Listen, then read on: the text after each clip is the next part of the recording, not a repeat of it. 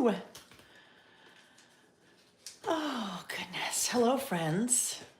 Hang tight for just a moment, please.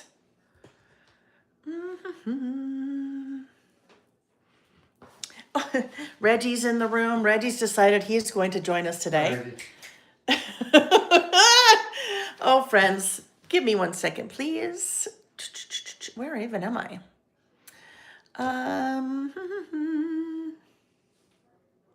I'm just trying to bring it up on my iPad. So just running a little tad bit behind today. Just a tad. Just a little bit. Okay, you're up. I know. Oh, I'm up. Okay, good. All right. I mean, hi, guys. Hello, hello. Oh, I tried to make you go faster. You tried to make me, of course. Yes, of course. Nick tried to make me go faster. Whatever. Thank you for getting the dog. I mean, the cat. I don't even know what I'm saying. All right, friends, hang tight. Just give me one more moment, please.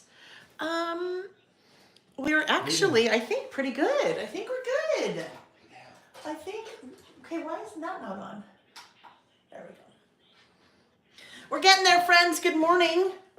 Good morning. Happy Saturday. Happy Saturday. Apologies for the lateness on my end. I was not feeling well yesterday at all, like some serious issues. And they progressively got worse over the day and into the night. And you know, sometimes when you go to bed, you're like, oh gosh, this is not, I don't feel well. And so I went to bed thinking, well, Nick's like, are you going to list tomorrow? And I'm like, oh, I don't know. I don't think so.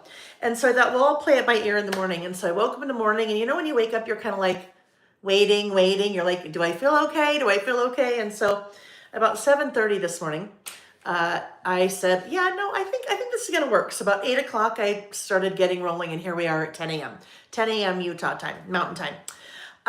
So here we are, just a little behind. So it's all good. I had a lot of photos that I needed to print today for 2 of our lists. So that's what made me a little bit behind. Let's see who's here in the chat, and then we'll say our welcomes and kind of get going.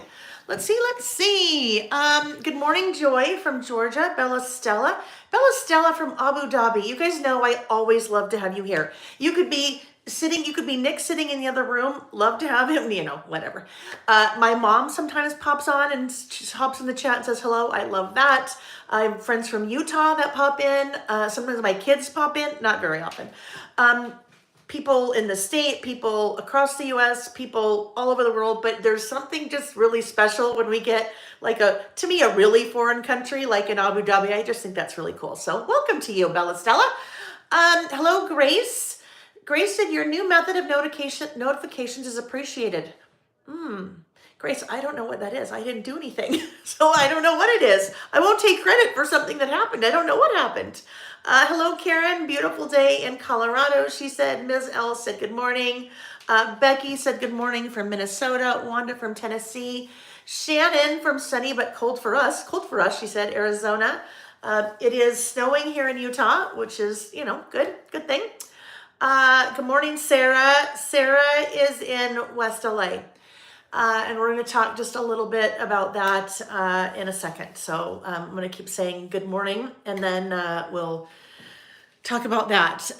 Good morning, Kathy from Southern California. We have a lot of Southern California friends. You guys, we have a lot. And I don't mean necessarily here today, but just a lot. Hi, Marilee. Marilee. It's a week after back pain. You're finally better. Good. You missed the first week of school. Kind of an extended vacation for you, right? I mean, unfortunately, I'm sorry it was because of your back, but I'm glad you're feeling better. Hello, Heather from Gilbert, Arizona. Carrie. Jen. Good morning, Jen. Thumbs up. Yes, Shannon. Great reminder. Thumbs up if you're here watching live or you're watching the replay. Thumbs up is always very much appreciated. There's Amy in Arizona. Hello, Brenda. Deborah, good morning. Good morning. Deborah is also Southern California. Snowy Nashville for 111 Renee's. Janine, good morning. Tiffany, Central Coast of California. Good morning, Pam. Also California. We have lots of Californias. I think, because I've taught in California quite a bit over the years, but then also some of you just kind of find me. So Good morning, Debbie Henderson. Everything is good in her neighborhood in Southern California, not so much for friends and colleagues. Again, we'll talk about that in a sec. Carrie, hello. Melissa said hello. It's been a while. It has been a while, Melissa. Nice to see you. Kelly's Creative Dreams, good morning. Robin, good morning. Purpose and Poetry, hello, hello. Jen Heckman, thank you, Jen. Feeling a little bit better. Yes. Hopefully I don't have to dash at any time. If so, I'll just call Nick in and Nick could just take over, right? Nick could take over. We'd love to see that. Maybe I should feign like a little illness and then have Nick come in here and have to lead things, right? Oh, I'm sure it'd be great. Of course, it'd just be great. And people would be like, bring Nick back. We would rather have Nick than you. Hi, Linda May. Zen Girls. Hi, Zen Girls. Nice to see you. Cherie at Cherie's Farm. That's just easy. Lots of snow, it sounds like in Atlanta, right? Right. Hello, Linda, also from Southern California. Scrubbed NH said, hope everyone is safe today. Jen Heckman said she picked up a PictureMate PM400 from Facebook Marketplace. She's excited to play. Jen, if you have not watched my free class about the app that goes with that, the Epson Creative Print app, I will just tell you, I recommend you watch it. It's free. It's here on YouTube. I think Amy will pop in a link for us, maybe a link to that class, or maybe just the free classes page on my website. I was shocked. I know there were a number of people that received that gift or bought it for themselves for the holidays. And so last week, I just popped a link to that free class in the Layla by Mail Facebook group. Even though I've talked about it many times before, holy cow, lots of people went and downloaded that class. So if you have that printer and you've never watched that class, I promise you it's super helpful and it's free. It's just a kind of a rundown that I did on using that Epson Creative Print app and how to use it with your printer. It's pretty amazing what it can do. Super easy. And I basically show you with my phone how to do all the things. Anyhow, have fun with that printer. Jen, cold in Arkansas. Hello, Denise. Amanda, you sent an email. So Amanda, I haven't seen it yet. And the team is me. I do all the emails. So I haven't seen it yet, but I will for sure check it out this weekend. Let's see. Good morning, Stephanie. Good morning from Green Bay, Wisconsin. I bet it's cold there, huh, Robin? Hello, Carol, cold Central Canada. Hi, Susie. TK from Michigan, Sherry from Pennsylvania, lots of folks, you guys, lots of folks. So welcome. If you are new here, hello to you. My name is Lael Konkar. I have a business called Layla by Mail. When I'm not traveling, we are here on Saturday mornings and we do what I like to call creative listing. So a couple days before, usually on Thursdays, I publish on the blog at least three different list topics. And then we get together and some of you do it with me, some of you don't, some of you working or playing or working on another project or listening with me in the background, whatever it is. But I take those list topics and I write, I make the list and I then bring kind of crafting into it. So I am adding stickers and die cuts and stamping and all different kinds of things. What we are doing when it comes down to it, though, is we're telling our story. And it's a very different way. I've been a memory keeper, scrapbooker, journaler, documenter, planner, whatever you want to call that kind of umbrella. I've been doing that for about 28 years.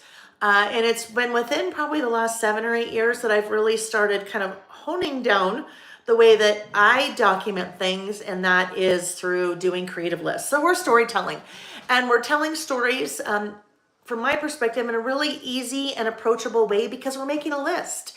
And we've all grown up making lists. No matter who you are, no matter what you do, you've made a list of something at least once in your life. A grocery list, a spelling list, a to-do list, a Christmas list, whatever it may be. So it's very approachable in that you don't have to be like an Ernest Hemingway, right? You don't have to feel like you have to be this prolific writer in order to document and tell your story. So there are one really big story that we'll be telling in today's session. One of our lists is called About Last Year. So we'll talk about that as we get going. But that's what we do here on Saturdays. So if you are new, welcome to you. If you haven't ever maybe popped in the chat, pop in the chat and say hello. Whether you're new or maybe you've been here for a while, just say hi. I would love to know that you're here. If you are watching either live or the replay, thumbs up is super helpful. That's with any content creator that you are interacting with, regardless of what social media platform is. If you can thumbs up, that's always super helpful. If you're watching live, there's a live chat, and that's how I'm kind of interacting with you, is that I can see whatever you put in the chat, and then I can respond. Once I flip the camera and we start working, it's a little bit easier to for me to see the chat that way, because I can just glance up and see it, where this is a little bit harder to see. So anyhow, welcome to you. Nice to have you. Every once in a while, you'll see my eyes divert over here because that's how I can see the chat. Oh, Wanda, sounds like you're not feeling well. I hope you feel better. Amanda, thank you. Amanda said, thank you, Leo. Love your content. I will just tell you, I could have 1,012 people say that. And then as soon as one person decides that they want to share a different opinion, it just takes you down, right? So just maybe a little public service announcement. If you don't like what someone is doing, maybe just move on, maybe not watch, maybe not leave a comment. That, just, we're all human out here doing our best and, trying to do things that make people happy. So thank you for saying that. I appreciate it. Okay.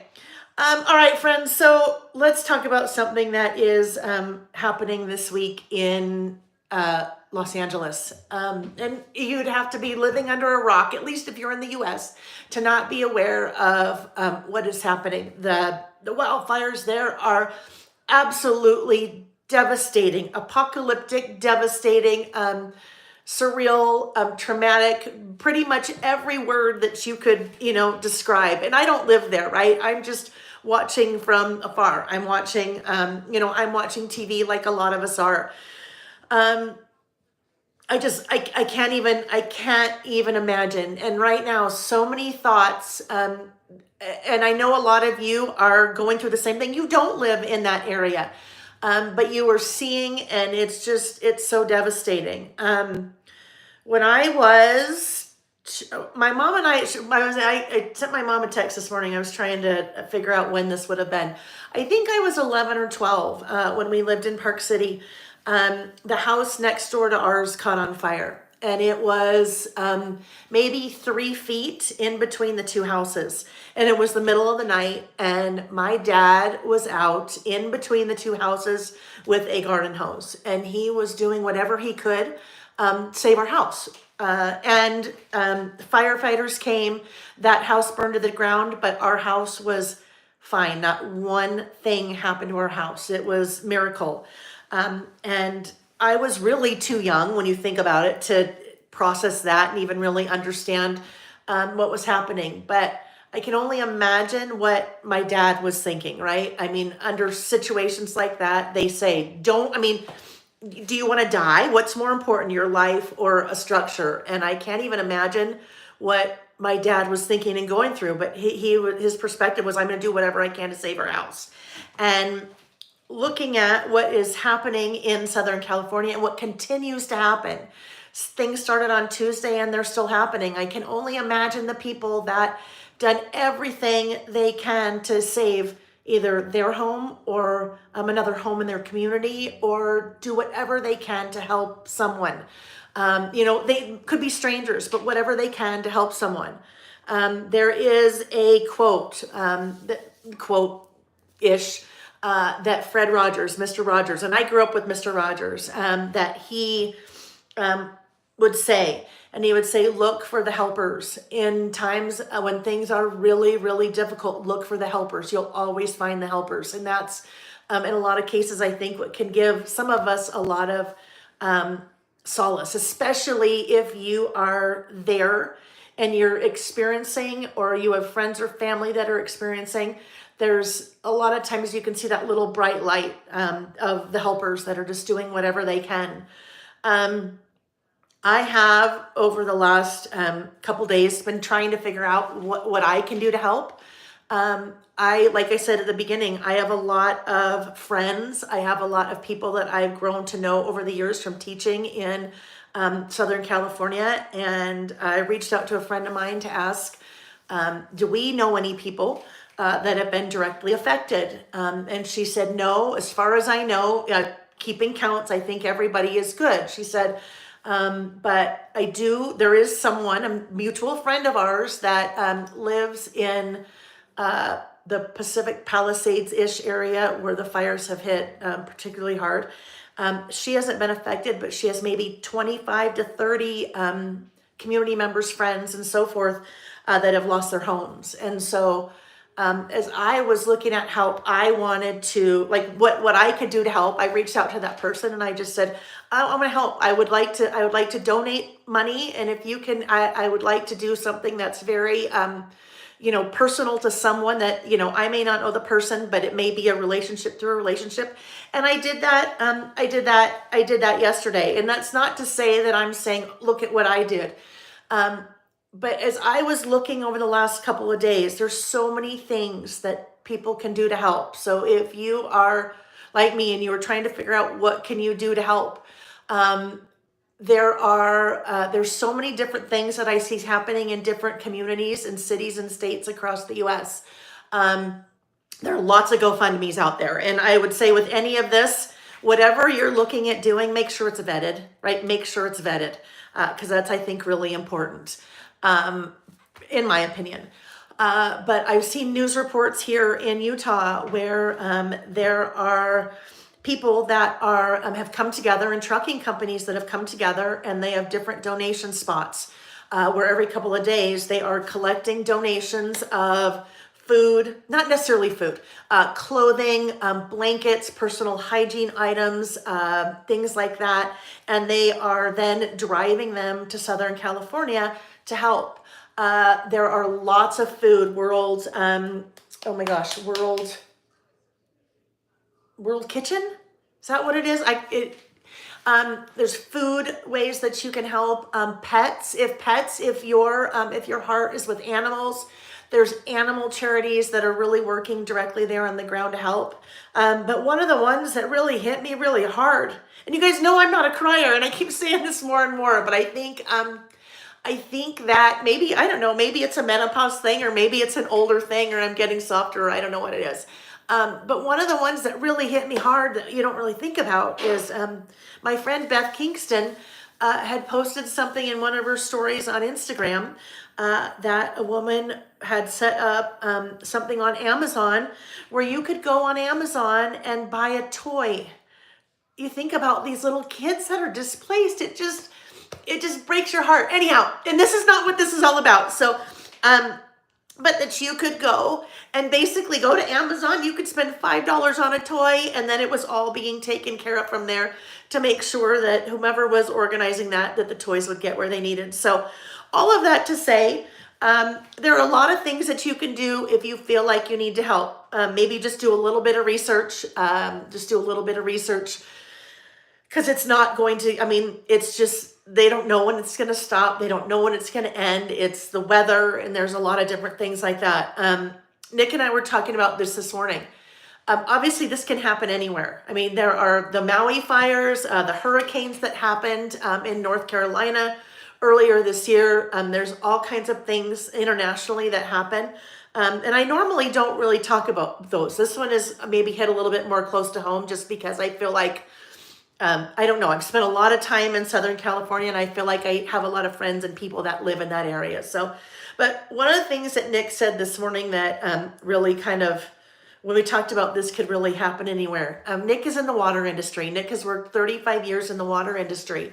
And the neighborhood that we live in, that we built our home in, his company supplied the water pipe for our neighborhood. Our neighborhood has 160 homes. The water and the fire hydrants in a neighborhood are designed to be able to put out a fire for a house or two homes. They are not designed to be able to put out fires for an entire community or an entire neighborhood. And that, I don't want to get political with any of that, because I know there's a lot of he said, she said, and things happening in that area right now. But that's just, so when you say it can happen anywhere, it literally can happen anywhere. To wrap that up, because again, I don't want this to all be about that.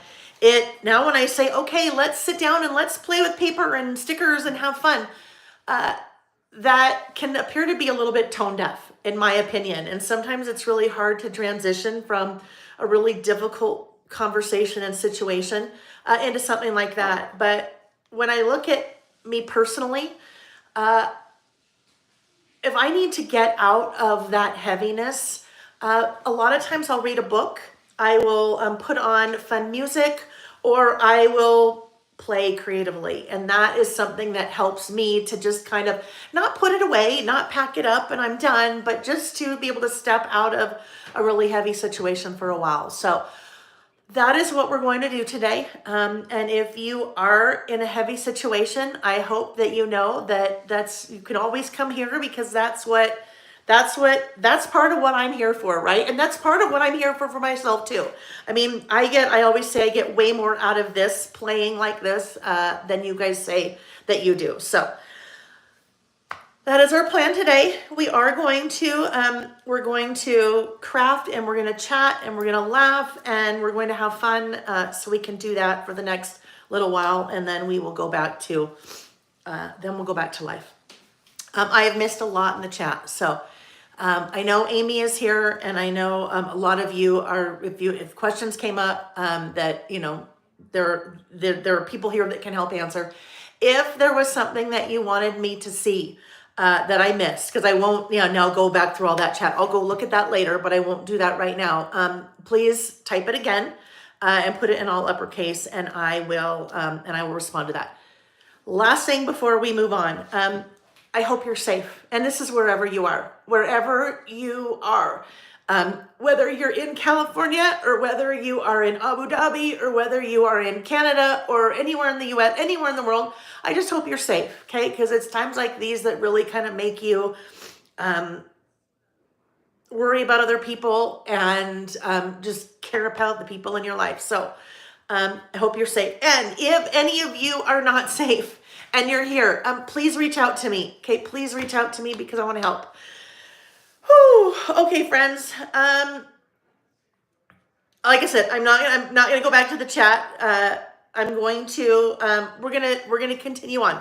I need to grab a Kleenex though first. So let me grab a Kleenex, and then we'll go. Then we will go.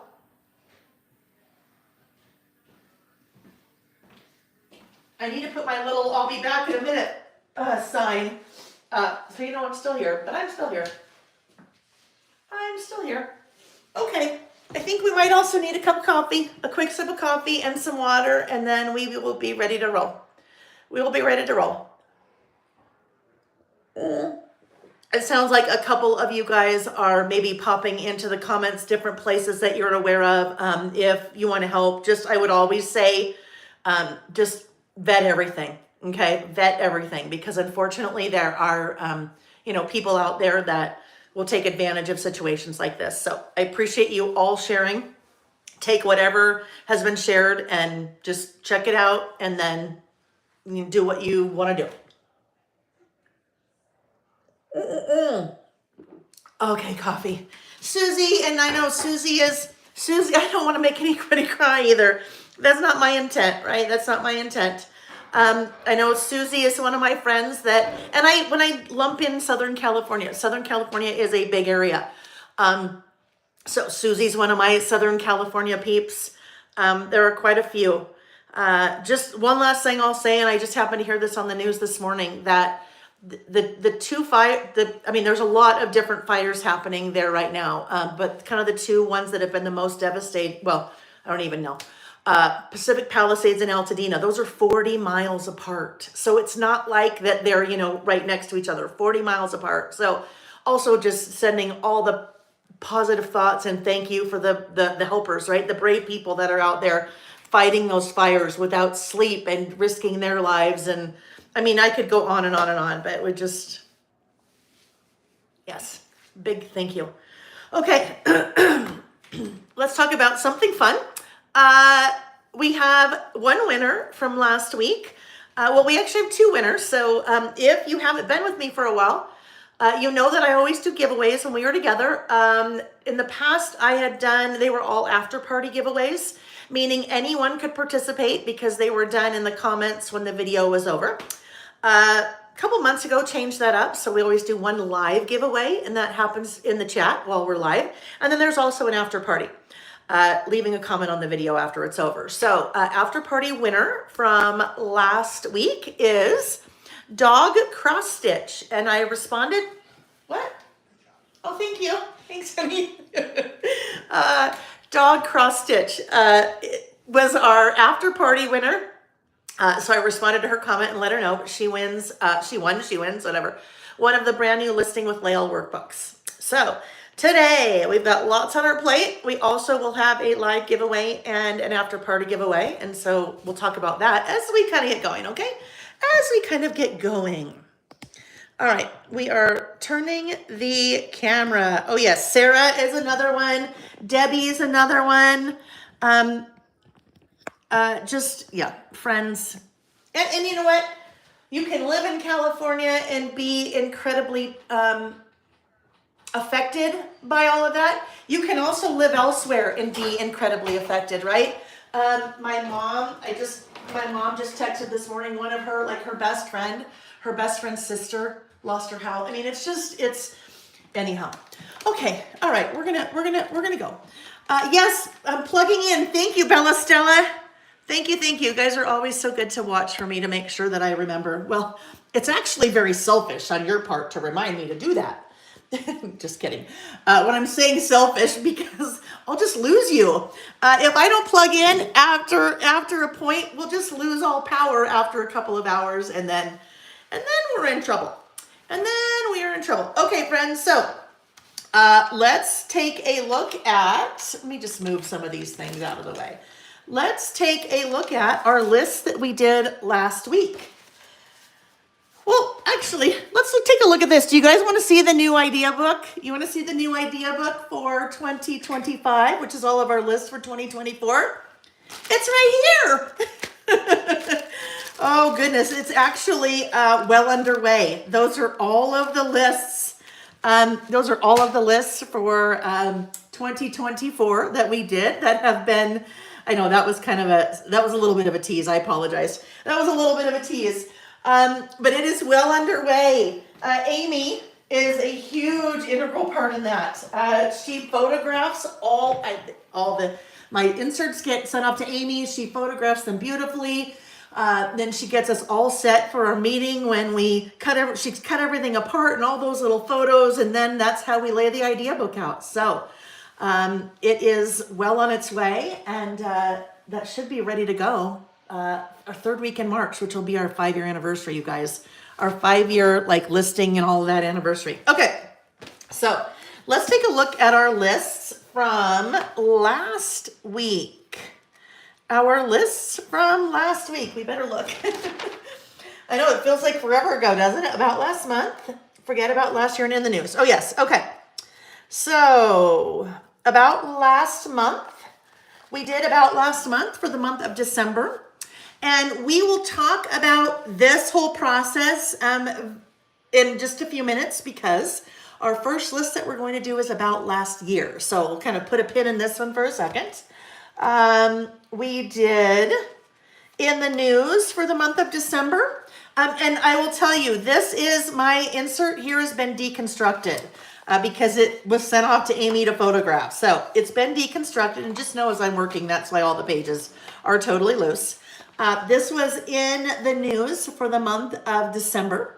We are also doing a version of In the News today to wrap up the year. So we'll talk about that one when we get to that as well. I'll kind of talk a little bit more about In the News. And then the last list that we did, or I don't know, somewhere in there, the third list that we did was things I'd like to forget. Things that I'd like to forget about 2024. And that is basically just a run-on list of things that I'd like to forget. Now, when I say things I'd like to forget, I don't mean to be insensitive. It really means things I wish didn't happen. So for example, my list for 2025, right at the top of the list, obviously, will be the fires in Southern California. There are things I'd like to forget, things I wish did not happen. So this one we had a lot of fun with. We created all of that, that whole pattern there. We created using rub-ons and laser cuts from the Birdsong collection from 49 and Market. So kind of created our own little pattern paper there. All right. Yes, the laser cut flowers, Bella Stella said, love those. Yeah, we had a lot of fun with that. For sure, for sure, for sure. Okay, so we are ready to start our first list. This needs to go there. Starting our first list. So our first list is about last year. I have been doing a list called About Last Month for the last 4 years. So I have done that list for 4 years running every month. And some of you have done that with me as well.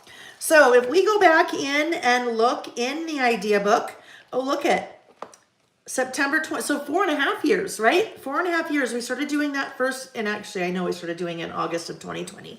But basically it is a way, it's become a very helpful way for me to, and for a lot of you as well, to just document your month, right? So the format has not changed for me a lot over the years. Typically I have photos on the left side and I have a run-on list on the right side of just what happened.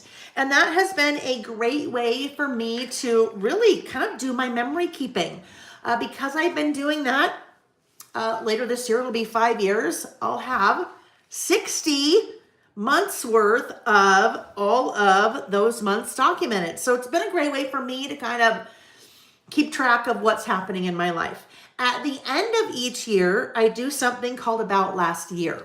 And that is where I take photos from the year, and then I make a list of the things that happened for the whole year. So that's the first list that we are starting with.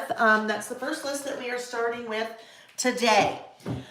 In the next 2 weeks, so this week and next week, we're going to focus on ways to add more photos to your traveler's notebook lists. A lot of you are scrapbookers or memory keepers, and photos are a big part of your process.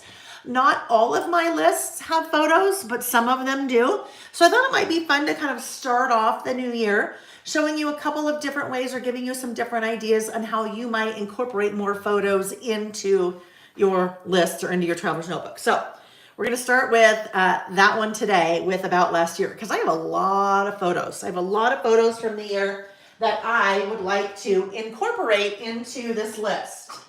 I forgot to grab something out, so bear with me. Oh, there it is. Okay, good. Whoops. There's a couple things I forgot to grab out. All right, starting out,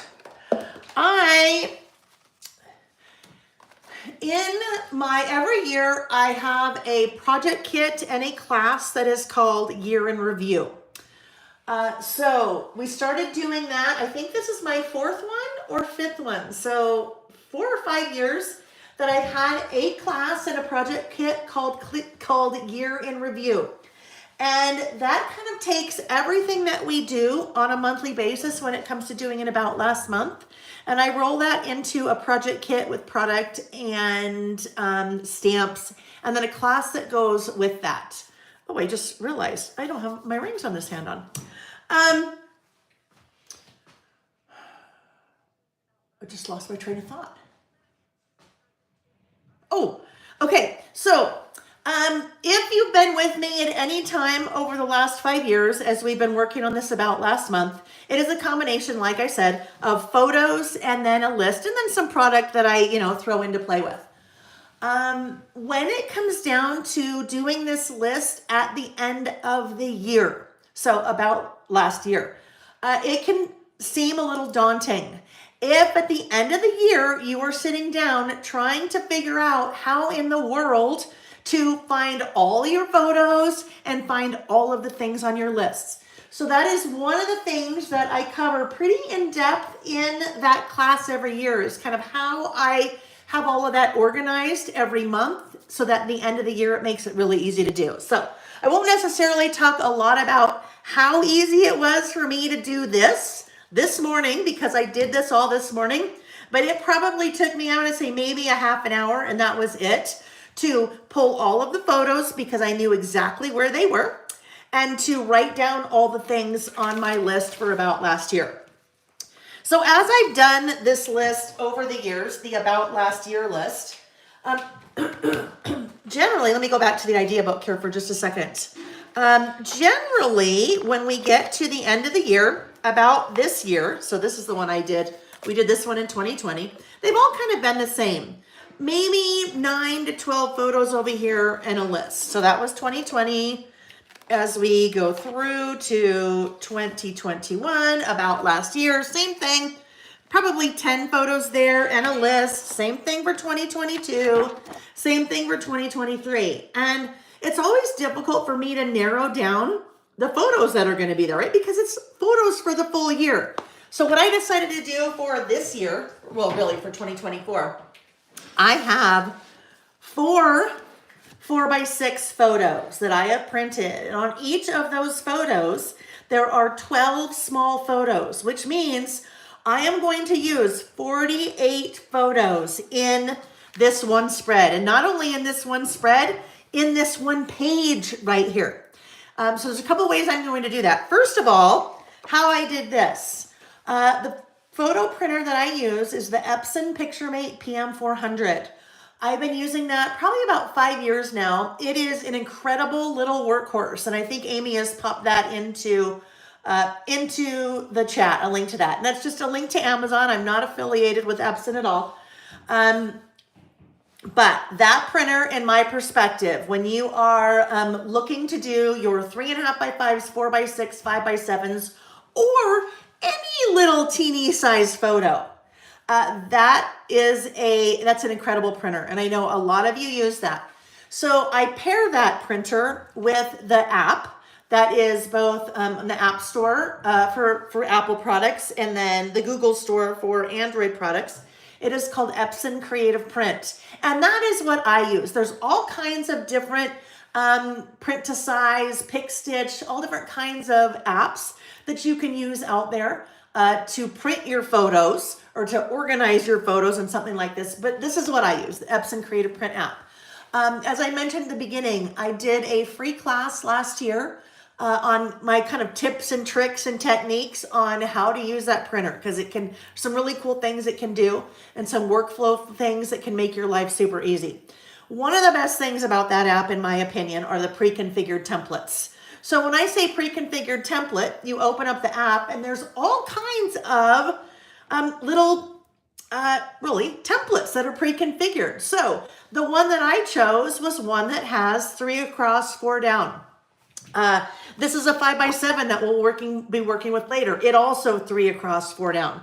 But it will do 2 across, 4 down. I mean, so many different pre-configured templates, but that is what I used to get all of those little photos. So when you are documenting in a smaller space, like we are with the Traveler's Notebook, you don't have a lot of room to add 12 photos. If I was working on a 2-page 12x12 scrapbook spread, I'd have a lot more room, right?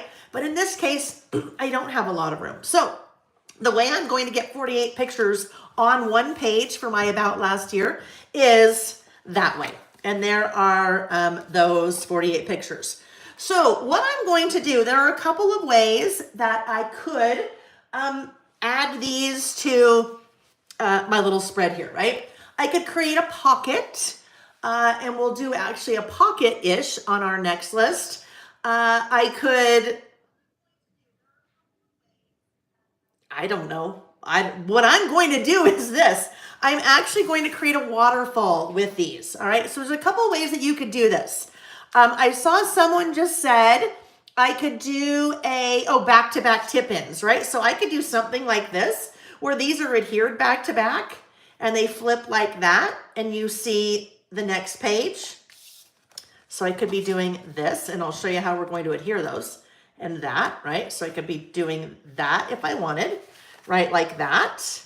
Or if I wanted to have a little bit more room, if I wanted to maybe do a little bit more writing about a particular photo, or I wanted to do maybe a piece of pattern paper or a little bit more decoration on the back side, I could do each of these individually in a waterfall. So that's what I'm going to do. I'm going to do each of these individually with a waterfall. And I have grouped these. This is beginning of the year, And it goes later, later, later in the year until we get our next one, until we get our next one, until we get our next one. So I thought what I would do here is if I start kind of up here and I stagger these just a little bit so that it's really, you really see, oh, wait a minute, there's more things under there. So if I kind of stagger and stagger, those photos are going to fit that whole page. But then you say, okay, Lil, that's all fine and dandy, but how are you going to adhere all of those? Especially, how are you going to adhere all of those without really covering up part of any of those photos or making a lot of extra bulkiness? And I say, well, I'm going to do that. Let me tell you, I'm going to do that. Where did it just go? Because that's the thing I got out. All right. Oh, here it is. Okay.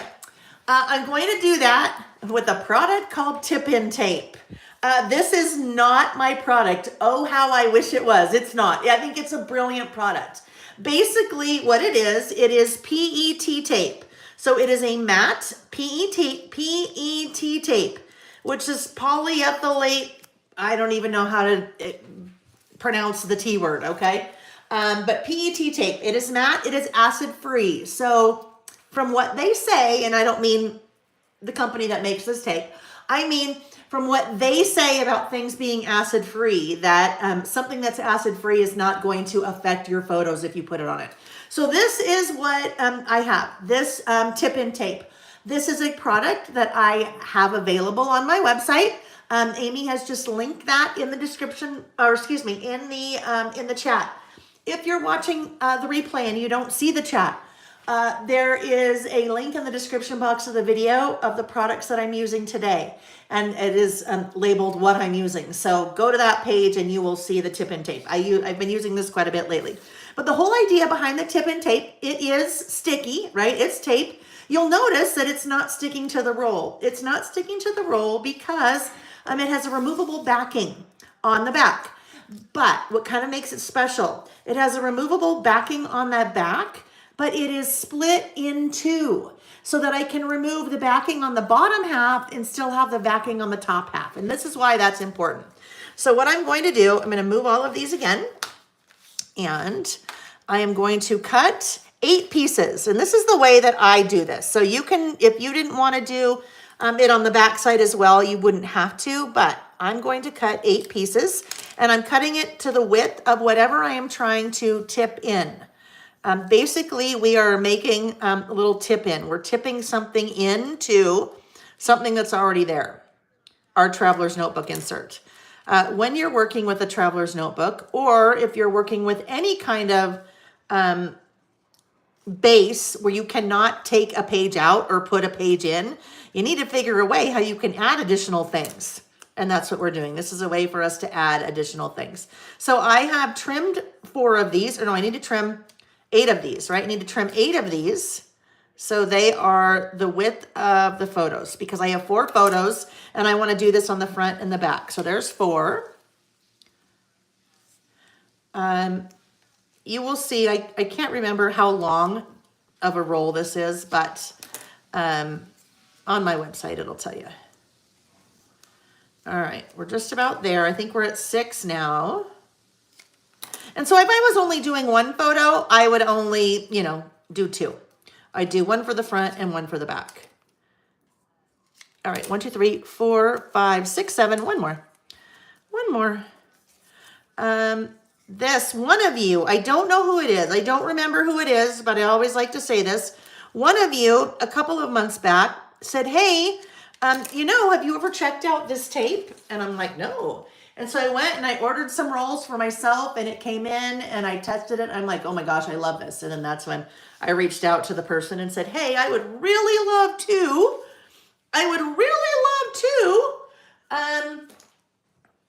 carry this on my website. And she said, you betcha. All right. So what I'm going to do now, I have backside of that tape. Do you see how this part's not sticky because it still has the removable backing, but I've just removed the backing from the other side. So we'll go here, and I'm going to adhere that like so. So it's not sticky there, but it is sticky here. And now I remove that removable backing from the back side. I'll just trim this a little bit. I got a little bit too, oopsie, a little bit too wide there. All right. So I'm going to start over here. Oh, where's my garbage? I'm going to start over here like this. There we go. So you can't even see that that's there, right? Can't see because it's matte. And when I lift up, this is where I like to do the one on the back side. Now, I will do something. I won't do this while we're together because I just don't know what I'm going to do there yet. But I will adhere this on the back, do the exact same thing because I'd like it to be really secure. I don't really want it to be moving around a lot. Oh, probably should have trimmed that one first. Okay, so now it's adhered to the photo. And now I can peel back that other little protective backing. And it is now adhered. So that is what I call a dog door. Okay, if you think about a dog door, how does a dog door work? A dog door hinges at the top, opens from the bottom. So as we had said before, I could, if I wanted, now if I was going to do this, I would have adhered these beforehand. I could have done that. And then when you lift up, that's another set of photos. So probably what I will do, I will probably come in and I ran out of time this morning to do this, but I will probably print maybe one of these photos larger. That was kind of a big deal in my life, which was seeing the Northern Lights 40 minutes from our house. I may take one of those photos from each of my pages and kind of have a full photo there just to kind of emphasize it a little bit more. All right, so that was the first one. And we're going to continue to do that for each of these. Oh, right, Luisa's Southern California too. My garbage is across the room. So let me just grab that really quickly. So as I'm doing this, this list about last year is going to basically wrap up my year. This is one of the lists that we do every year at the start of a new year. And it's a great way to, just kind of recap. Put a pin in it. It's done, right? It is done. Now it is documented. And I can move on to documenting the rest of my things in life, right? I will tell you, because I have done this list every year, it made it really easy at the end of the year to do this guy about last year. There is no way in the world it would have only taken me 30 minutes this morning to do this list if I had not been doing the list all along. Now, here's the thing. You may be like, oh, I don't really need to do something every month. But even if you're not doing an about last month list every month, might be a good idea to at least be writing down somewhere kind of what happened every month so that at the end of a year, you could do a list like this, kind of your about last year. All right. The salt cellar. Amy, will you, so the salt cellar I know is linked in the description box of the video. That little salt cellar, this is what she's asking about, Diana's asking about. That is, I'll use this in a bit when we start stamping. That is a salt cellar that, again, one of you turned me on to, that I use to store my stamp chamois when I'm working so it doesn't dry out. Oopsie. What did I just do there? Never mind. Did you see what I did? I removed one side and it was the side that was there. All right, we good? Let me just trim this one a little bit. So that tip-in tape, we've used it a couple of times over the last month. And I will show you, I think I can show you in a minute. Some other ways that I used it. The reason I say think is I think I still have, I think those are back. Anyhow, because all of my traveler's notebooks have been out to Amy for photography. So we'll see. Oopsie. Should have trimmed that one ahead of time. So I know this feels a little bit like watching paint dry as I do this, right? But That's a fun, easy way to incorporate more photos into a space. And it doesn't really matter what space it is. You might be working on a 12 by 12 layout. You might be working on a double page 12 by 12 spread. Doesn't mean that, you don't want to necessarily have room for more photos. So that's just kind of a fun way to get all your photos in. Ooh, those things have a lot of static to them. Okay, last one. Carrie just asked a great question. Carrie said, I love this idea. I can't wait for the About Last Year to come. Lael, can you remind me if that will ship before the January stamp release? All right, so as I'm doing this, let's talk about what's coming. Let's talk about what is happening. So the project kit, and this is actually a really good time. That's a very well-timed question, Carrie, because we might as well talk about our first giveaway right now as I continue to talk.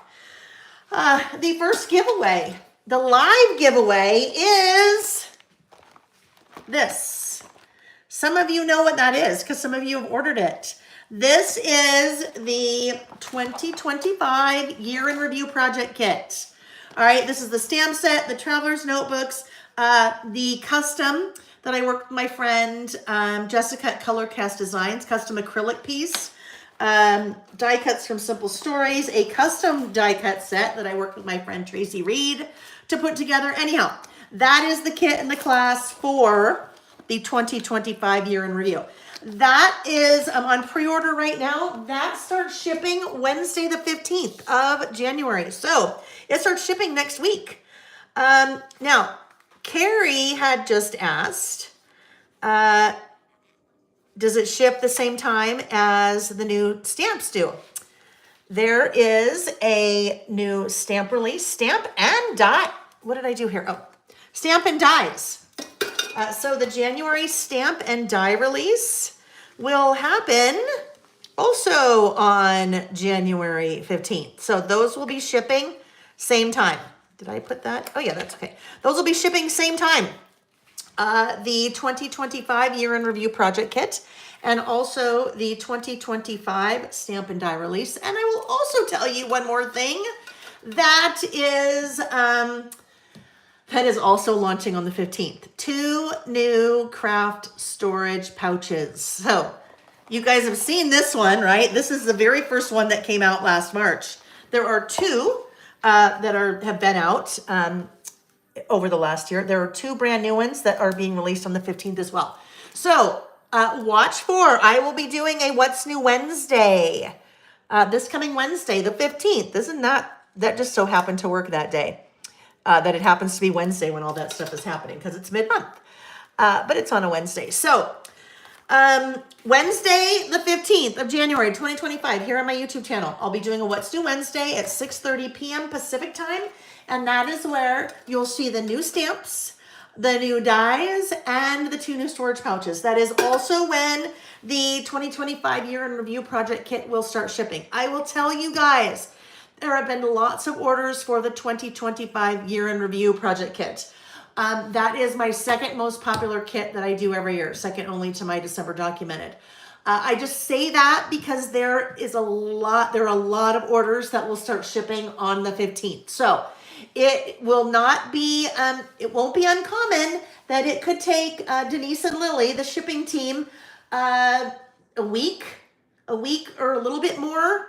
The goal would be to have everything shipped by Friday, January 24th, but just know there's a lot. So, and orders are shipped in the order that they are placed, just so you know that. Okay, so there we go. There is the right side of my spread, and that tip and tape is a great way to add more photos. Like I said, the backs of those, I think what I'll probably end up doing is just taking one of those photos and making it larger there.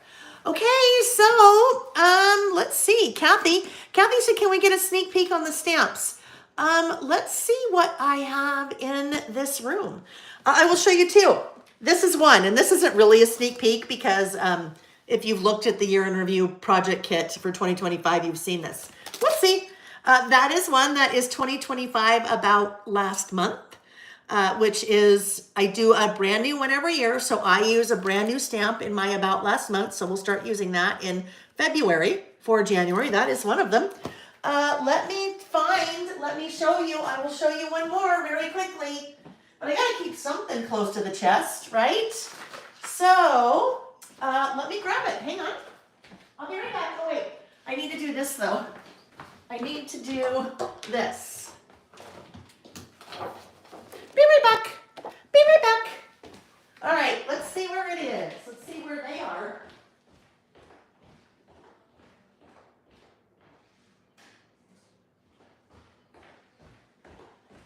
All right, so the stamps, some of them are here, others are not here yet. They'll be arriving next week. But this was one that was very late to the game. So I just got my sample yesterday.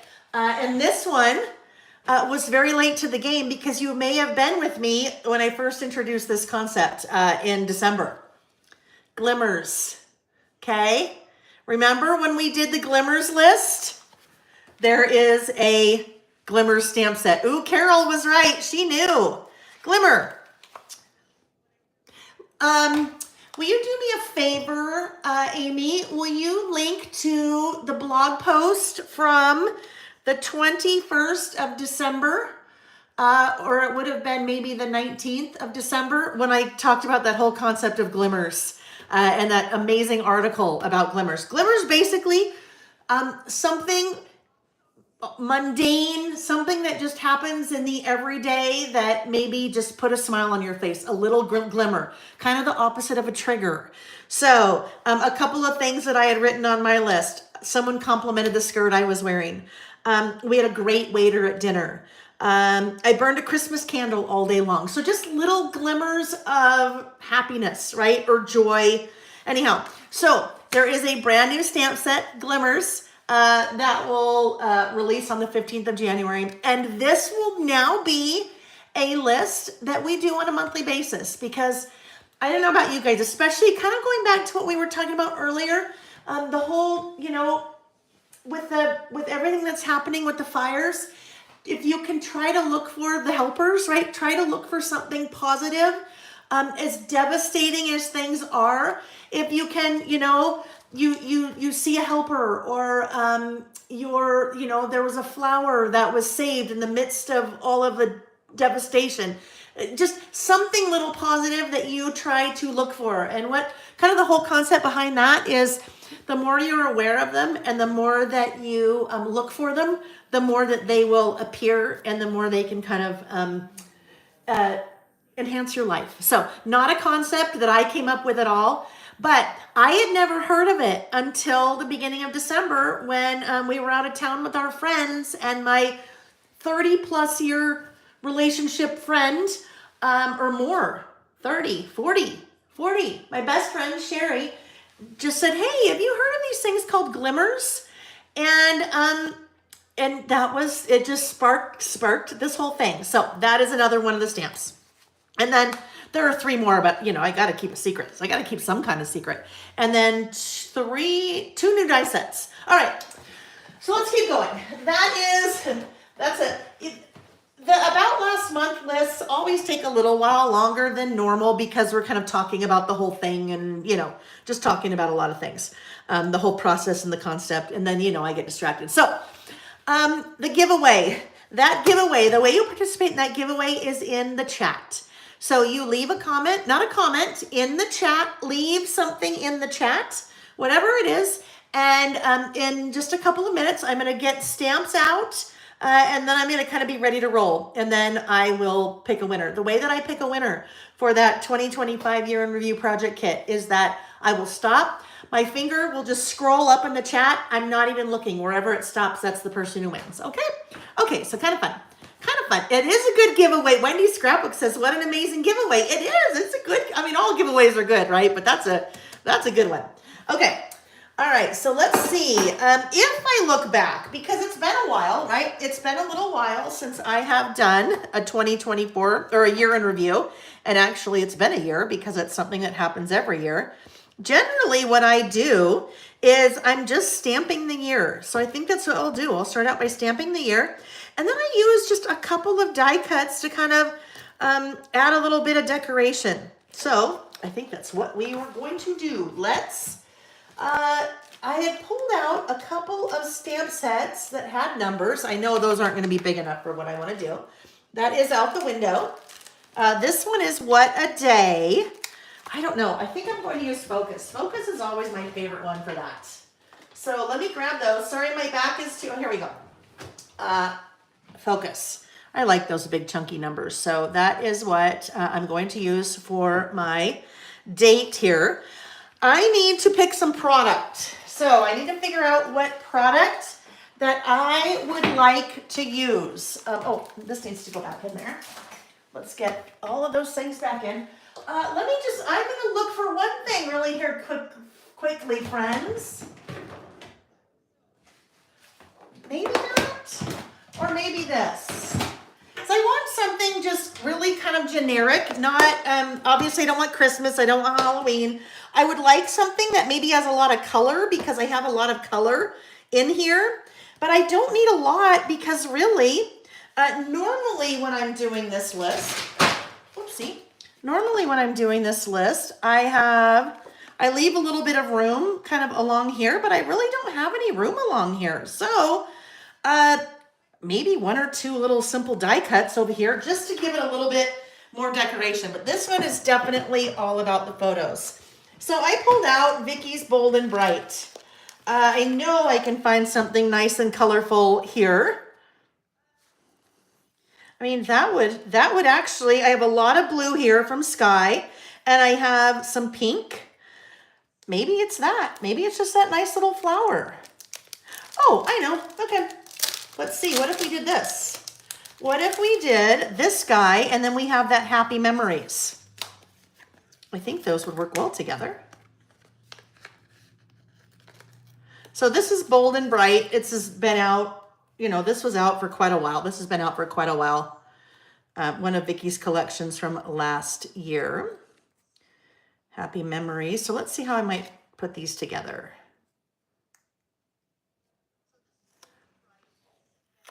Maybe just like that. Think that works? And now I also kind of have the idea for colors here for my stamping. So I will probably just pick one color. I don't think I'll do 2 or 3 colors. I think we'll just do one color there. A couple of you guys know, let's see. Yes, Vicky's the best. You guys know, one of my best friends. And I just, when you talk about, when you talk about looking for the positive, if you don't know Vicky, she's an amazing person, amazing friend. We've been friends for probably 20 years, and we met through this hobby. She lost her mother last year, relatively unexpectedly. Vicky's mom had cancer, and it was very quick. One of the positive things that came out of that is that Vicky and I are probably now much closer. I mean, even more close than we ever had been. And we talk a lot on the phone now. Sometimes a month would go by and we wouldn't talk. And now we talk a lot. And Vicky was very close to her mom. In a lot of cases, she would be talking to her mom. And now that her mom's not there, I'm kind of surrogate Sheila. Now, I don't mean I'm the mom. I just mean that, we talk since her mom's not here, that, it's just, that's been a positive that is something that's positive that has come out of that. So, yes, very excited to see her. Well, I've seen part of it. Very excited when she releases her collection with 49 and Market. It's awesome. It's beautiful. It comes out in April, so watch for that. Of course, I will carry that. All right, let's figure out our color here. I can put these 2 away because I'm not going to do that. Let's figure out what color. Will either be a pink or blue. I can tell you that. I already know that. I can just tell. So let's look at our swatches.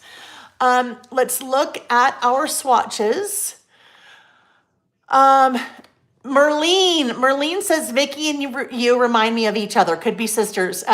It's funny because we kind of lead parallel lives.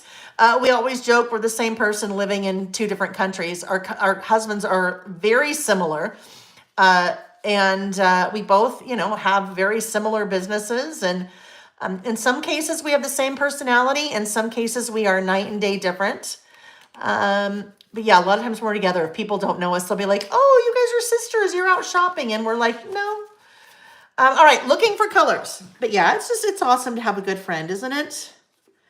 Well, you know what? I think we're just going to embrace the pink.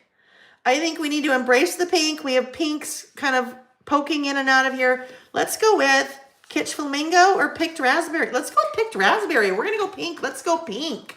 Let's go all the way pink. Picked Raspberry.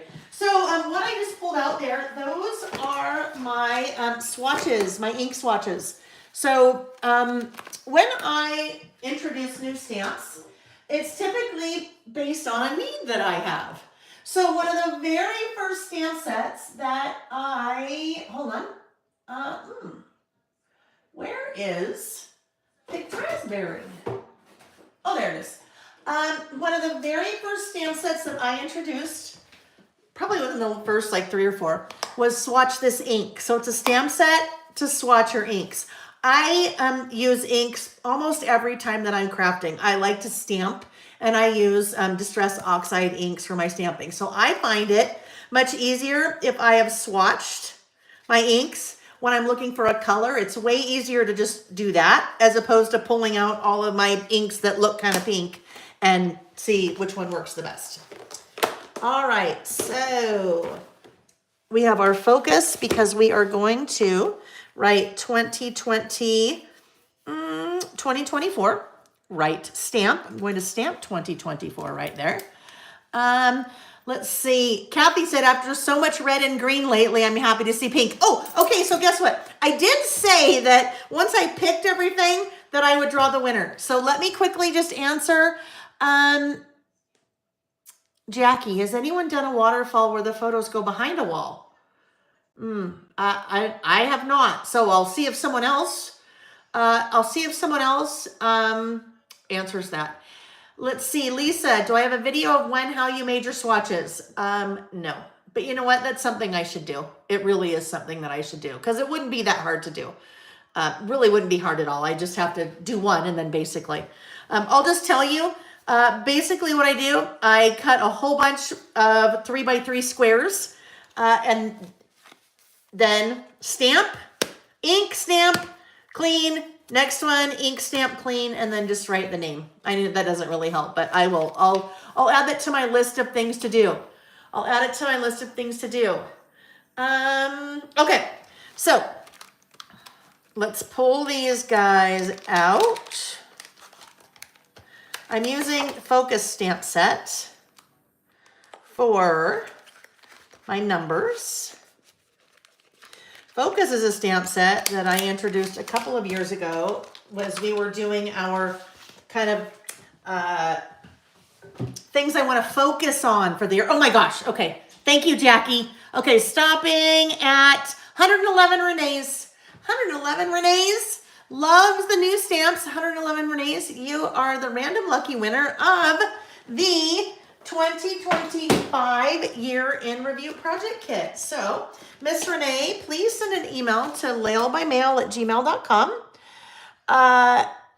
with your, in the subject line, please put winner 2025 Year in Review Project Kit. And then name and address in the body of the email, and we'll get that shipped out to you week after next. So like the week of the 20th, once we kind of get through all the orders. So congratulations. And if you are not 111 Renee's, don't be sad. Okay, don't be sad because the second giveaway, the after party giveaway that takes place once the video is over, is also another 2025 Year in Review Project Kit. So do yourself a favor. Once I'm done, leave a comment on the video when it's over because that's how I draw the after parties. So you've got another chance. Have another chance to win. If I missed comments in there that you wanted me to see because they were coming fast and furious, please, please, please, just type it again, all uppercase, and then better chance of me seeing it. Okay, so what I'm going to do here, we have 2024 because it was for last year. 2024. you know what? I am going to, this is, because it's been deconstructed, I just want to make sure that's clear. This has all been deconstructed. Oh, there was something else I was going to show you.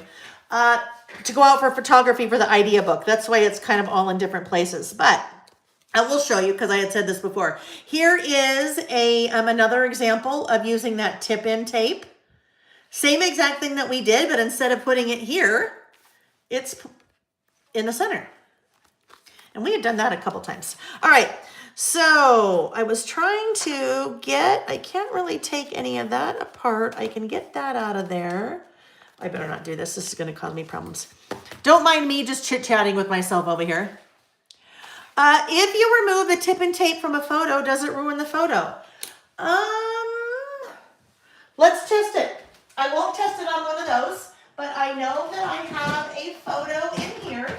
Let's look and see what happens.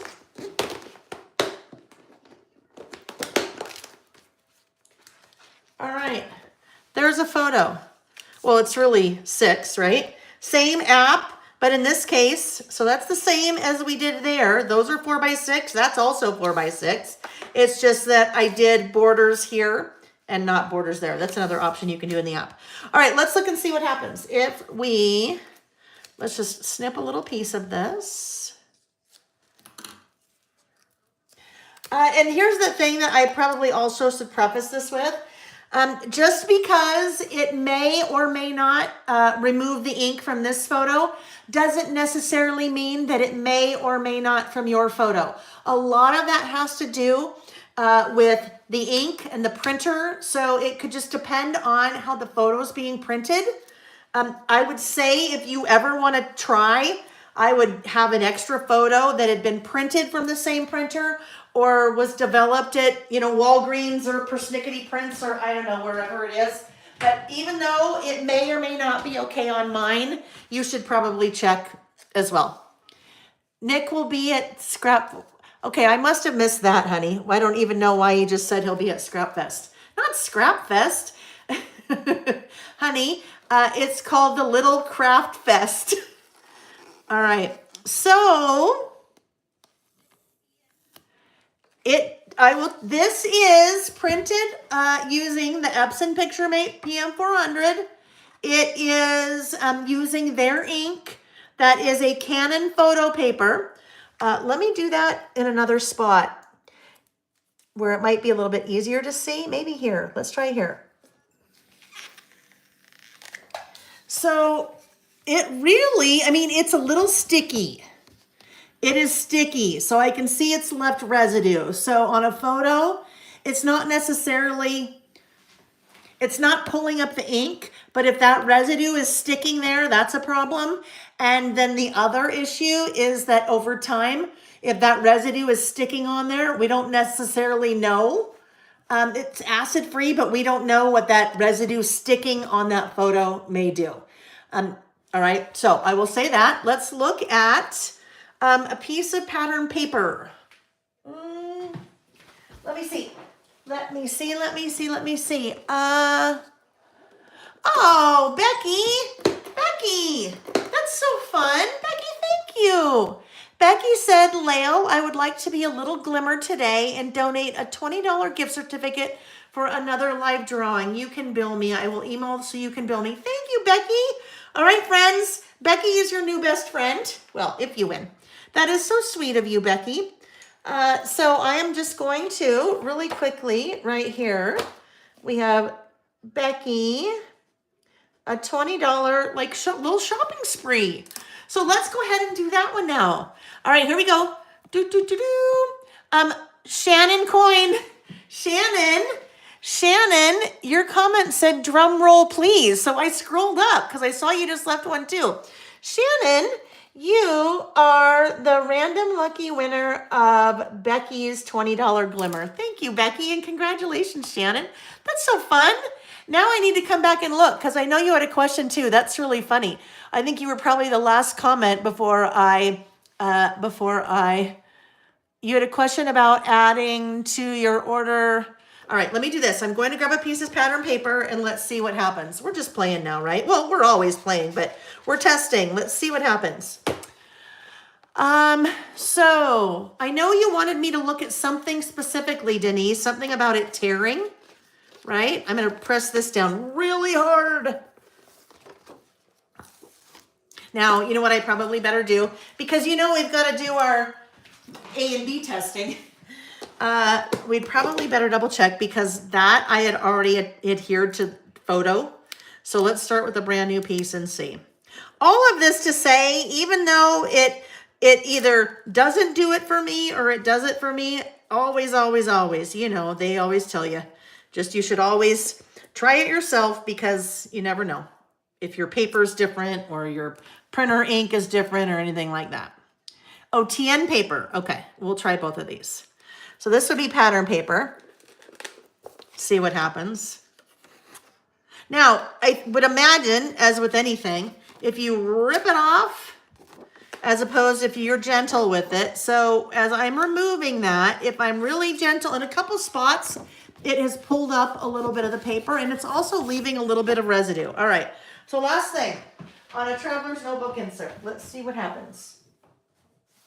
Let me grab, all right, that is my, we'll do that here. We'll see what happens here. Oopsie, let's take the sticky off first. All right, so if you're just joining and you're like, what the heck is she doing? We're testing tip-in tape to see what happens if we remove it. All right, so gently removing it, it's fine. But you notice I didn't just rip it right off. Yeah, you're totally fine there. Well, in my sample, in my testing, you may need to test on your own, but that is what we found. All right, all right, all right, all right. All right, so I know Shannon asked a question, so as I keep working, let's talk about that. Shannon asked, I think she wanted to add something to her order. As long as, and I'm answering Shannon, but also answering this question for anyone that ever has this question. As long as you have not received a shipping confirmation email, the email that says, hey, your order's shipping and here's your tracking number. As long as you've not received that, that means that we can add to your order because it has not shipped yet. I'm just making a little mark there so I know that that is the line that I want to stamp on. So if you'd like to add to your order, you can just send an email to lailbymail@gmail.com. Let us know what you'd like to add to the order and we can do that. We do it on the back end and then send you an invoice for the amount of whatever it is you're adding. All right, so did you see what I did there? I only have 1, 2. So I figured out where I wanted it to start. That was my starting point. And then I placed the 2 over here to make sure I had enough room. So, we still okay? We may need to just move this guy over just a titch. And now that is the point of where I'm starting my 2. I am going to stamp each of those numbers individually because I'm weird like that. I like to control how close my stamps, in this case numbers, are together. And I can do that by stamping each one individually. It does take a little bit more time, but I'm a control freak. Just ask Nick.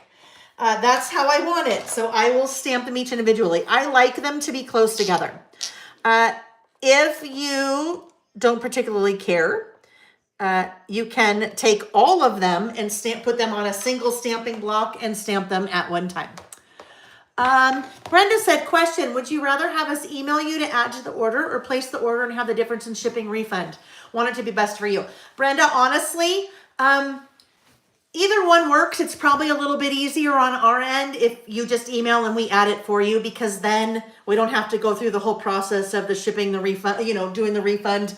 It just adds a few more steps. I mean, the team will do it either way, but if you're asking, I would say email. Email would be better. Now, if you see something that says low inventory, then it's probably not better. You're probably better off placing the order then. Because like today, I won't even see that email for hours, right? I won't see that email for hours. Okay, so let's just look. We're going to test this first.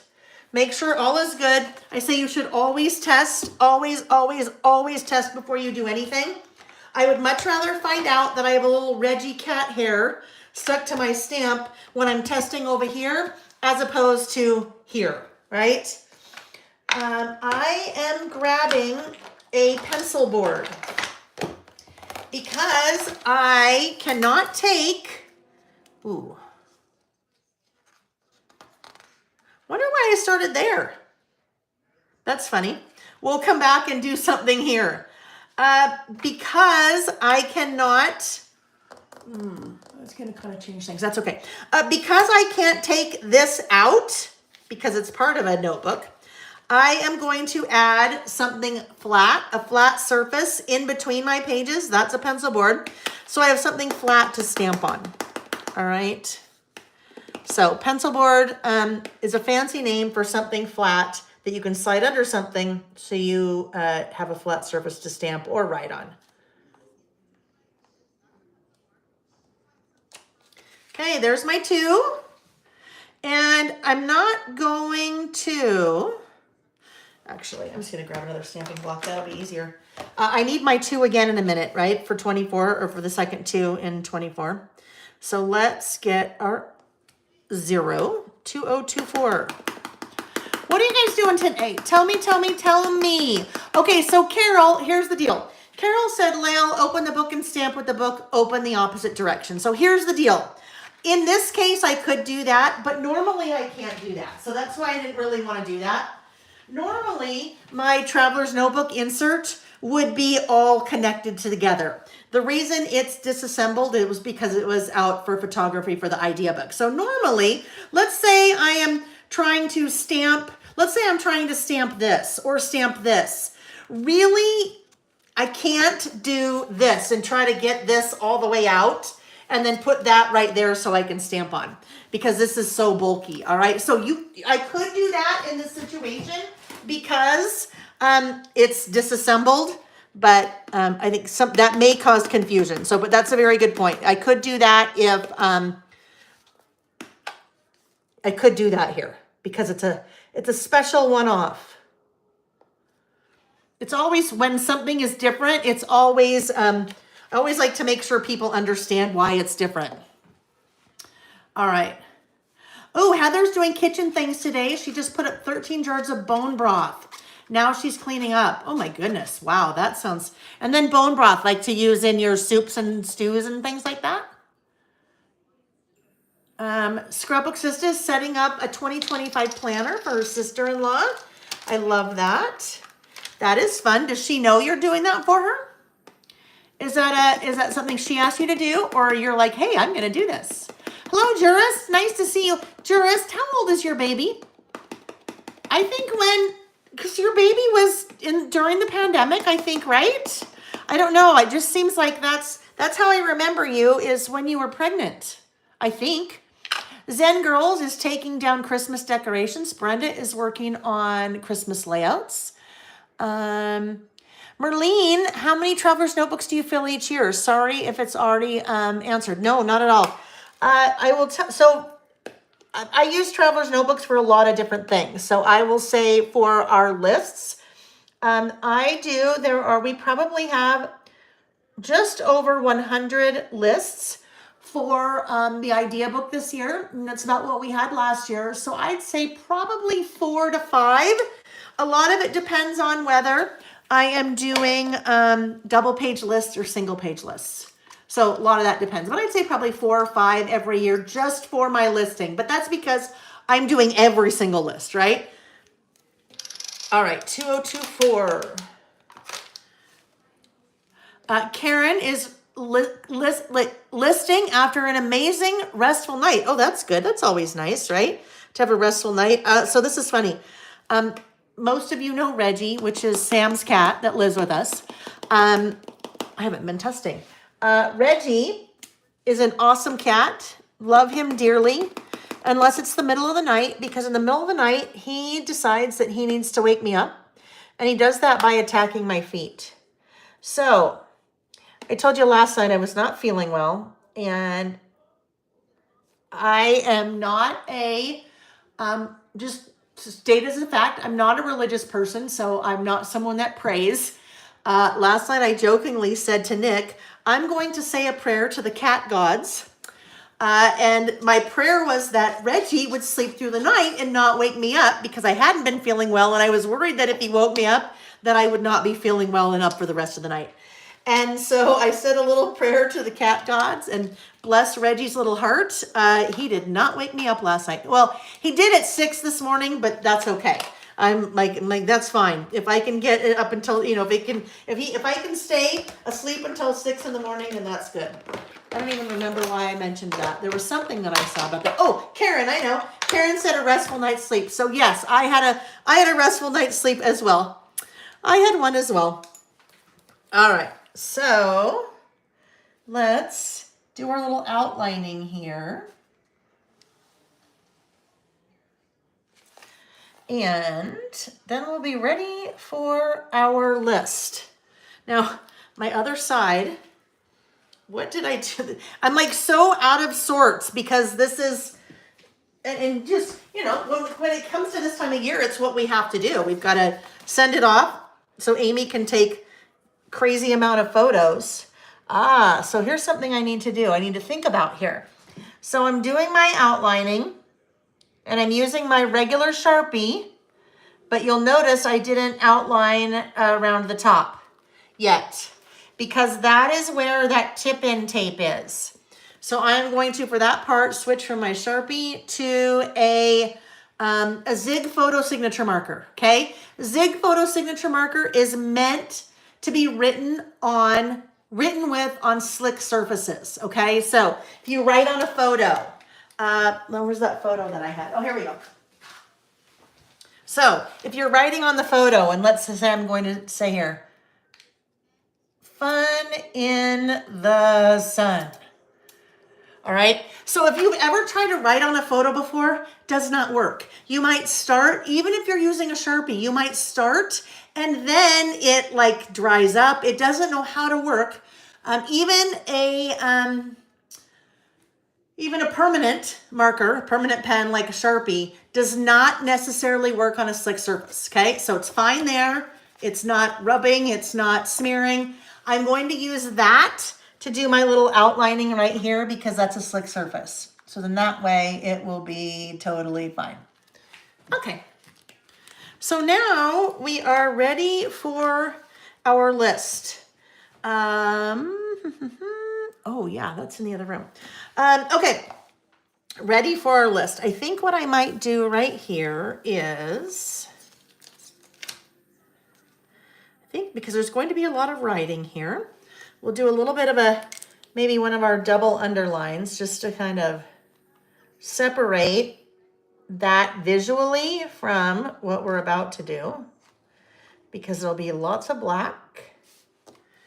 And I was a little bit more heavily weighted towards the left than the right. So that's a prime spot for maybe a little sticker to put there to just kind of fill in that space. So let's see what we can pull out there.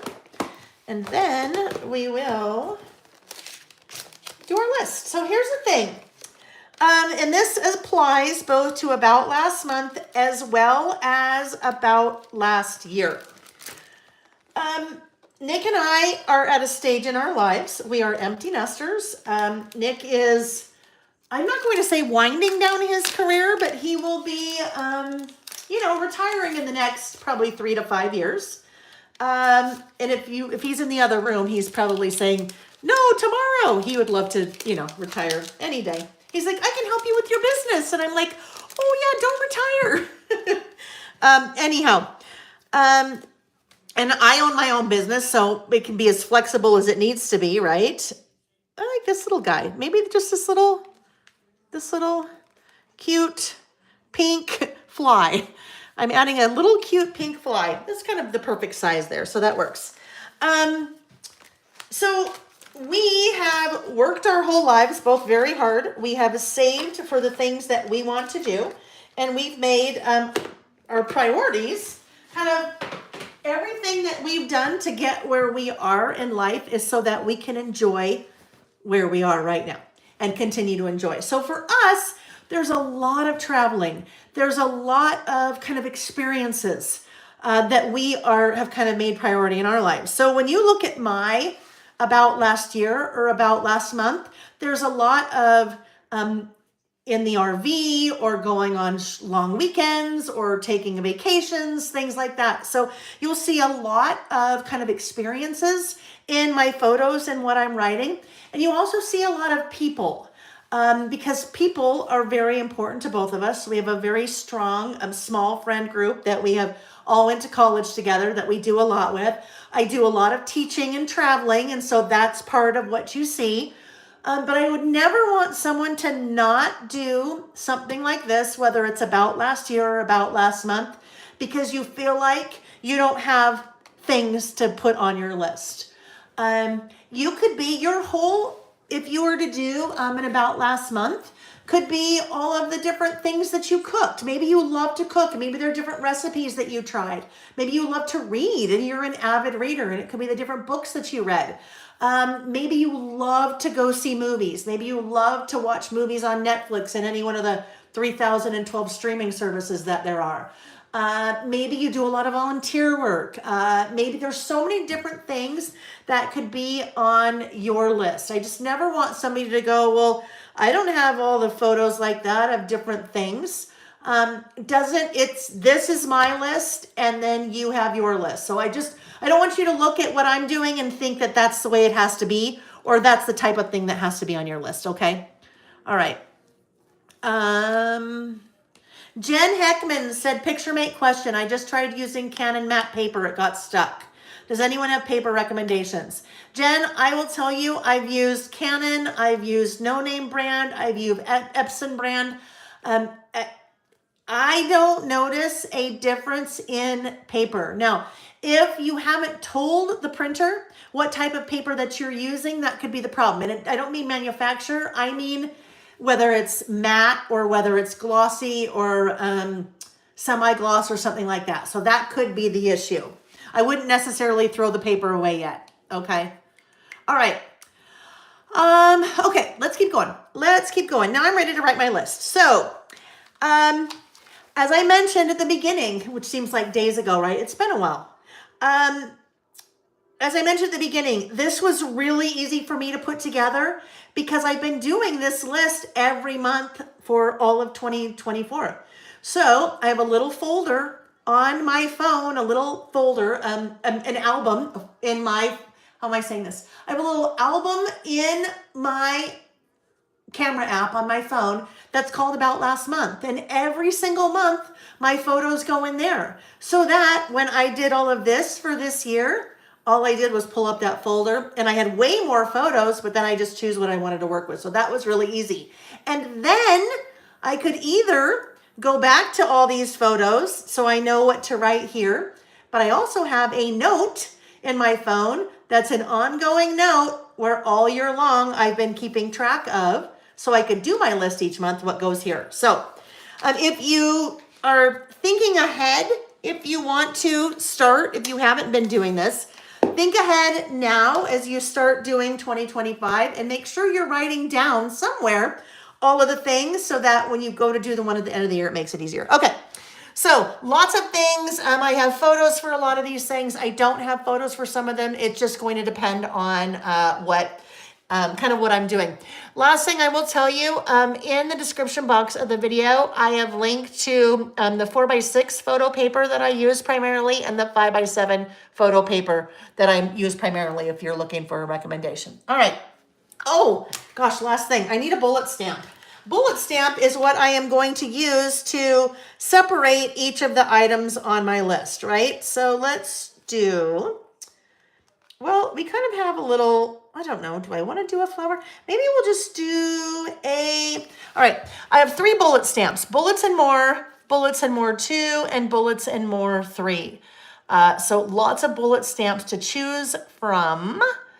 I think we will just do, how about, sometimes when you have too many choices, right? I think I have too many choices. Let's do this cute little one. Let's do this. And I will use the same Actually, you know what? I won't use the same. I'll use something different. That's how I can bring in a little bit more color. I will use a different color. Let me just get that on there for a sec. Do we want to use the blue or let's use yellow? Let's use the yellow. If Terry was here, I don't know, Terry, if you're here. I don't know if I saw you or not. If Terry was here, she'd say, of course you're using yellow. Fossilized amber. I think fossilized amber. Fossilized amber is a little bit more subtle. Let's go with fossilized amber. Fossilized amber. Okay.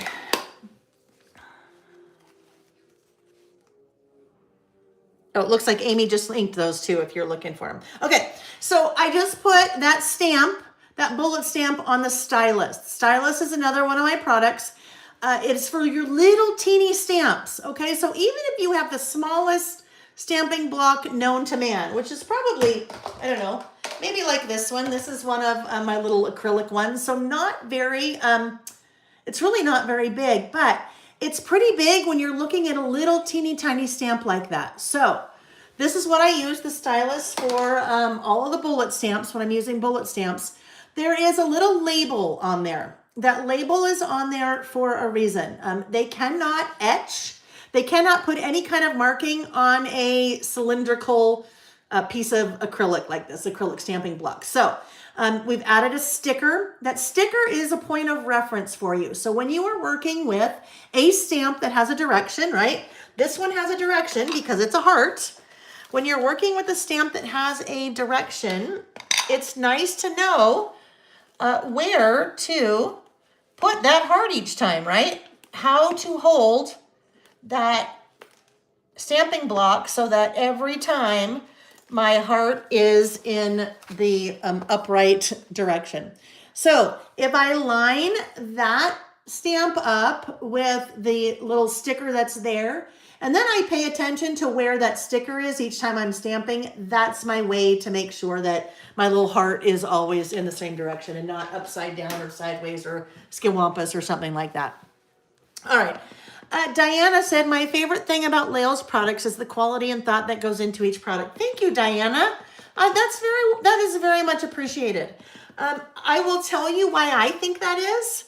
I think that's because I'm a crafter just like you guys. I use them, right? And so I'm like, hey, I really need some kind of, and actually there's a funny story. Oh, Scatter's not out. Oh, here he is. It's kind of a funny story how this guy came to be. This was early on in the pandemic, probably right after my very first in the box stamps, or excuse me, Bullets and More stamp set came out. We were working and my bullets were all in different directions and somebody said, no, anyhow, I don't remember what it was. I'll cut the story short. I will just tell you that this idea came out of what somebody shared during one of our listing sessions. So we'll just kind of make that short and sweet. That's probably a little bit easier. Because you know me, I can tend to talk forever. All right, so first thing on my list, and I'm just kind of starting at the beginning of January and then moving my way through. Early January, I had a cervical spinal stenosis plus degenerative disc disease diagnosis.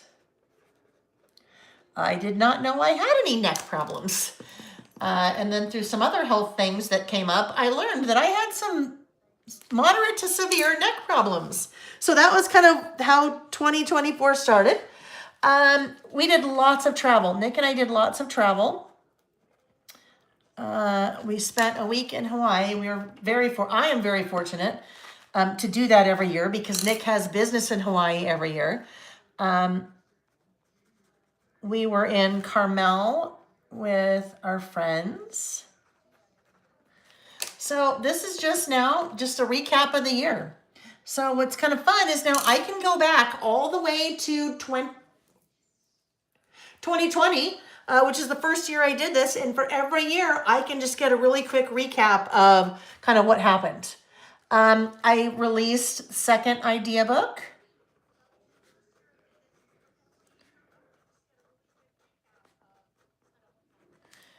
we're just going to keep on going here.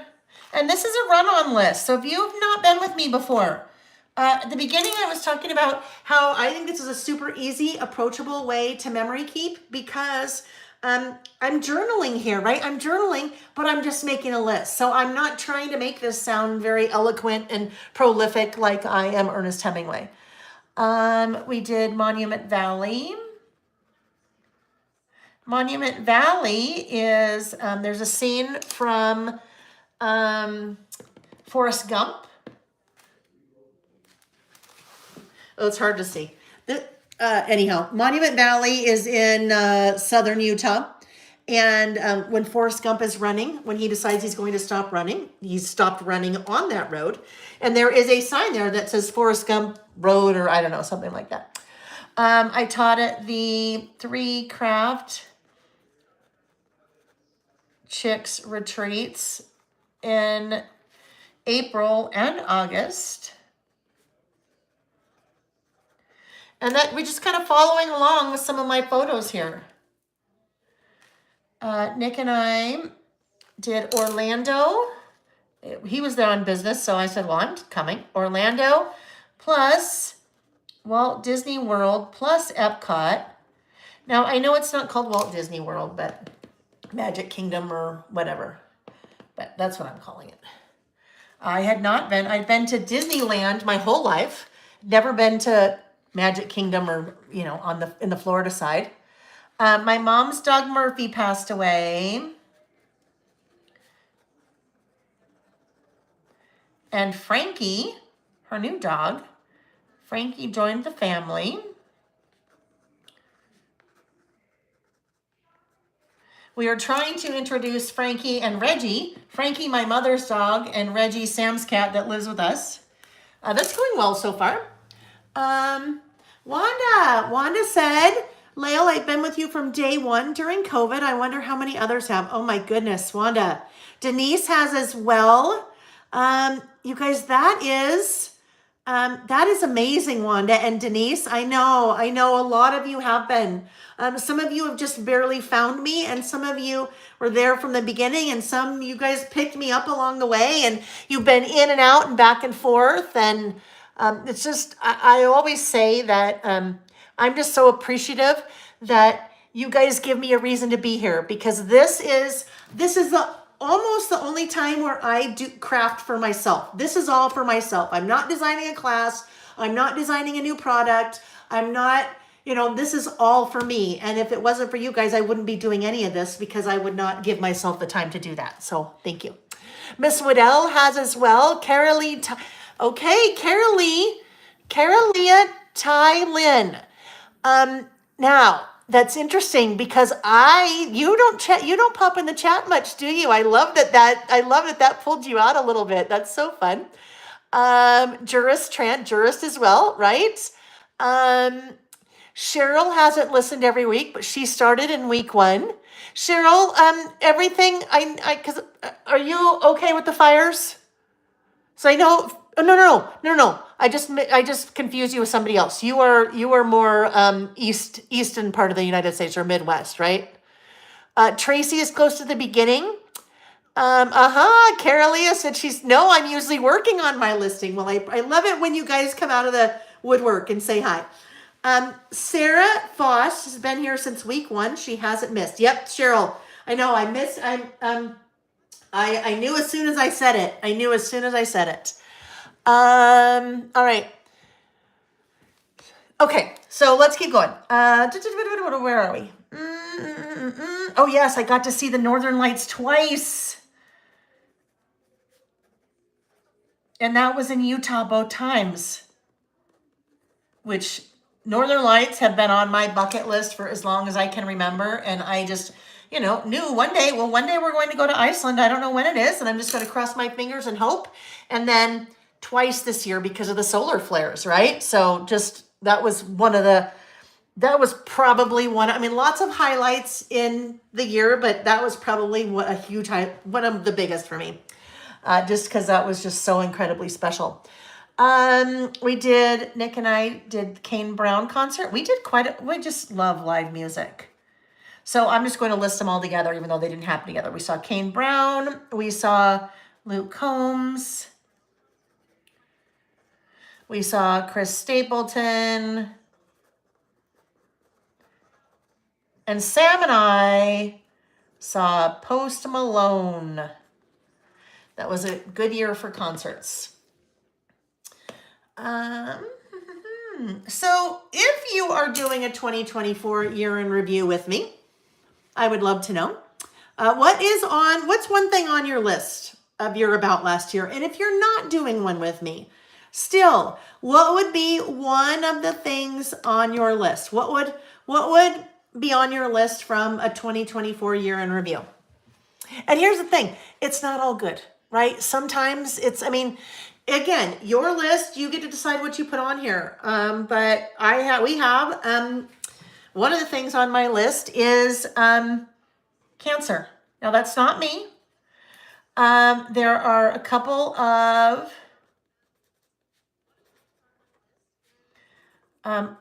people in my life, either directly or through close friends, that have cancer this year. So that is something that was part of 2024 for me. So not all sunshine and rainbows, right? You get to decide what goes on your list. Louisa found me when she discovered December Documented, so maybe 2022. Tabitha, you had a good concert year, right? Taylor Swift in London with your daughter. That was amazing. Miss Waddell said Niagara Falls in her RV. Oh, I bet that was fun. Miss Waddell, on which side? The US side or Canadian side? Just curious. Trish, you have 75 days before you retire. I love it. Now, Trish, you're still, I've been watching Facebook. You're okay in California, right? Scrapbook Sister cruised with Vicky in March. Miss Waddell also retired. Oh, Carrie said it's not all good, right? Carrie, I know your mom. Carrie said my mom passed away from ALS in September. I'm so sorry, I know. She said she absolutely loved Lael, and that's how I found her, which I love that she shared that with you. That's just that's a little glimmer, right? That's a little glimmer that came out of that. Jazzy Plans 2 said, 2 best things from 2024, trip with daughters to Italy and switching jobs. That's great. Wanda, in the hospital 2024, hopefully for the last time. Oh, I hope, Wanda, I hope. Justine purchased some land. Trish, you're good. Okay, you're good. Miss Waddell, US side, all right. Zen Girls followed and researched politics for the most time ever in her life. There's a lot to follow and research. Ms. L, oh my goodness, I love it. Your husband's leukemia went into remission in January 24. You'll find out if he's still in remission next week. Oh my goodness. Okay. All the people here, everybody here, even the people that aren't here, Ms. L, we are sending all the positive thoughts for a good outcome next week. I just hope that just, yes. Shannon said Taylor Swift, Hawaii, Lake Havasu, Luke Combs. Oh yeah, Luke Combs. Did we talk about that, Shannon? I think we did. Heather said 2024 was tough, but she still wants to document it. You know what? You get to decide what you want to document and what you don't. One of the things that we talked about in one of our last lists, let me just close this for 1 second. One of our last lists was things that you want to forget. And obviously I documented, and it's nice and pretty, and now it will stay and be part of what I've documented in my life. But sometimes, and with this we talked about, even if it's just you're writing it down on a piece of paper and then you're rolling it in a ball and throwing it in the garbage, or you're burning it, you're kind of saying goodbye to that. So Heather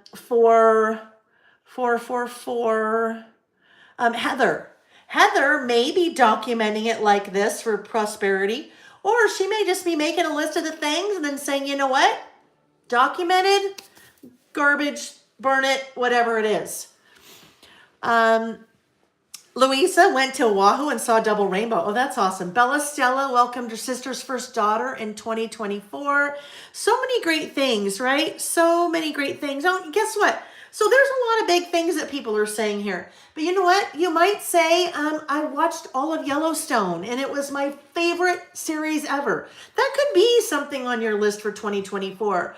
Or you did really well at keeping a habit or kicking a habit, right? So lots of different things that could go on your list. I will keep going because you guys are like, okay, we get it. Come on already. Let's see, did a segment, filmed, I guess I'd say filmed a segment on Studio 5, which is one of the local morning shows. So that was kind of a fun thing. We did an area in the Uinta Mountains in RV called China Meadows. Oh, I gotta put this. We saw 3 moose this year, all in different times, like not in the, whoopsie. All right, so I was not paying attention there to my point of reference and stamped my heart upside down. That's all right. No one's gonna know, just us. You guys know, but no one else will know. We got, we don't even really have a name for the Jeep. We got a used Jeep to tow behind Harvey, or RV.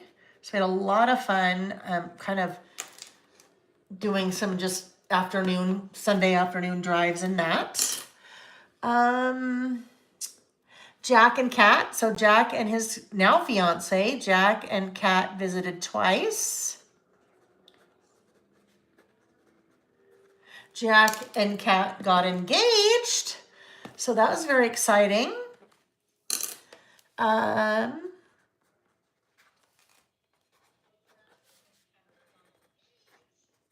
Whoopsie, kind of ran out of a little, they got engaged. So I have a daughter-in-law on the way.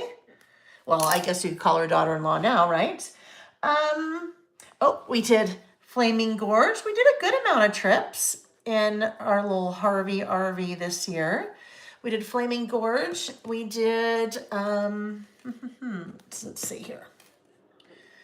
We did Palisades Reservoir. Now, Palisades Reservoir is nothing. It's in Idaho. It's not in California because that reservoir, Palisades, definitely a lot in the news today, but not the same place. We did Grays River, which was in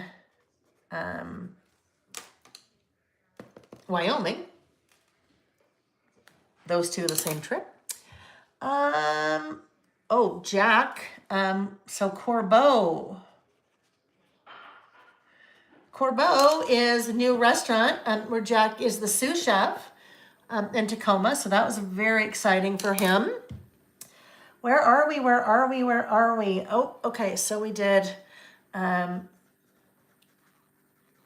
Coronado. I told you, Nick and I like to travel. But that's also been that is planning and saving and priority. And I taught at the Simple Stories retreat.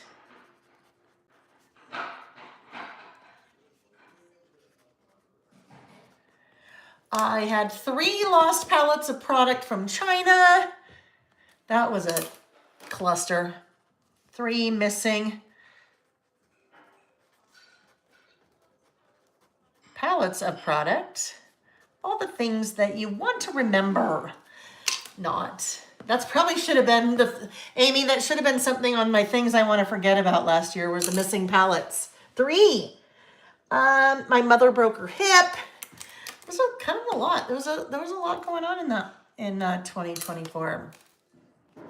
My mother broke her hip for the 2nd time playing tennis, diving for the ball. I'm not kidding. She got the point though, she said. Oh my gosh. Okay. We did a Montana trip. Now I'm starting to edit because I'm getting close to the end. I'm getting close to not having any room. Taught at the Lizzie Halloween retreat and the bash.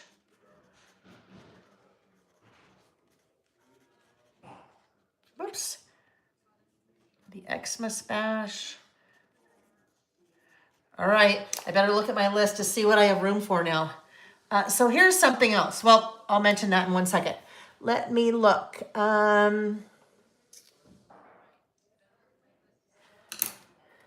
Actually, I'm actually pretty good. We did a week in Carlsbad. And then I'll end it with New Year's Eve. We spent New Year's Eve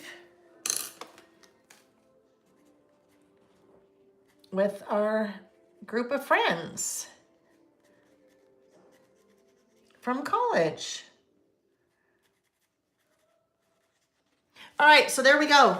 There is my list. Now, one of the things we talked about as we wrap up this list, on my little waterfall of photos here, I had said what I thought I would do was on the back side of each of these photos, I'm going to take one of the photos and then have it be full size back here. And then I'll just go ahead and adhere that to the back. But if I wanted to, I could take any of these particular things. Let's say I want to talk a little bit more maybe about the concerts that we went to.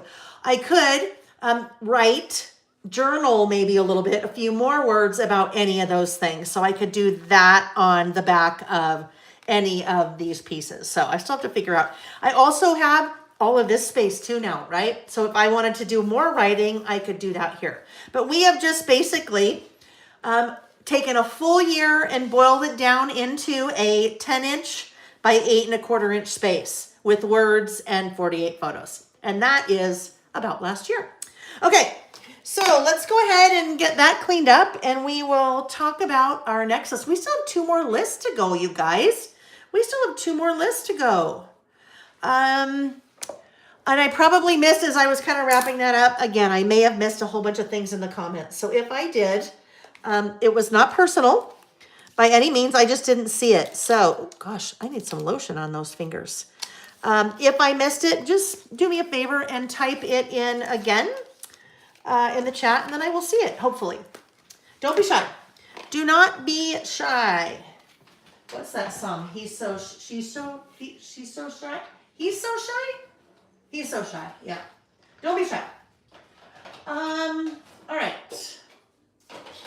Let's just get a couple of these things put away, and then it will make it lots easier to do our next list. We're good with this. We'll just put this away here. Cheryl, that's who I was thinking of. When I said Cheryl Fielding, I was thinking Cheryl Meadows Paul. So Cheryl, I was asking how is it where you are in California?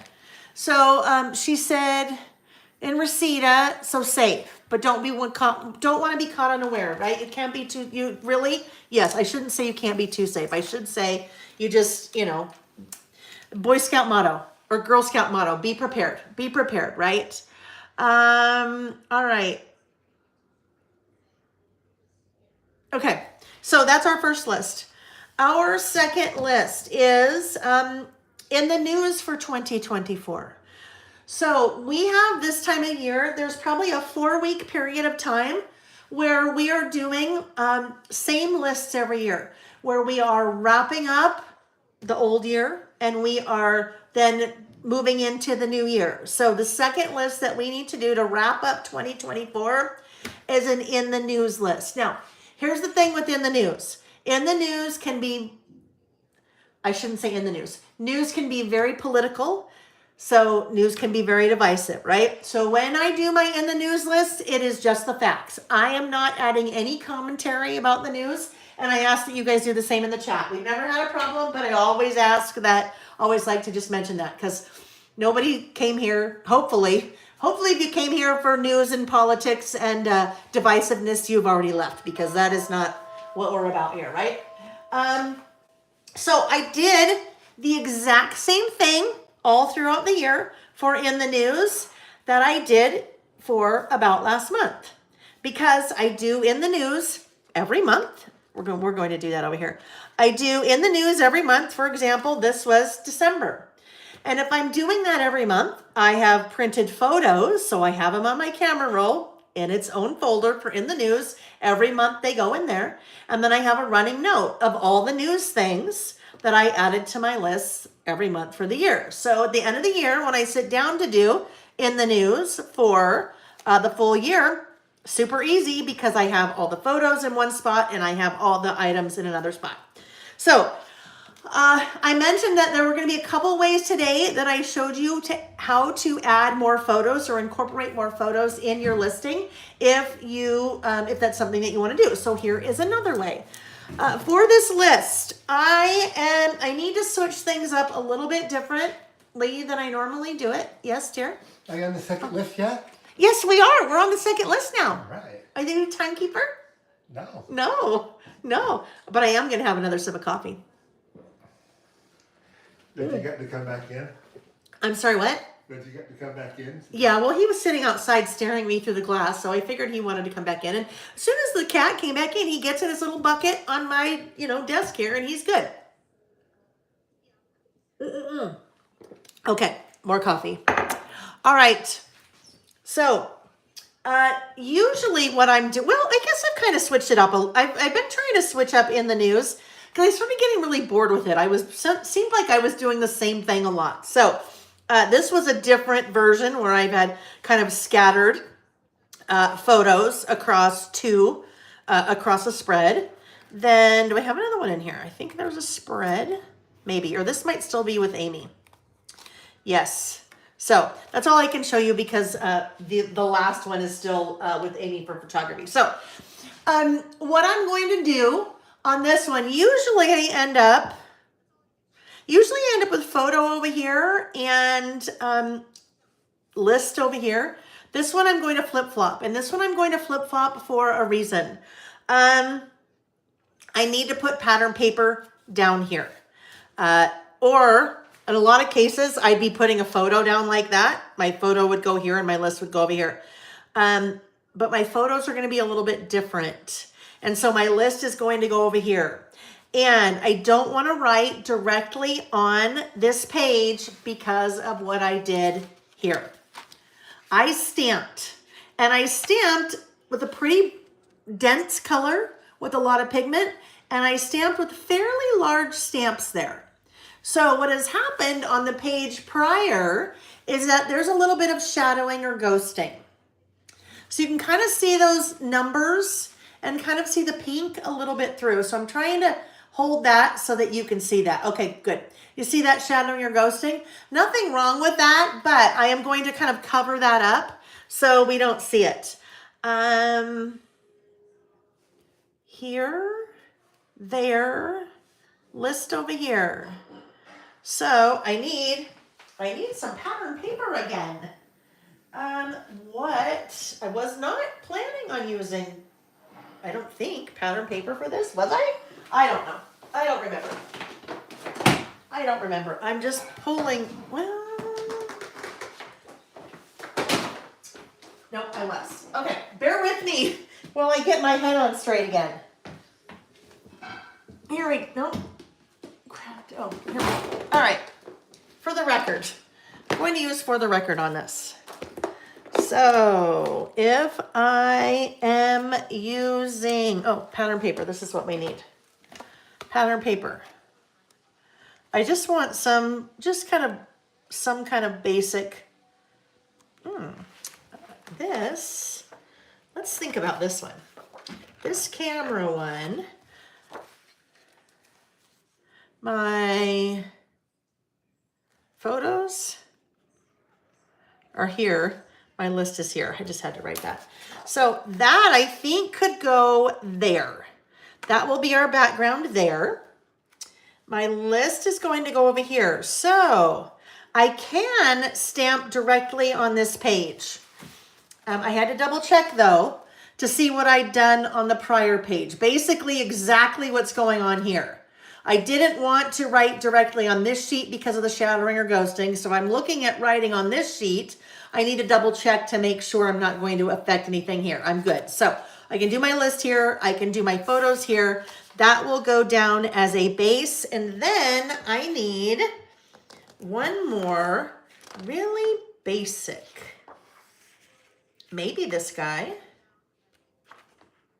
I need a super basic, barely there pattern because I'm going to stamp on it and I need to be able to see what I've stamped on it. Maybe orange. Orange could probably work. We'll for sure see the orange, that's no doubt. Okay, then we get to a second round. Or we could do yellow. Let's do orange. Okay. I'm gonna change my mind. Well, we'll try both. All right, we're going to try both to see here what we like. Both of those. All right, so let me get my trimmer out. I need to trim down this paper. The traveler's notebooks that I work in are standard wide. So my Lail by Mail traveler's notebooks are standard wide. They are 5 inches wide by 8 1/4 inches tall. So that is a standard wide as opposed to a standard, which is 4.33 inches wide by 8 1/4 tall. So you get some more width. That's why it's called standard wide. I prefer that extra width just because when you're working in a 2-page spread, that basically is giving you another 1.5 inches of room to work with. I am going to round the outside corners, so the outside right corners. And I like to do that because my corners are rounded on my insert. You saw that I was pulling those papers out of a 6x8 paper pad. I primarily work with, if a collection has it, I will work with a 6x8 paper pad. Now, not all manufacturers make 6x8 paper pads, so sometimes I have to use a 12x12, but I would prefer to work with a 6x8 because the pattern is scaled down. So if I had this paper in a 12x12, it'd be the exact same, it'd have cameras on it, but the scale of the cameras would be larger because it's in a larger piece of paper. So working with a smaller scaled pattern is really beneficial for me when I'm working in a smaller space. Carrie said, what size is the corner rounder that you use? So all corner rounders, and I don't understand why, but they have measurements that in no way correlate to each other. So this set that I use is a set that I have on the website. It is a set of 2.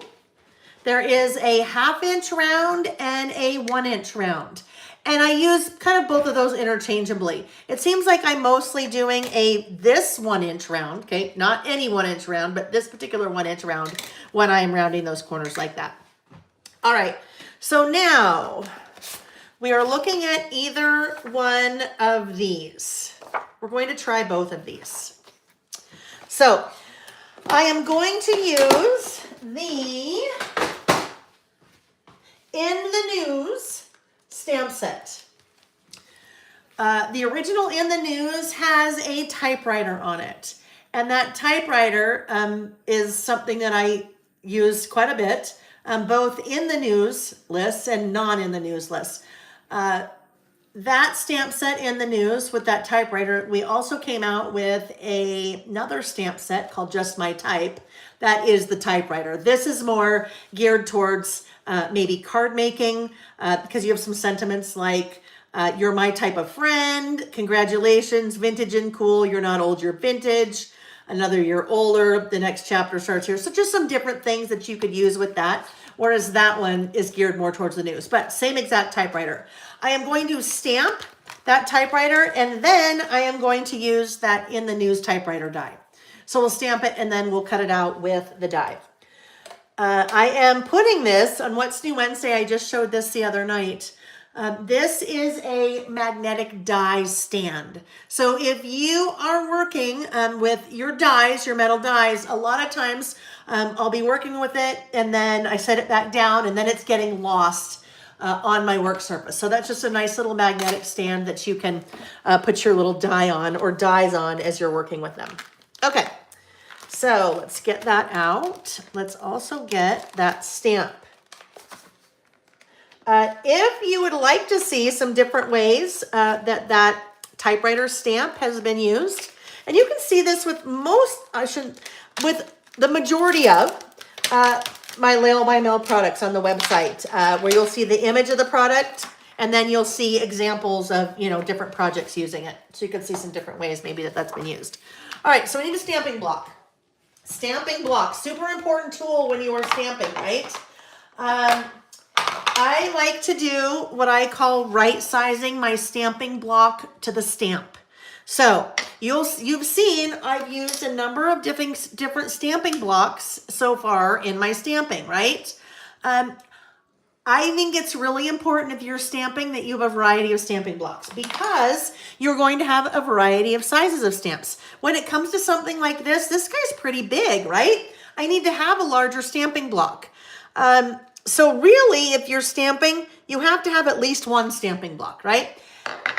And if you're stamping with different size stamps, you might have to have something if you only have one that's like this big, because you have to go with the lowest common denominator. You have to have a stamping block big enough to fit your largest stamp, which is great when you're working with a large stamp, but makes it a little bit harder when you're working with a little teeny tiny stamp. Just is a little bit harder to work with. So I like to right size my stamp to my stamping block. It just makes it a lot more manageable.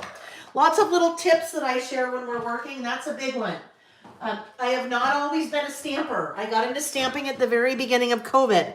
And I use stamps differently than I think a lot of people, in terms that I'm not making cards and doing flowers and coloring them with Copics and things like that. But doesn't matter what kind of stamper you are, pretty much the same premise. A stamp is a stamp is a stamp, and having the right size stamping block. For me, testing my stamp before I stamp it is another big one. I always like to test to make sure that I'm not going to run into some kind of trouble on my project. So by test stamping first, looks good. I don't see any spaces where maybe I have a little hair or a piece of lint or something on there. Everything's good. If I'm spelling a word, you for sure always want to test that just to make sure that it's spelled correctly. Sometimes you don't realize that it's spelled incorrectly or that you've missed a letter until you actually stamp it. And so I'd much rather figure that out on a test piece of paper first, as opposed to on my project. So I inked that up super well. And I'm going to try two pieces. Actually, let's do it this. No. I'm going to do this on two different pieces so we can see what I like better. The black ink that I use is that VersaFine Clair Nocturne by Sukaniko. It is a pigment-based ink. That is the only black ink I use. In my opinion, and everything I tell you guys is always my opinion, so just know that. That is, for what I do, which is stamping, the best thing. I just love that ink. It's a nice, I call it a juicy ink. It just has a lot of pigment. It's a very solid black. It gives me a nice solid impression every time. And so that had been out of stock forever. It was on back order for so long, and that just barely came back in, that black ink. All right. So now we've got a couple of options here. Is it waterproof? Bella Stella? Vicky. Amy, do you know? I don't think so. No, a pigment-based ink is not going to be waterproof because it's water reactive. Some of your inks, like a StazOn, something like that. Okay, so hold on. Tabitha, when you said yes, it is. Are you? It says perfect watercoloring, right? So it means it's not waterproof, right? It is not waterproof. It is water reactive. So if you're looking for a waterproof ink, maybe a StazOn. Every ink has different property. I am not a fan of a StazOn, but I don't use it. I may be using it for something different than someone else. I only use my inks for stamping, and to me, StazOn is really sticky. There's something in it that makes it more permanent, I think. Wait. Okay, so hold on. Karen says Ranger ink archival is waterproof. And Amy said, yes, it is waterproof. So Amy, what are you answering to? Maybe I must be, I don't know. I don't know. Let's have Amy answer. Amy, you answer. So if it's perfect for watercoloring, what you mean by that is when you stamp, then you can add your watercolor inside of it and it's not, because VersaFine Clear ink is waterproof. Thank you. That is waterproof. Oh, yes. All right. Sorry, friends. I'm not the expert. I just play with the product. Okay. All right. So now what I need to do, I need to cut this out because I'm going to die cut it. The machine that I have in front of me is one of the several die cutting machines that I use. This is the Anna Griffin Empress Mini. So it is small. It is narrow. I use this one when I am filming or when I am travel teaching, if I'm doing something with dies, because it is small and portable. It works for the dies that I have and that I am using. So they make bigger versions of this. This is an automatic die cut machine, so it is powered. And when I press run, it will do all the work for me. There are manual machines, die cut machines that you crank with your hand. They're all different, right? But they all do the same thing. They all will take a metal die and then cut out your stamped image or your image with the metal die. All right, so with this, let me turn it on.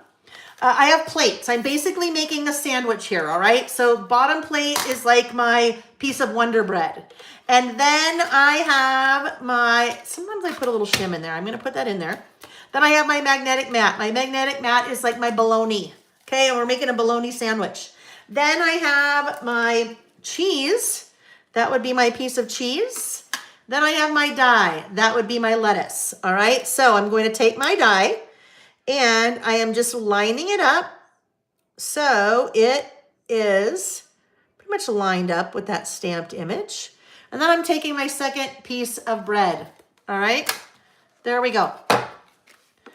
I am taking that sandwich and I'm putting it in my machine, and because that's automatic, I hit run. Did you hear at the very end, it kind of went, and that, when it makes that noise, that is the pressure. There's an incredible amount of pressure. The machines are a little bit heavy. Those plates inside are applying the pressure on that sandwich so that that metal die cuts into your stamped image. This little thing, I've used this a couple times. Amy will link this. This is this little magnetic tool. It is used in the cat's eye manicures, if that means anything to you. That's a really easy way to pick up your mat. I mean, not your mat, pick up your die and then pull that off. There is my typewriter. All right, so I'm going to do that one more time with my orange so I can decide what I want to use.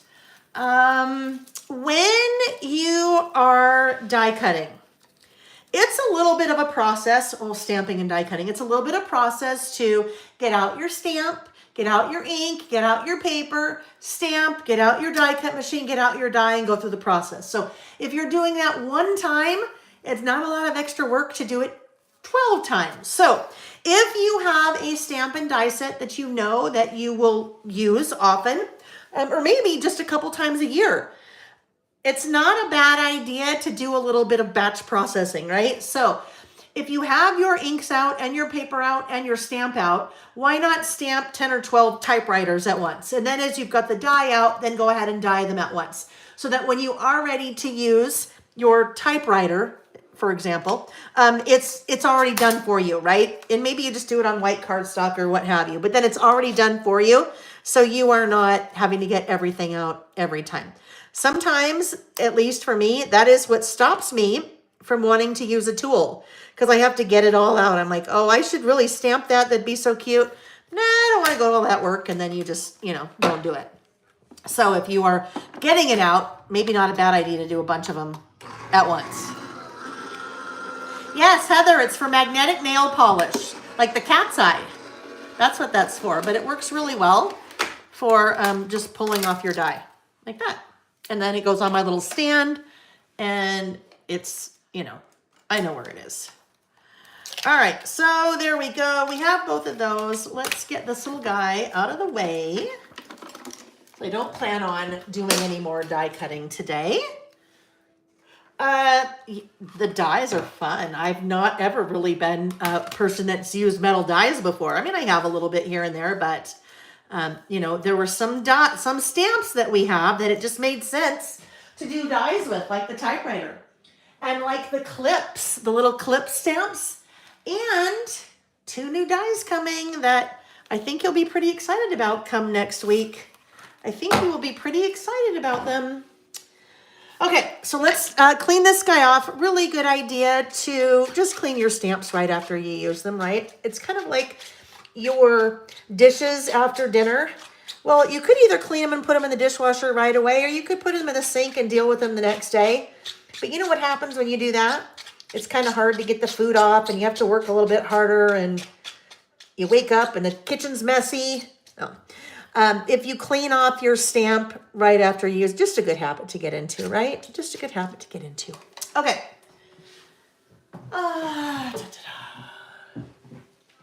Sarah said, good idea. I hate getting everything out over and over, right? I mean, just sometimes, and you know, it's just some little things. Sometimes it's just little excuses that'll prevent us from doing something that we know would be fun to do. We just don't want to get all the mess out. So if you have stamps and dies that you use on a frequent-ish basis, not a bad idea to just do a bunch all at once. Especially if you're like binge watching TV at night or something like that, or maybe you're on the phone with a friend and you're like, I'm just sitting here, I really should be doing something. Do something like that. All right, so I store all of my stamps, I store in the stamp storage sleeve. So that's, as you've been seeing me pull stamps in and out of these little plastic things. Stamp storage sleeves come in 4 sizes: 3x4, 4x6, 5x7, and 6x8. If you have a 3x3 stamp, you just cut the top of the 3x4 off. If you have a 4x4 stamp, you just cut the top of the 4x6 off. But I store these along with the dies. So that is just a little magnetic piece of magnet. Magnetic sheet, whatever that is. Magnetic sheet, and then that I just put in the same little container there, that same storage sleeve, so that when I'm ready to work with that, everything is all ready together. Okay, so now let's see which one we like here. We are doing either orange, okay, or we're doing that one. They look totally different, right? So let's do this. Before we decide, let's grab our photo, because I am going to make this a pocket. And my in the news photos for the year are going into that pocket. Where is the photo? Oh, here it is. Okay. So this is a 5x7 photo. That 5x7 photo I printed on the Epson PictureMate PM400, and I used the Epson Creative Print app to do that. The Epson Creative Print app, exactly what I used to do all of these little guys. Those were 4x6. I pulled up a 4x6 template and put my little photos in there and then printed. That is the same version, same template, but that is a 5x7. Now you're going, Lael, well, how is that gonna fit in that little, it's too big. How's it gonna fit in there? It's not going to fit in whole. This is one of my favorite things to do with a 5x7. I don't know, we started doing this, I wanna say we did this in the 2024 about last year, so about a year and a half ago, let's just say that. Where we're taking a solid photo like this and we're making photo booth strips, all right? So, making photo booth strips. I am coming in, there's a photo booth strip, right? You know what I mean when I say photo booth strip? 4x1. And we'll do the same thing here. So if you don't have a lot of room, maybe you have a really narrow page, narrower than 5 inches, and you don't have a lot of room, but you still want to add photos. That's a really easy way. Same thing. We started with a single photo, or a single piece of photo paper, printed lots of little photos, and now we're using them as photo strips. If I wanted little teeny photos, some of you may be doing memory planning or something like that, or maybe you want to have little photos on one of your projects. You don't have to have one of the special little printers like the Sprocket or something like that. You can use your same printer and do this, but just continue to cut. I could cut in between each of those, and then I could have 4 small photos. So what we're going to do, our typewriter is going to become a pocket, and our photo strips, our photo booth strips, are going to slide into the pocket. So what I wanted to wait for, I wanted to wait to see, based on all the colors that are happening here, I wanted to wait to see if it'd be better to be super neutral down here with my first typewriter, or if we wanted to have a little bit more color. I know me, no doubt it's that one. I'd like it to be a little bit more neutral, but that doesn't mean I just did all that work. Well, it wasn't a lot of work because I was already doing that, right? I did that work, so this I will just now put off to the side, and maybe I have little containers where I have my things that I've already die cut and stamped, so I can use that next time. All right, so that needs to be a pocket. I am going to grab some score tape. So score tape, the score tape that I am using right here is 1/4 inch. I want something fairly narrow. And I, in this case, would use score tape as opposed to like my tape runner that you always see me use, because I want this to be a little bit stronger. I'd like this to be a really strong hold. Anytime I'm doing something interactive, I like to use a tape like this just because it's going to give me a little bit of a stronger hold. If someone is pulling photos in and out, I want to make sure that this is going to be nice and secure. So I'm using this score tape. Score tape comes in lots of different widths. I use 1/4 inch most of all, but it comes in 8 inch and half and 1, and I think it even goes to like 1.5 and 2. I have the I have the 1/4 inch on my website, but I just carry that one size because that's what I use most often. Now, when you're using score tape or a double-sided tape like this, here is something that's really useful to know. If you've ever used score tape, and you're removing off that little protective backer, if you remove all of that off at once, you've got one shot. That's like Eminem, right? He sings a song with one shot in the line. You have one shot to get that down and straight, because it is so sticky. We like it to be sticky. That's the good news. But it's so sticky that once it's down, you're not moving it without ripping your paper, which is not necessarily a good thing. So rather than peeling all of those little protective backings off, if you just reveal maybe 1/4 of it or 1/2 of it on each of those little strips, like that, and like that,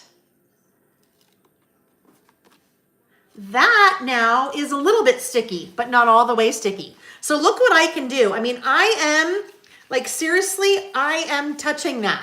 I would never be able to do that if all of that protective backing was removed. So having those little pull tabs makes it really easy. It's not sticking until I want it to stick. When I want it to stick, when I have it where I want it to go, I press down on the parts that have been removed and then gently pull out the rest of that. My friend Joey taught me that. Joey works for Photoplay, and they do a lot of their little Makers series books and things, and they use a lot of that score tape. I think that's a great tip. That has saved me so many times, I can't even tell you. All right, so what I have here, I have 12 photos that were some things that happened in 2024 in the news. Not everything, obviously, right? So some politics, some sports, 2 sports, some human interest, some music, different things like that. So And in no particular order, they are going just in here like that. So there's my little photo strips. Now we have this side. Now there's one thing that I forgot. Heather said, I know Joey. Her daughter and my son were good friends in high school. I love that. That's so fun.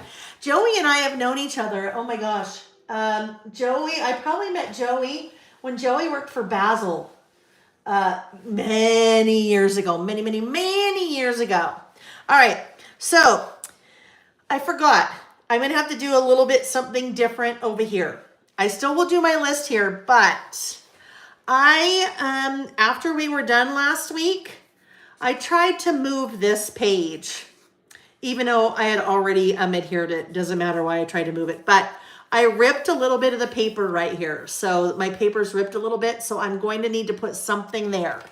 Something is going to need to go there. Now, what could I really don't want to put another piece of pattern paper there. So I was just looking at, I just have Reggie hair. We won't put Reggie hair on there. I just have some, oh, how about this? This is an oldie but a goodie. This is one of my washi tapes. This is, I think it's called Months washi tapes. I don't even remember. This could be enough that I could probably put it right there. And it would cover enough of that. Let's just do that. We'll put that there. I think it's called Months washi tape. Okay. And then I really don't want it to go over here, but kind of do. So let's do this. I don't want it to go over the typewriter, but I also don't want it to look like it was ooh, shoot, I just put that over there. If I'd been thinking of all of this, I would have done this before I put the typewriter down, but we already know we can't get the typewriter back up because I used the really strong tape, right? So we're just going to do, let's try to get that straight there. Okay, that will go there. And we're going to use our little X-Acto knife to just cut that off right there. Follows that line of the typewriter. All right. And then we will still pretend, so we don't want it to July to come out the other end, because then everyone will know what we did. Let's do right here, October. Then it kind of looks like it looks like it had a purpose. So we also need to cut it over here. And then take that little part that was over on the typewriter. Get that away. All right, there we go. Okay, that worked. It just covered up. You won't even know that I ripped the paper under there. No one will know. It's our little secret.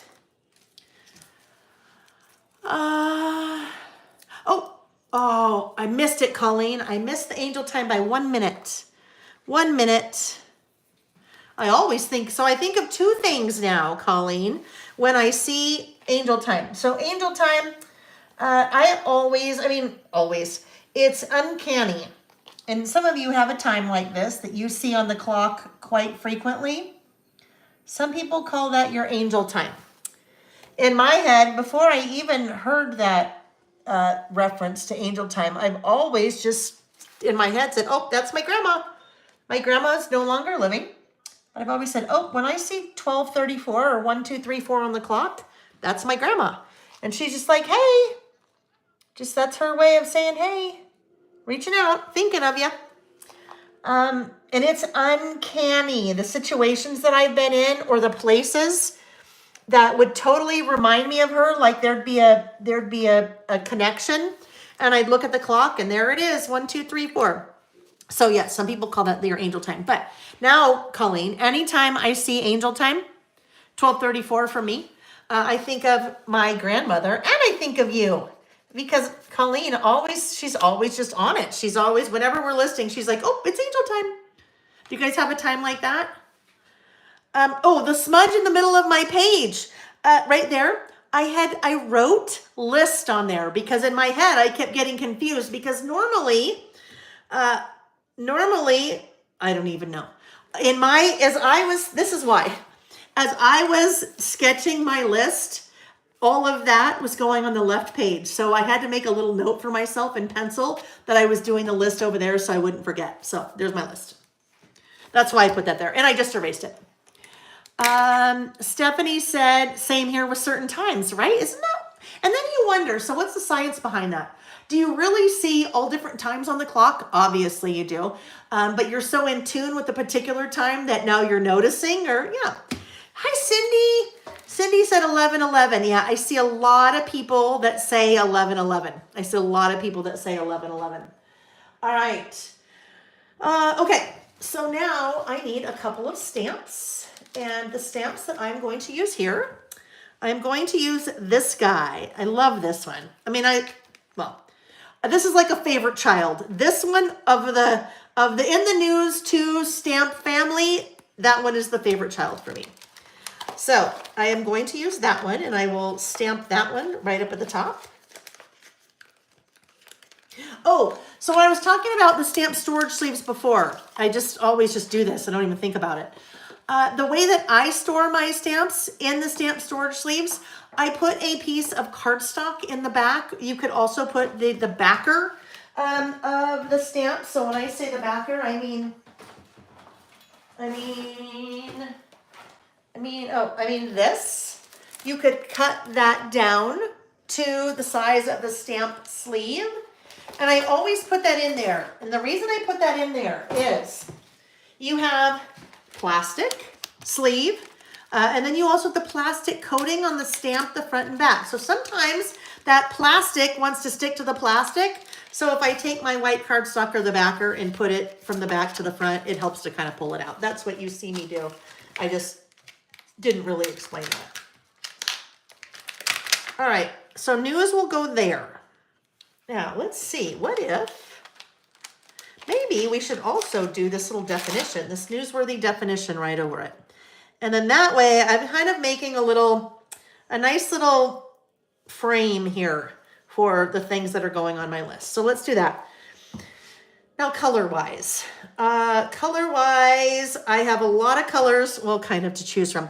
There's a lot of blue and red in news photos, I find. So there's a little bit of yellow in Caitlin Clark there, but lots of blues and reds. So, I don't know, do we switch things up and pull in an orange or a red? Let's see. I don't know. Let's see what we might like to do. Yeah, we're good. I always, though, did you see how I just checked? I'm like, I'm okay to stamp here, right? I'm not going to ruin what I did on the opposite page. I'm not. The red, I don't know. The red might be kind of fun. I don't use red a lot. Red to me, I don't know, just seems very angry. So I don't use it a lot, but it could work here. I mean, I don't know. The news may make you angry. Candied apple, barn door. Barn door. Well, here's what we can do. We can try it because we can test it first. I'll also tell you another trick that I have. Maybe I'll do this one. This is another little trick that I have for testing first.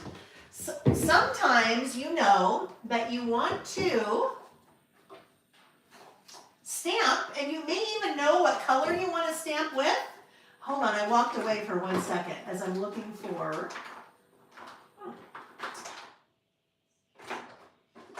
I'm still here. It's clear, so I'm not seeing. Well, I have a sheet, so that's okay. Sometimes you know you want to stamp and you know the color that you want to stamp with, but you don't necessarily know where you want to stamp. And that is where I will use a transparent sticky note. So do you see that? In those cases, I'd stamped on there. If I didn't quite know where I wanted to stamp, I would stamp on here first and then just move it around. So if I was doing something, let's say with that snowflake, I'd be like, okay, would it go here? If I put it here, would I move this over here? So kind of doing a little test on a transparent sticky note kind of solves two needs in one. You're testing first, but you're also maybe using it for placement. So what I was thinking is, I might as well, if I want to see what that looks like, we could just see it right there. The transparent sticky notes are on the website as well. And I don't remember, I don't know if that's ever under what I'm using. I use transparent sticky notes a lot when I'm doing like designing classes, as I'm kind of trying to figure out where I want things to go, but probably not so much when we're together. You may have never seen me do that or talk about that. Okay, let's look. Do I have a smaller one I can use? Oh yes. I would always prefer to work with the smallest size stamping block as possible. I just have a lot more control that way. All right. No, I stamp it with whatever, right? I stamp it with whatever, and I'm not using it forever on the sticky note. I am just using it to test on the sticky note, all right?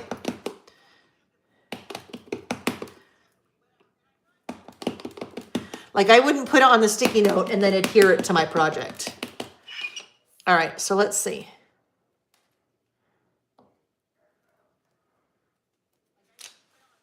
All right, so that has a definitely, there's like a coating on that. So again, another reason why you wouldn't want to do that. But I can kind of tell there. Do I like that?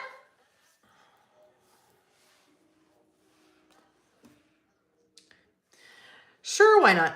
Let's just do it. I don't use the red very often. We'll do it, but I do want to get out my pencil board again. So I need a flat surface because there's things happening here. I want to get my pencil board out. Put that right there. Let's see where we would like to stamp that. Just as we're looking here.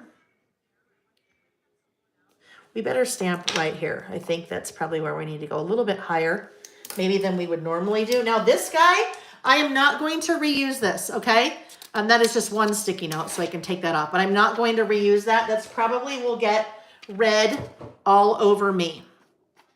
Yeah, because it's not going to dry on that slick surface. So let's get that out of here right now, or else I'll end up with red everywhere. And in fact, I should probably get my little wipies out and make sure my hands are totally clean of any ink, especially that red that I just wiped off. All right. Oh yeah, you know what? Amy can answer all those questions. Could you spray a fixative like you do for pastel or charcoal drawing to keep it from spreading? On the sticky note? I'm not even going to answer that because I have no clue what you're talking about. I mean, I know what you're talking about, but I don't use any of those things, so I am not the best one to answer that. We'll let someone else answer that. All right, I'm going to clean this off just because I want to make sure there's no weird residue on it from that sticky note. All right, now I've cleaned it off. Super important part of the process. I need to dry that. I really, really, really need to dry that before I apply ink again. The reason I need to do that is because the ink that I use a Distress Oxide ink. Distress Oxide is a pigment. It's a hybrid, pigment and dye.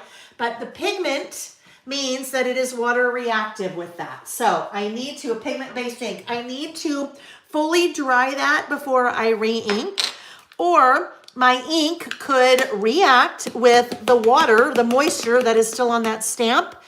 And if that's not something that I am wanting it to do or expecting it to do, I may not be happy with the outcome. So that process of cleaning and drying is super important, especially when you're using a pigment-based ink or Distress Oxide. And I pretty much exclusively use a Distress Oxide. So we're going to put this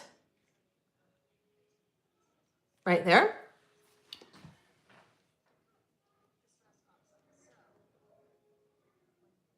All right. And a nice firm pressure. There we go. Okay, so something happened there. In the W, I can see the ink is still on the W.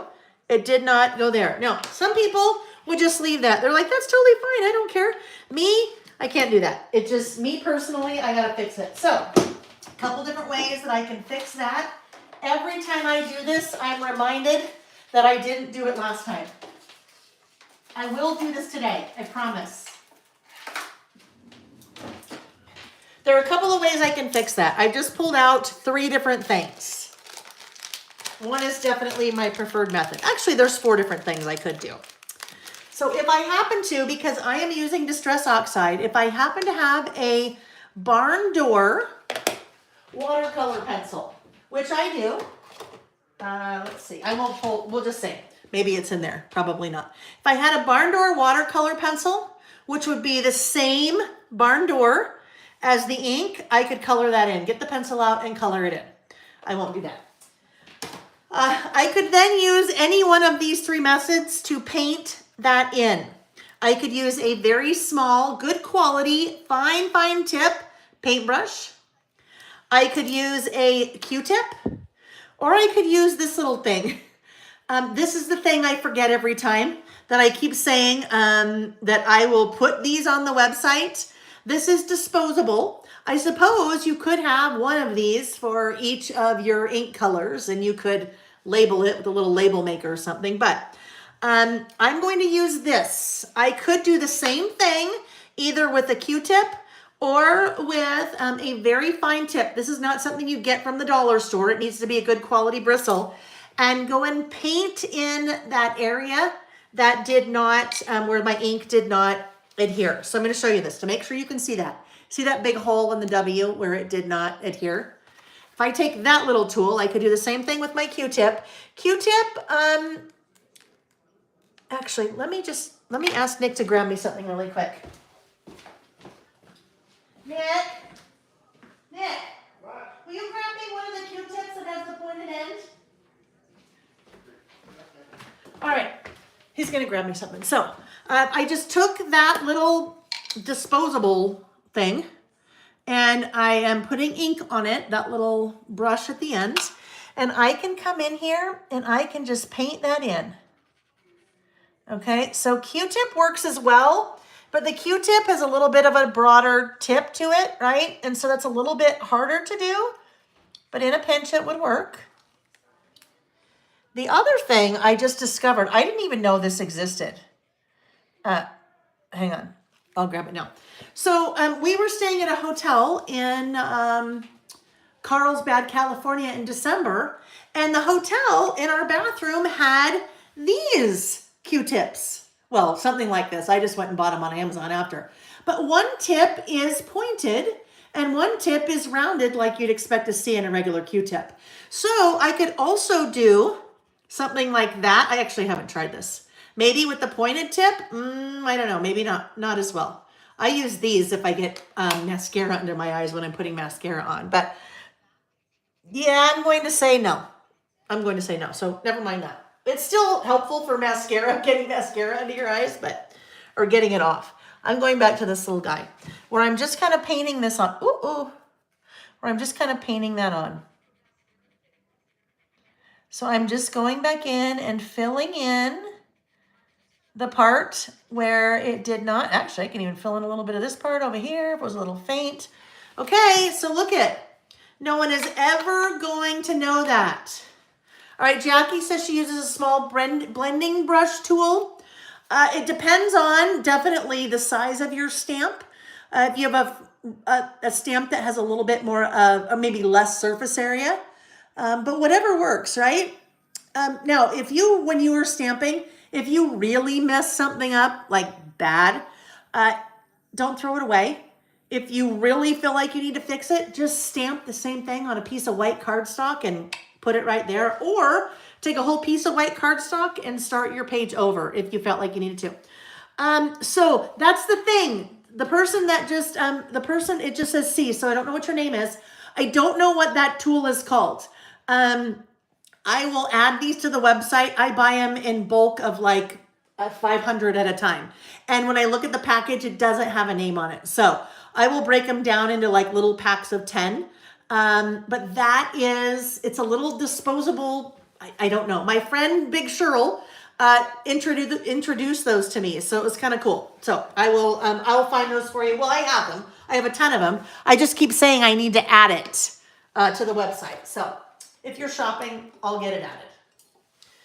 Okay, and disposable, but you could use them. I mean, really, if you have a lot of inks, or maybe you have a couple of inks that you use all the time, They could be disposable, but like if you have a black one, you could just use the same black one over and over. Okay, next up, we are going to stamp this little guy. So I will stamp it in black, otherwise I run the risk of it looking like red, white, and blue, right? Which nothing wrong with red, white, and blue. But then it looks a little 4th of July patriotic-ish, right? And again, nothing wrong with that, but... All right, that's my newsworthy definition. And that will also just test over here just to make sure everything looks good.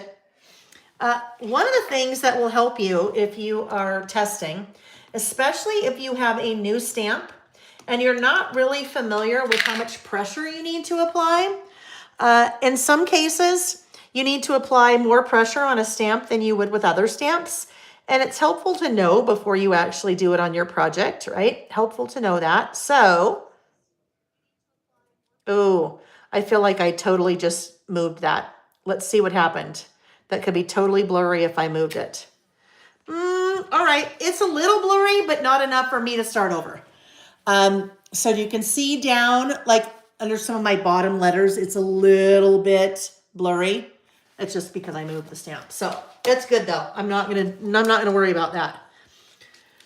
But anyhow, especially if you have maybe a smaller stamp, it's a good idea to test ahead of time in your little test notebook or scratch piece of paper or whatever it is to know the amount of pressure you need to apply. Because if you apply too much pressure on a stamp sometimes, it totally spreads out the in this case, polymer. My stamps are photopolymer. If you press too hard, it's going to expand that image. So if you're trying to stamp a word and you press really hard, those letters sometimes will blur together depending on depending on the stamp. All right, so there we go. So in the news started. Well, it really started. So the last list that we did, which was the last list that we did, which was about last year, which was based on the about last months, right? We do about last months every month, and at the end of the year, we do about last year.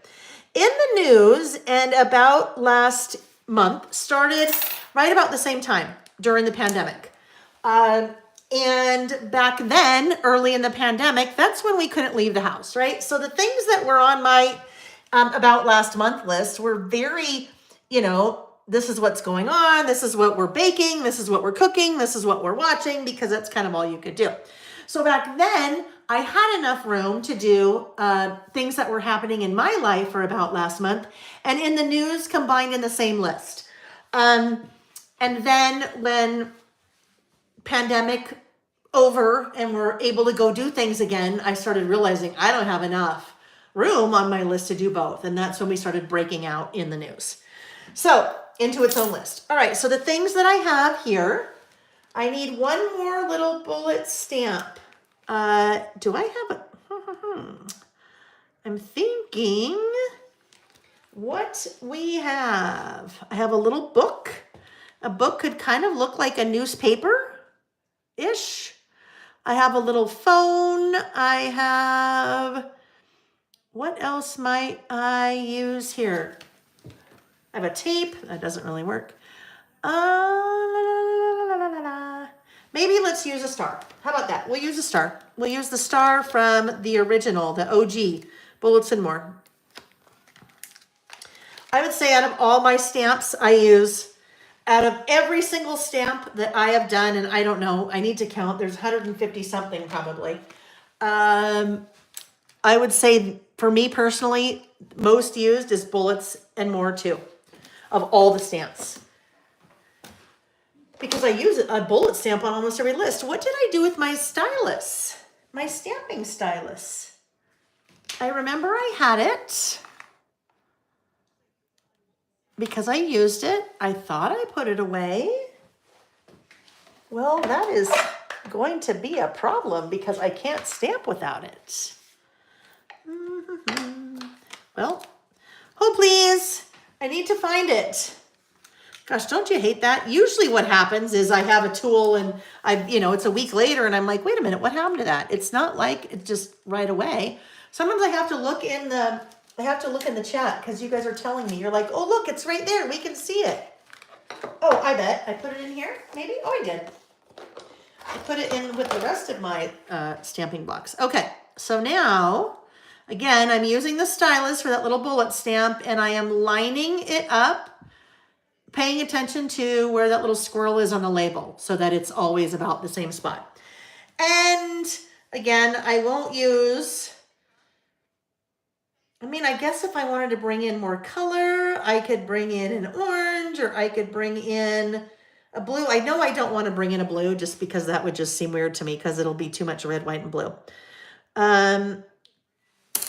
What if we do, I don't know, what if we do yellow again? There's a little bit of yellow in one of those photos with Caitlin Clark there. So we could take a look at that. Whoopsie, fix that. We'll try it over here just to make sure that we're good.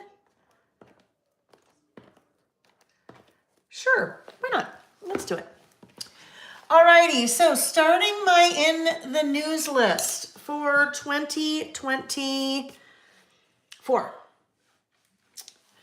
Oh goodness, there's a lot here, right? Both of these have just a lot going on. This, by the way, is the listing with Lael workbook, the listing workbook.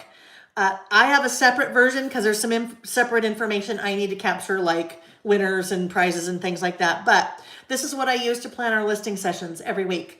I have used one of these workbooks since October of 2021 when I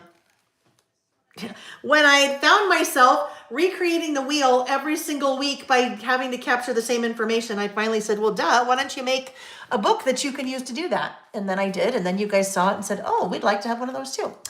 Okay, so in no particular, well, kind of particular order, Mickey Mouse, really Steamboat Willie, entered the public domain. Here's the deal. There are a lot of things that happened in the news last year. And so you get to decide if you're doing this list, what makes your list and what doesn't. And just because there are things that happen that aren't on my list, doesn't mean I don't think that they were newsworthy. It just means that they're just not there. Because there are other things that I would have captured during the months that aren't here. So just so I feel like I could say that. I'm just going, just in general, Boeing, airlines, mechanical issues. That was kind of a big one, especially when the door flew out of the plane. Okay, next up we have, I'm trying to, my list, the ongoing Israel-Hamas war. And remember, all just for the facts. I'm just saying the facts. Well, I'm just saying things. Some people may disagree whether they're facts or not. I don't know. But just the facts, ma'am. Nothing else. No commentary. In 2024, Microsoft passed Apple as the world's most valuable company.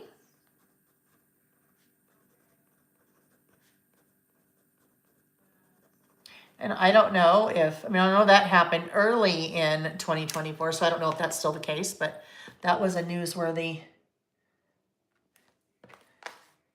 event in 2024. Both King Charles and Kate Middleton were diagnosed with cancer.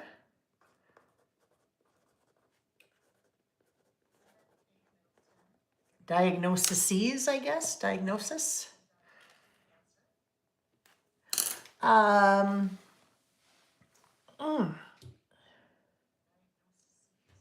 Taylor Swift. I will say this. Taylor Swift and, Taylor Taylor Swift and Beyonce, well, they both had different things. So they topped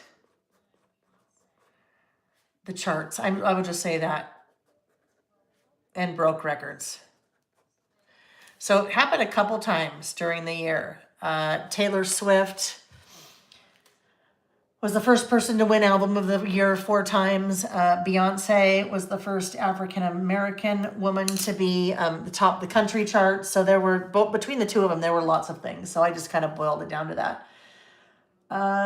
Chiefs won the Super Bowl for the second year in a row.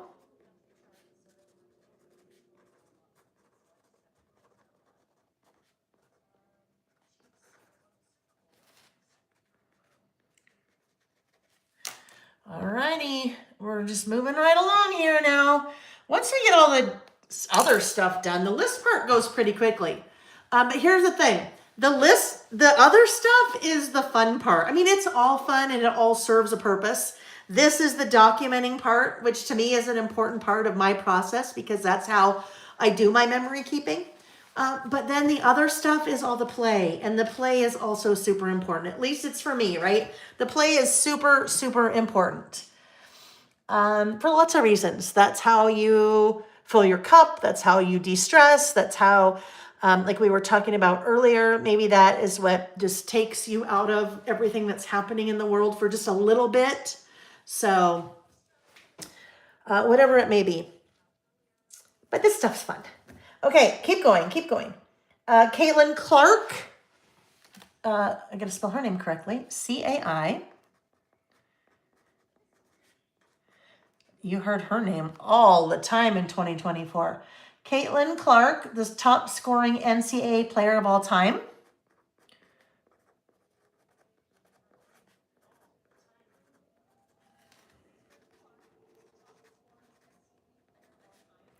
Who's hungry for lunch? I am. It is 1 o'clock my time. I am in Utah. It is mountain time. It is feeling like lunchtime. Caitlin Clark. So while we're kind of talking athletes, maybe now let's talk about Simone Biles. Simone Biles had 3 golds. And USA Gymnastics took team gold at the Olympics. Now, while we're talking Olympics, I'm kind of bouncing around a lot. That's all right. Utah named the host for the winter 2034 Olympics. We were the host of the 2002 Winter Olympics, and now the 2034, which I am so excited about. I can't even believe it.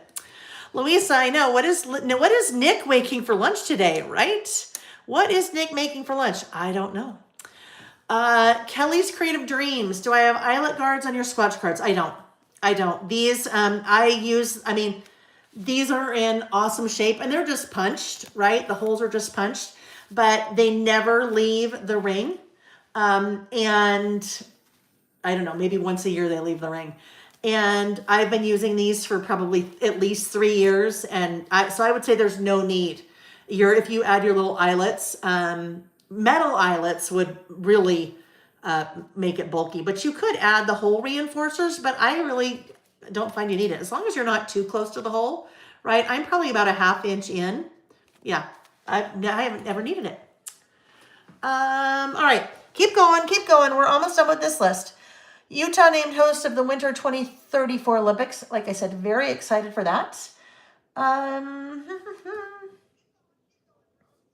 Top scoring. Oh, yes. Putin was elected, I should say re-elected, the president of Russia. Lots of politics now. Oh, before we do that, we'll hit back to sports for a minute. Utah has a NHL hockey team. That's a brand new thing for 2024.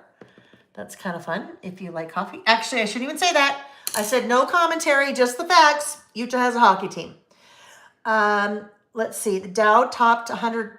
No, excuse me. Dow tops at 40K. So stock market. I'll just say 40K. Then that way I don't have to leave a bunch of room there.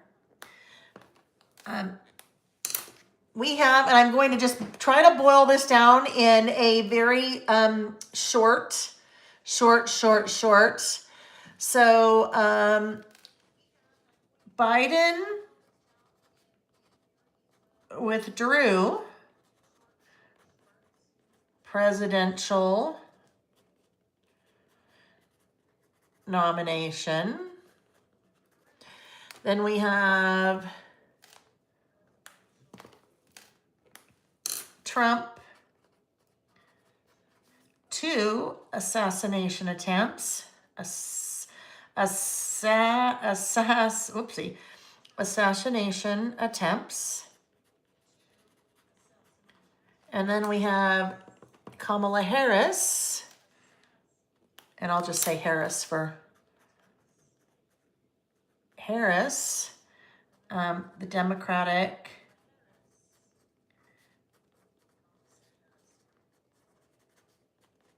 presidential nominee. And then we have Trump elected second non-sequential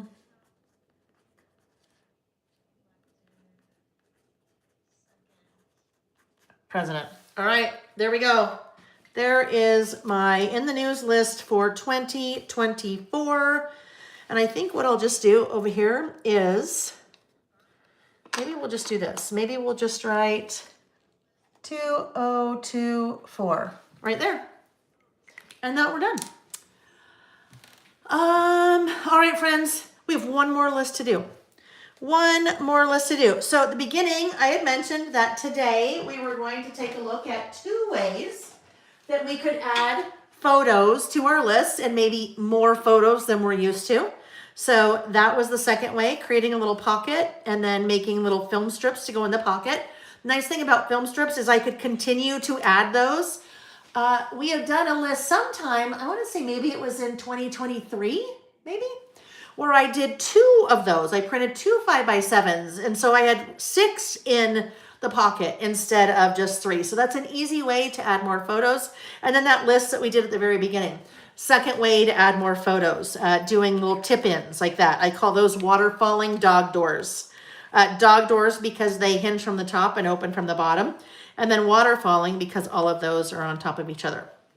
So we have one more list to do, but next week we will do another way. I will show you with a brand new die set how to add more photos to your spreads or to a page in your Traverse notebook. Okay, so let's get this put away and then we will be ready. The next one is, so we're still on track for our list that we are doing to wrap up a year. Over the last couple of weeks, we've done things I did well, which is a really difficult list to do. That is a difficult list for me to do. I am programmed, and when I say programmed, I really mean programmed. I came out that way to focus on things I did not do well. I mean, I could have, run a marathon in a sub 6-minute mile, and I would have found a way to say why I didn't do well doing that, right? That's just kind of how I am. That's kind of my makeup. So trying to put together a list of things that I did well, for me, is a really important exercise because it makes you focus on what you did well. And that, I think, is always a really good thing to do at the end of the year before you start jumping into resolutions or things that you want to focus on, things like that, because Generally, those are things you feel like you did not do well. Okay, so we did that list a couple of weeks ago, things that I did well this year. Last week, we did things I want to forget about last year. This week, we've done kind of two things I want to remember about last year. So your 2024 year in review is kind of a things you want to remember. And even your in the news could be a things that you want to remember, although there's probably a lot of things in there that you may want to forget. Like if you're Karen, you want to forget that the Chiefs won the Super Bowl, because I know Karen does not like that. She's a Broncos fan. So another one that I always like to do to kind of wrap up a new year is things I learned. Things I learned. All right. I feel like my hands have ink all. Well, they do. Things I learned. That is kind of another one that is a little bit difficult for me. What did I learn? I will tell you, in the things I did well list and the things I learned list, it is always a conversation that Nick and I have. In fact, you know what? It just occurred to me. It's always a conversation that Nick and I have about me, because I'm the one asking the question. And the last 2 weeks, in either case, I didn't ask him, what did you learn this year? Or what did you do well this year? So I am going to, when we're done, I'm going to go sit down and ask him that, because that's important. But I bring that up because it's okay to ask other people in your life. If you're having a hard time coming up with, what did I learn? What did I do well? Totally okay. Ask your friends, ask coworkers, ask siblings, ask relatives, ask a spouse or a partner, because sometimes they will help you realize things that maybe you, that maybe you don't, maybe that you aren't realizing about yourself. Okay, so things I learned last year. And I'm not going to put 2024 on there. I just like to do that for my year in review because that's kind of specific to that. So let's get out. I know we are stamping. We are stamping again. We do that a lot. So we're going to use the All the Things stamp set. All the Things stamp set comes out for me, about 6 times a year. It comes out things I'm looking forward to this winter, spring, summer, fall, Christmas. And then it comes out pretty heavy this time of year, towards the end of a year and start of a new year, because it's things I learned, things I want to forget, things I want to remember, things I want to do again, kind of that whole era. So with this, I will be using things I learned this year, and I can kind of build with that stamp set. So when it comes to lists like this, they're not themed, right?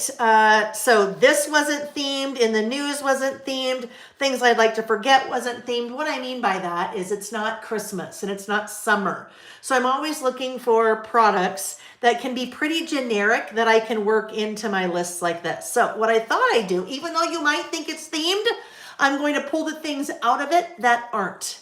And I'm using the Heartstrings collection from Simple Stories. So I pulled out a little bit of washi that I thought I might use. Now that does have a heart on it, but that's okay. I pulled out some of the icons. Now this is what my flat lay was. So you saw all these things in either the blog post or in the email or on social media or whatever it was. So I pulled out some things that were not specific to Valentine's, because Heartstrings is kind of a love themed line, right? Not Valentine's, but more love. So let me just grab these out again.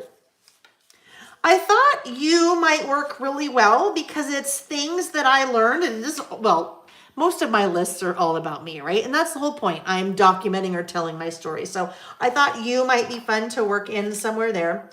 But I'm really kind of staying away from all the hearts, because, if you wanted to use the hearts, you could, but I will use more hearts from that Heartstrings collection later when we get a little bit closer to the love month. But even something like that, right? I had pulled that because I thought that was just really fun and cute and generic. All right, so when it comes to pattern paper, because this list was basically directly on the insert. This side was directly on the insert, that side wasn't. So I'm going to pull in pattern paper now for this one. So I need There's a piece I know I didn't pull out because I didn't use it in the flat lay, but that guy. So if I am thinking I might use this somewhere, nice little accent. All right, so we could use that. And then we're kind of all about the pink today, aren't we? Because we used the pink in our 2024. All right, let's look at, I think we probably need something really neutral for the other side. Maybe like, well, let's look.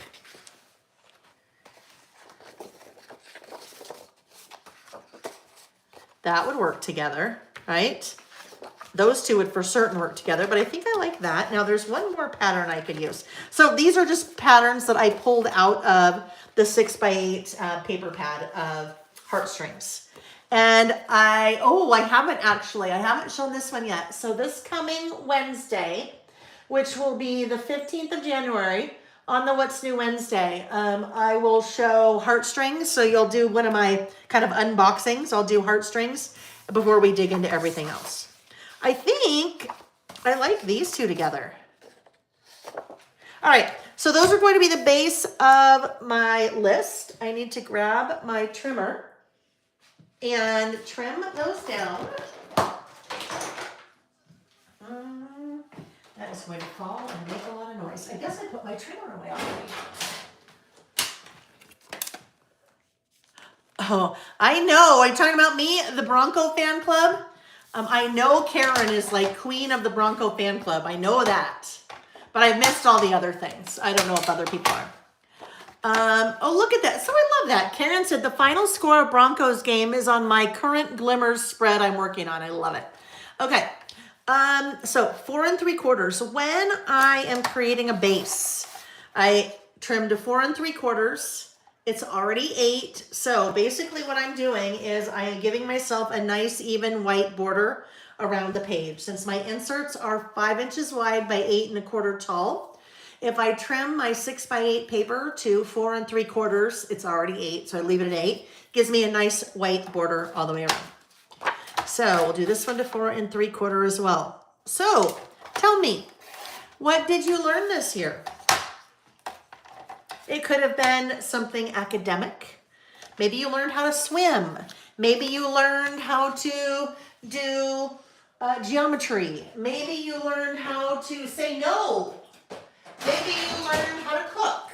Maybe you learned how to make your own travel arrangements. I don't know. So there's lots of different things. There's a lot of different ways that you could approach this list in terms of things that you've learned. And I've kind of done it from a couple of different perspectives. So we'll see what those are when we get there. But I'm curious. What did you learn? What did you learn? I think we will do it this way. So I am going to work off the page. When I say off the page, I'm going to do this. I will create my lists on these pieces, and then I will adhere those into my, I thought that was upside down.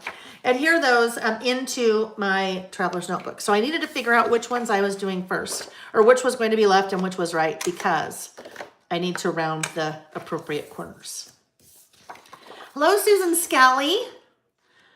Nice to see you. Are you keeping warm and dry in Atlanta? Let's see. Zen Girl said, I learned I do need to list so I can remember what happened. I love that. Karen said, I learned that I have loved the same guy every day for 40 years. Oh, Karen, what a love story you have. I love that. And it's just neat that it's just kind of now you're full circle, right? That's so cool. I love it. Dina said she learned to tip in waterfall pictures in her journal. A crafty thing. That's awesome. Anyone else? Tell me what else you learned. I know, we learned more things. But sometimes you might not want to say what you learned. And it's okay. You know, maybe you could say, maybe you gave up smoking and you say, I learned that smoking is bad for me. And really, you probably knew it was all along. But now maybe something happened this last year that made you go, oh my goodness, I learned that.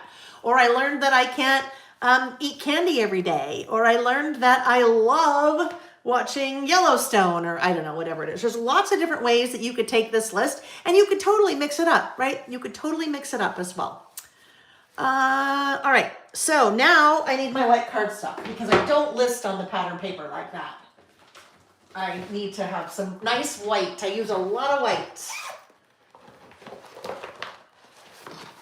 All right, so here we go. White cardstock. This is a Neenah Bright White Smooth.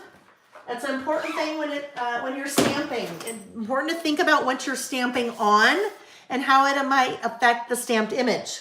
So if you were stamping on a very porous cardstock, it's going to really soak up a lot of the ink, and it may look different than if you're stamping on a really thin piece of cardstock. If you're stamping on a textured cardstock versus smooth, all different things. Nothing is right or wrong. You know, I always say you do you. Nothing is right or wrong, but it's sometimes just good to know what you're getting. So I am always stamping on a Neenah Bright White. That I buy by the ream, lots of reams at a time from Amazon, like 500 sheets at a time. And if you don't want to buy anything that big, then I also have it broken down on the website to like 10 sheets or 20 sheets or something like that. All right, so let's see where we want this to be. We'll just make a little mark here. About there and about there. It's funny, whenever I do this, it always ends up being the same measurement. I eyeball it the same way every time. All right. Dina asked what line this is. This is the Simple Stories Heartstrings.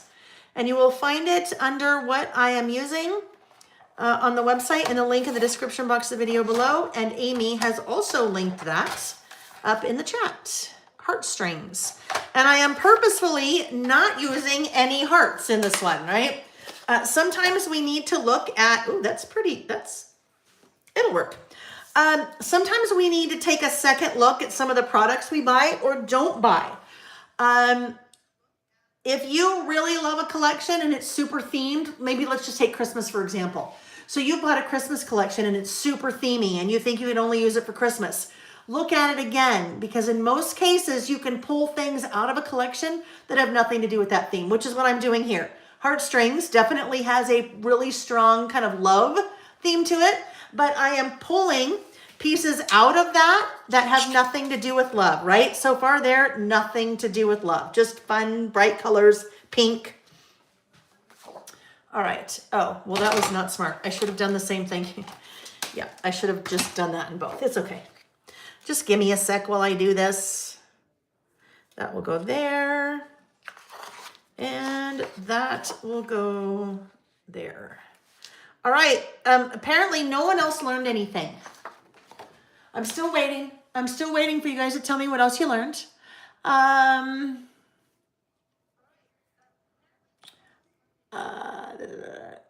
Carrie, I'm going to read what Carrie said. Life is short. Oh, this is what she learned. Yes. Life is short. Take the photos. Your kids won't care about your extra flab or double chin. Tell the story. Your kids and grandkids will treasure this more than you know. Be unapologetically you. I love that you learned that, Carrie, and that you shared that with us. Thank you. Marilee said, I learned that taking time off for your mental health is necessary. Should have done it years ago. You know, it's interesting, isn't it? The older, at least for me, the older that I get, the wiser I become. At least I think I'm getting wiser. I don't know.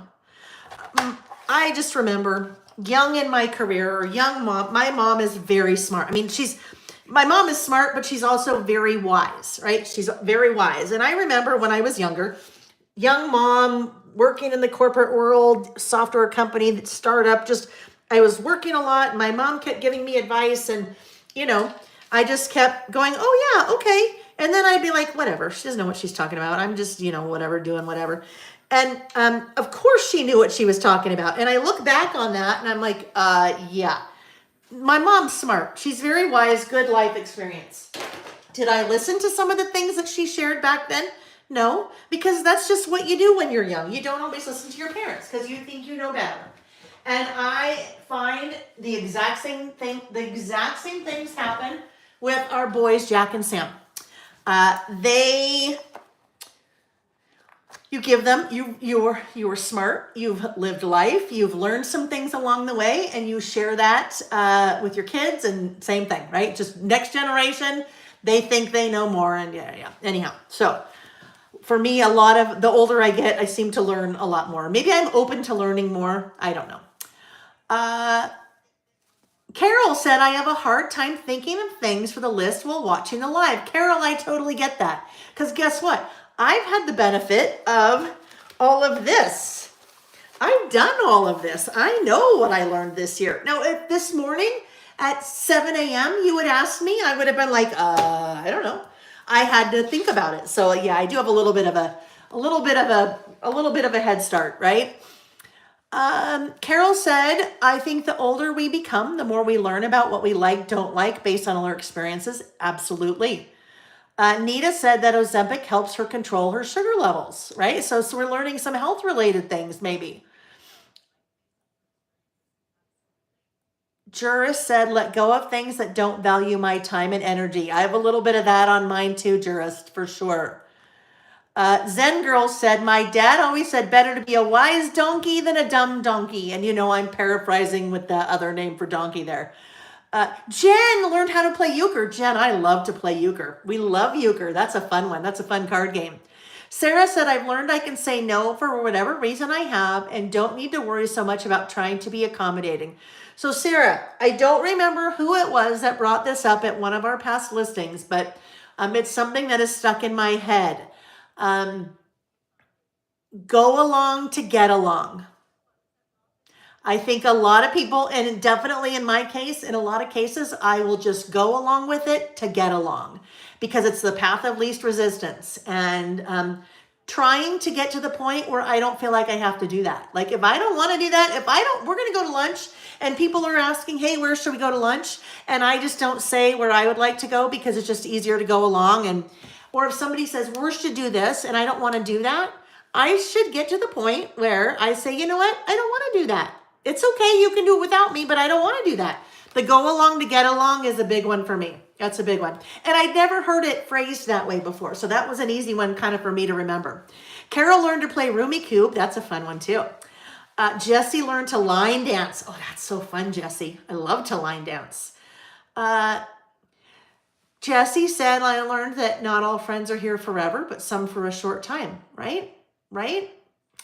Miss Waddell said, I learned I don't have to finish everything I start. If I'm not enjoying it, don't keep going, right? That's a rule follower. Like, how many times have you started to read a book or watch a movie and you're like, I don't want to read this anymore. And then you're like, well, I guess I should finish it.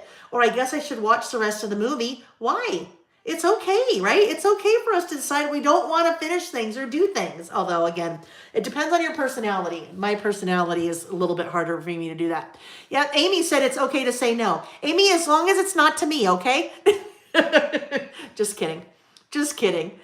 Oh, golly. Let's see.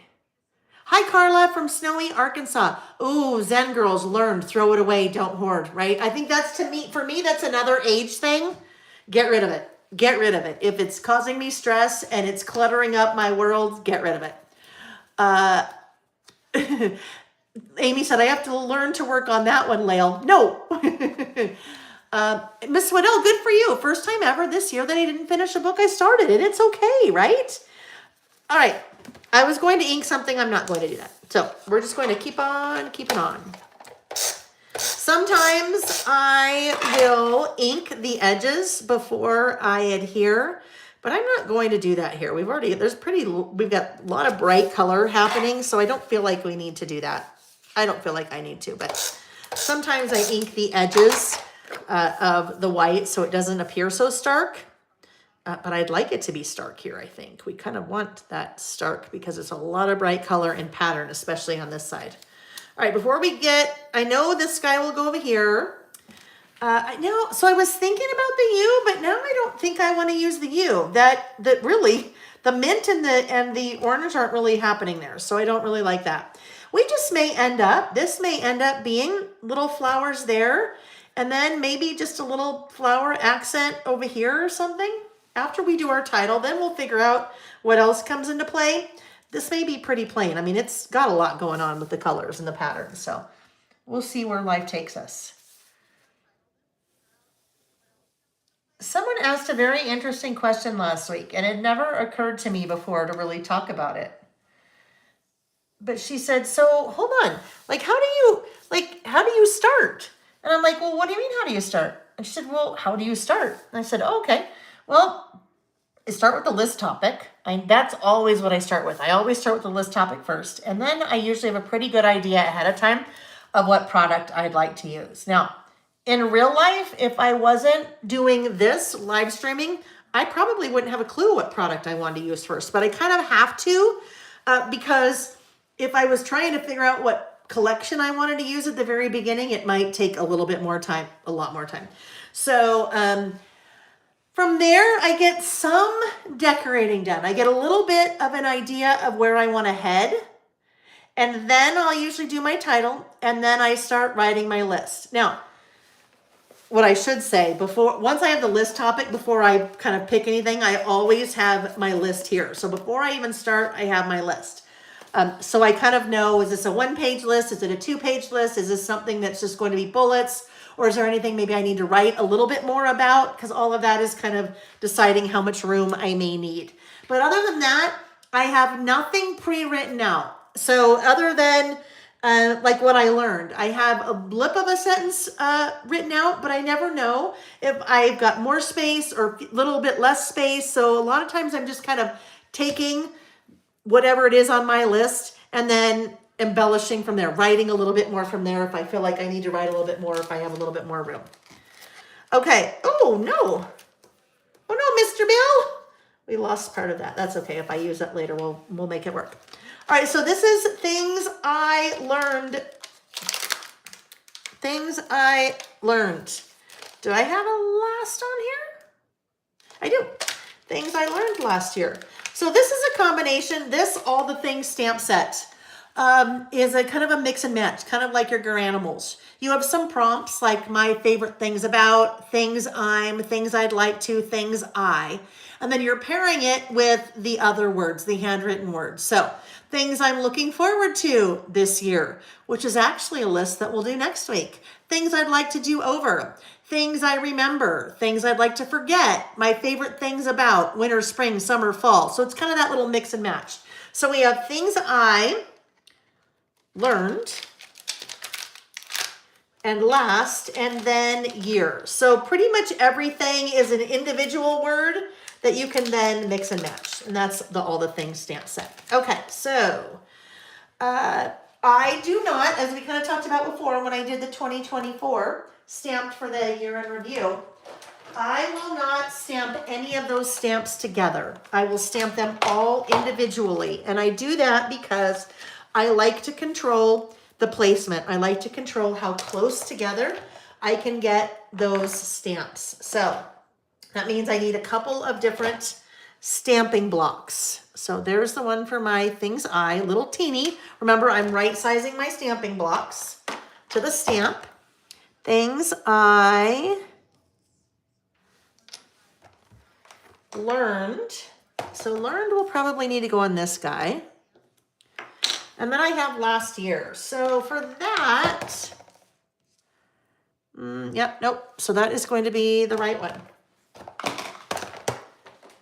Okay, now I for sure want to test this ahead of time because I might even double check to see when I've used this before, how I laid it out. So I'm just going to look at beginning and end. Things I learned. So interesting. I did this a little bit different. Things I learned 2022. Maybe I do that instead. Instead of saying the things I learned last year, maybe we like that better.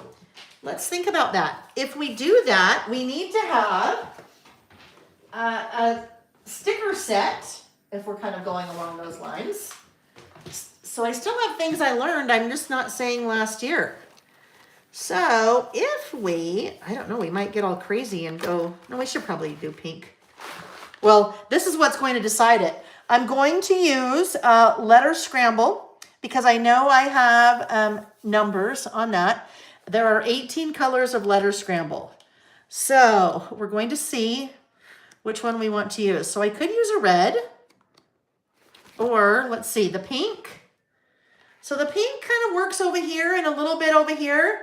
I think we'll go with the pink. So this one is called Peep. There are 18 colors, so these are Bella Boulevard. These are linked in the what I'm using. They're cardstock stickers. They come in single sheets, individual colors, and then also they come in a bundle of all 16, and then you get a discount when you buy all the colors. All right, so 2024. I am going to grab my ruler. I am lining my stickers up along that horizontal line on my ruler. That is going to make sure they're straight. So that is one of the reasons why I am using the ruler. There is another reason that I'll show you in a minute. 2024.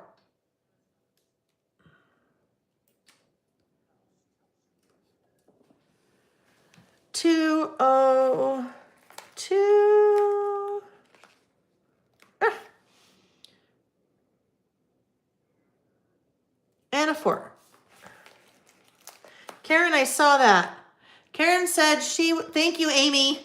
Thank you, Amy. Karen said she would love a set of numbers vertically on one stamp for listing. Basically, what that would do would be you would have a list of like, the numbers would be maybe like 1 through 10. And it'd be one single stamp all along the left edge. Well, you know what I mean. You'd put it like all over here, 1 through 10. And then if you didn't want to use 7, 8, 9, and 10, you just mask those off and only stamp the top one. So we'll look at something like that, Karen. All right. So this is 2024. If we are doing things I learned, so as we're trying to figure out where this will go. So if learned goes right here and things I goes above it, that looks like a pretty good spot. And actually I love the way that 4 is going to tuck right in where that D is. So we'll move that off. Having my stickers on the ruler, I can do this. Now I'm gonna have to just move that back again really quick because I wanna make sure I knew where that was. Having that, there we go, means I can decide exactly where I want that to go. It could go down here, it could go over here. If I'm trying to get it centered, then if I have it on that ruler, I can move it around. And once I figure out exactly where it needs to go, I press down on those stickers and pull that out. Any alpha stickers you're using, it's a good idea to really press down on them to make sure they're going to stick for you, okay? So, and it's any alpha stickers that you're using. They're good, they're there. So now we have learned, we'll go right there, and then things I will go on top of it. So now, if we want all of that to somewhat look the same, we are going to find an ink color that looks the same. So we'll get our little swatch out again. Uh-oh. Oh, here we go. And see what color that is. And if we can't match it, then we will go with some kind of black. Picked Raspberry looks pretty darn close, doesn't it? Picked Raspberry, Kitsch Flamingo.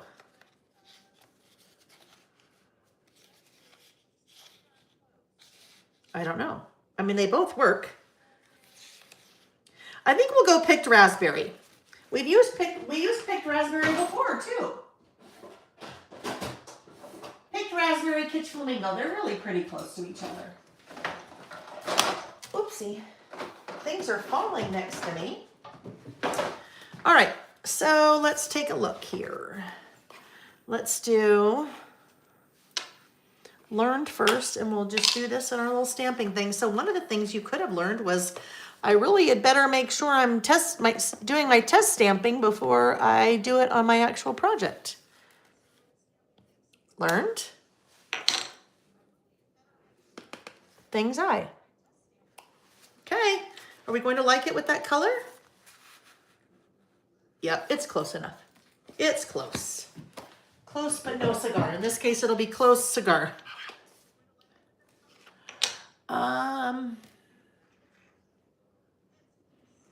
Tina, let's see what Tina said. Does anyone else find that when using the ruler trick, the part of the sticker that was on the ruler doesn't stick well to the paper? I barely put them on the ruler and they want to peel up. And then let's see. Amy said, wait, somebody else said, I think Amy said, make sure your ruler's clean, but I don't have that problem, Tina. So, clean your ruler because maybe it has too much sticky on it from doing other things.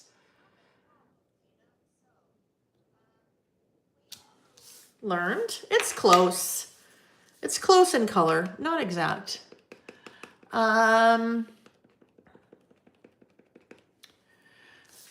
Oh, now I love it what you guys are saying because everyone's building on Karen's request for a lined numbered stamp set.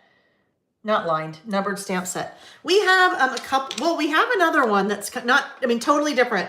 Totally different. Allison, if you're here, if you're listening, it's coming. It's coming in March, my friend. A numbered stamp set. But Sarah's right. It could be with different fonts. I love it. I think that's a great idea. It's a really fun idea that I think we can implement. You know, you guys, you can always give up suggestions. Always ask for things. I may have learned to say no. We may not be able to do it, or I might be like, oh yeah, that's a good idea, but I don't think we'll do that. But you can always ask, right? But when I was saying before, I don't know if I finished my thought, that happens quite often, that most of my stamps, well, all of my products really are based on a need, right? So something like this, we probably did for the first year, all of this kind of things I learned, things I'm looking forward to. And I went, well, geez, you know what? Wouldn't it be nice if we had a stamp set that kind of helped prompt that for us? So, yeah. And the nice thing too is I hope that you'll find that when you are buying my stamps that we use them, like we continue to use them. It's pretty rare. There are a few that we have kind of retired, but not too many, not too many. Things I learned 2024. All right, here we go. What did we learn? Well, we learned lots of things, right? I think I would like to do this. Maybe a little bit more under here, so it's just barely here. Like that. Now let's do a double line. I don't know why I've been doing double lines today, but sometimes because there's so much writing, it's just nice to have a little bit of a visual separator. Okay, so we know this is going here. Now, in this collection, in Heartstrings, Simple Stories did not do a sticker book. Okay, there is no sticker book, which means pretty much everything that I am working with as I'm pulling, looking to pull in different little icons and things are all going to be die cuts. So, I don't know, something like that could go right there. I mean, this could be super simple, right? It could be as simple as something, there's a little thing there and then here, and I probably didn't pull out too many little small guys. So let me look at one more thing. Let me pull those guys back out again. And see the floral bits.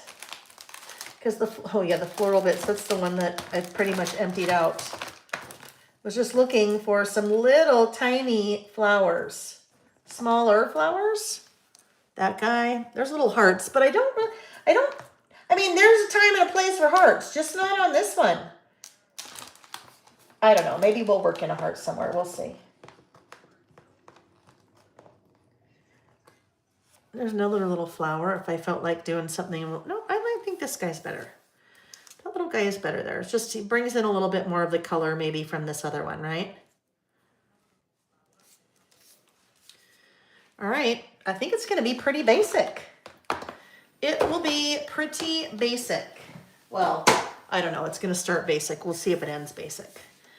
All right. Let's grab where is my little... Oh, here it is. My little glue pen.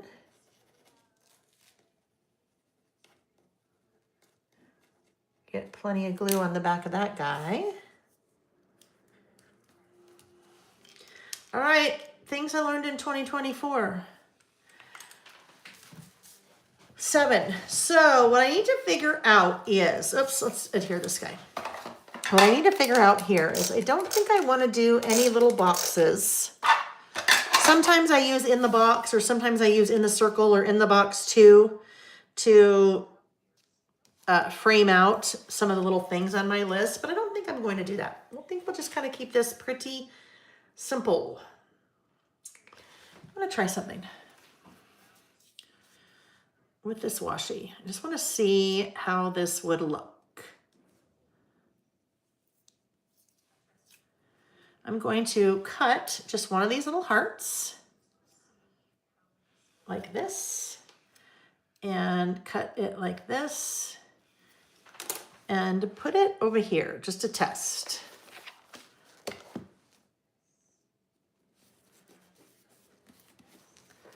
So if I wanted to use it there, I think let me just try it on here and then I'll pull it back up.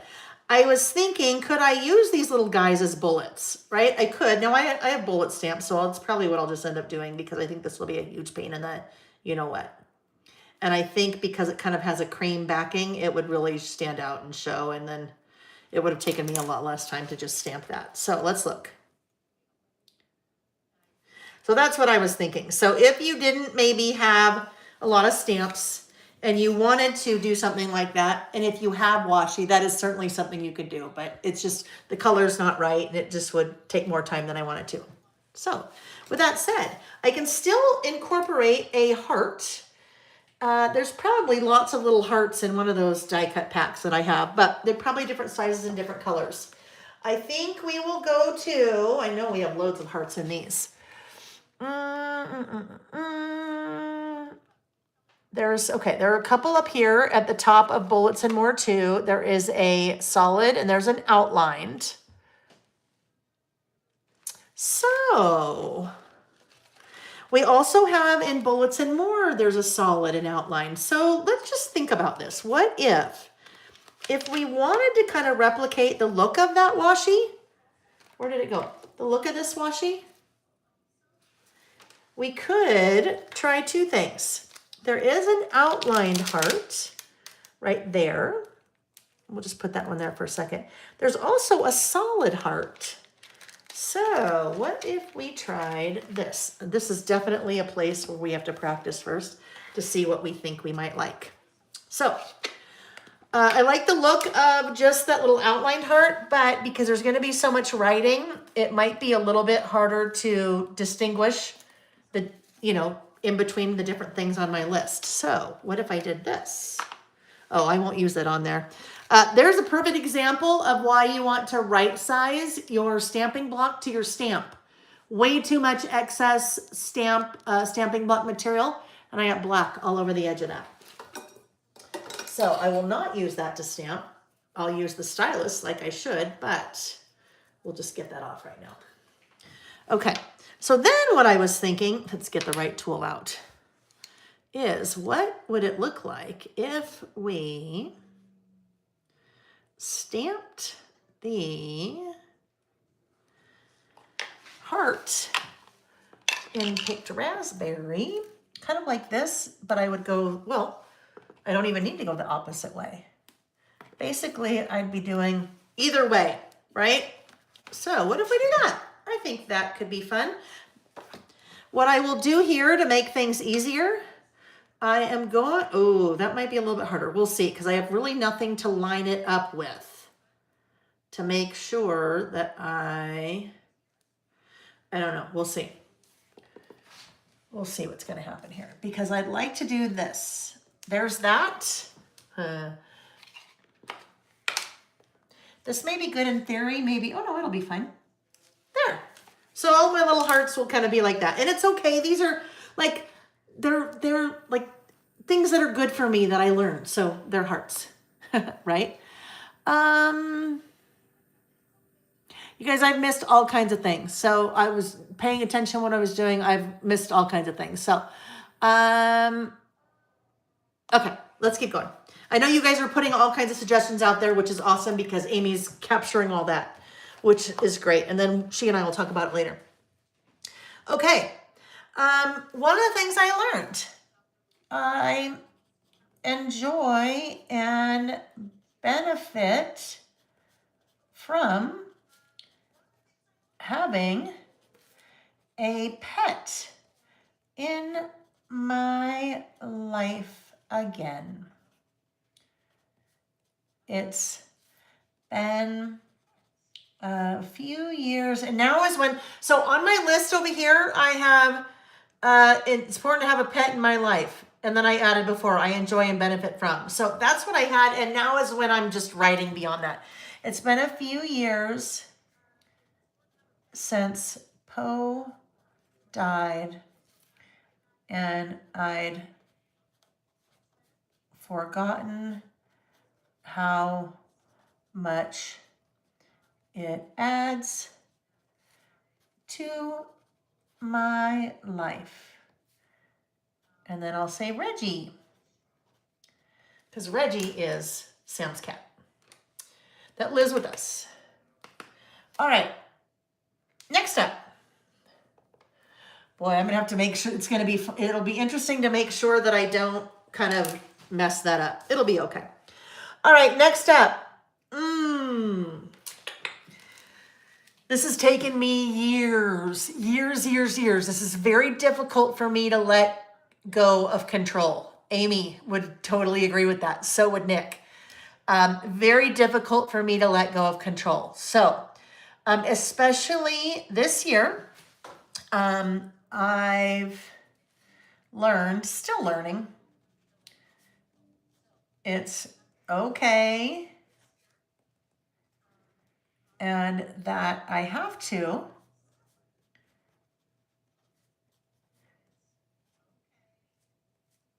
delegate, even though someone may/will do it differently than I would. That's okay and worth it. It's very difficult for me to give up control, especially when it comes to my business. But I have to let other people do the things that I need them to do. And if they do it differently than me, it's not a bad thing, right? It is not a bad thing. It's just different, not good or bad, just different. And if I want to have a life and I want to continue to grow my business, that's critical that I delegate, because I'm not good at that. But I learned that. I've known that for years, but when I say learned, I'm probably incorporating that more than I ever have in my life. Let's see. Oh, okay. This is an interesting one. This is one that I won't get a lot into because it's a long story. But this year I learned, and this was very recent, like in December. Let's see. To let go of anger and hard feelings that I didn't even know I was holding onto or experiencing. Amy, I gotta remind me to tell you about that. It goes along with the lines of the conversation that you and I had about Mike in the Barnes and Noble. All right. That's another one, right? To let go. It is hard to let go. You gotta listen to Elsa. Let it go. CK Art said, did she use the in the box die for the white paper over the pink on both pages? No. CK, I cut the white paper and then I just used my Sharpie to outline it. All right, next up. Here's another one. It's okay to distance myself from people and relationships that drain my energy. Taking a step back to reassess is an important step I am learning to take. It didn't happen this year, but this has happened to me in the past. Have you ever had to, and I'm not going to say fire a friend, but we used to use this in the software world a lot. Sometimes you have to fire a customer. Sometimes you have a customer that is so unhappy and is so dead set on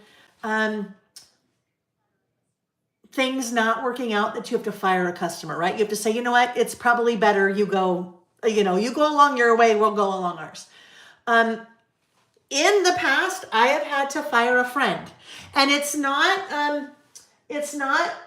where you had that conversation. It was just more of maybe stepping back and not reaching out and not doing things with that person because they just suck the life out of you, right?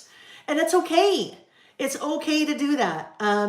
It's just sometimes some friendships are really hard, or maybe acquaintances that sometimes are just easier to just put a little distance in between and maybe not do as much with that person as you did in the past. That for me is again a continual one, but and I'm a person, I feel like I have to do all the things. If you invite me to go with you, I feel like I have to go whether I want to or not. I feel like I should. And so that kind of thing is really hard for me to say, no, you know what? It's okay. No, we're just going to hang out tonight at home. We don't want to, we're good. Thanks for the invite, but we're in for the night, or, whatever it is. But so that's another thing I learned. All this is not like I have this all tied up with a nice bow and I'm perfect. All of this is still growing and learning, and, at least for me. Another one, worrying about things that might happen.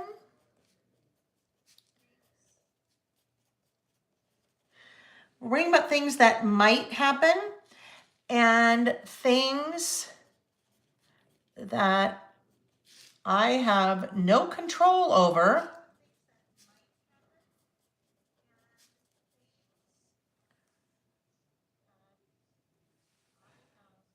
No control over sense. What did I mean there? Over something. Oh, I know. Serves zero purpose and causes undue stress.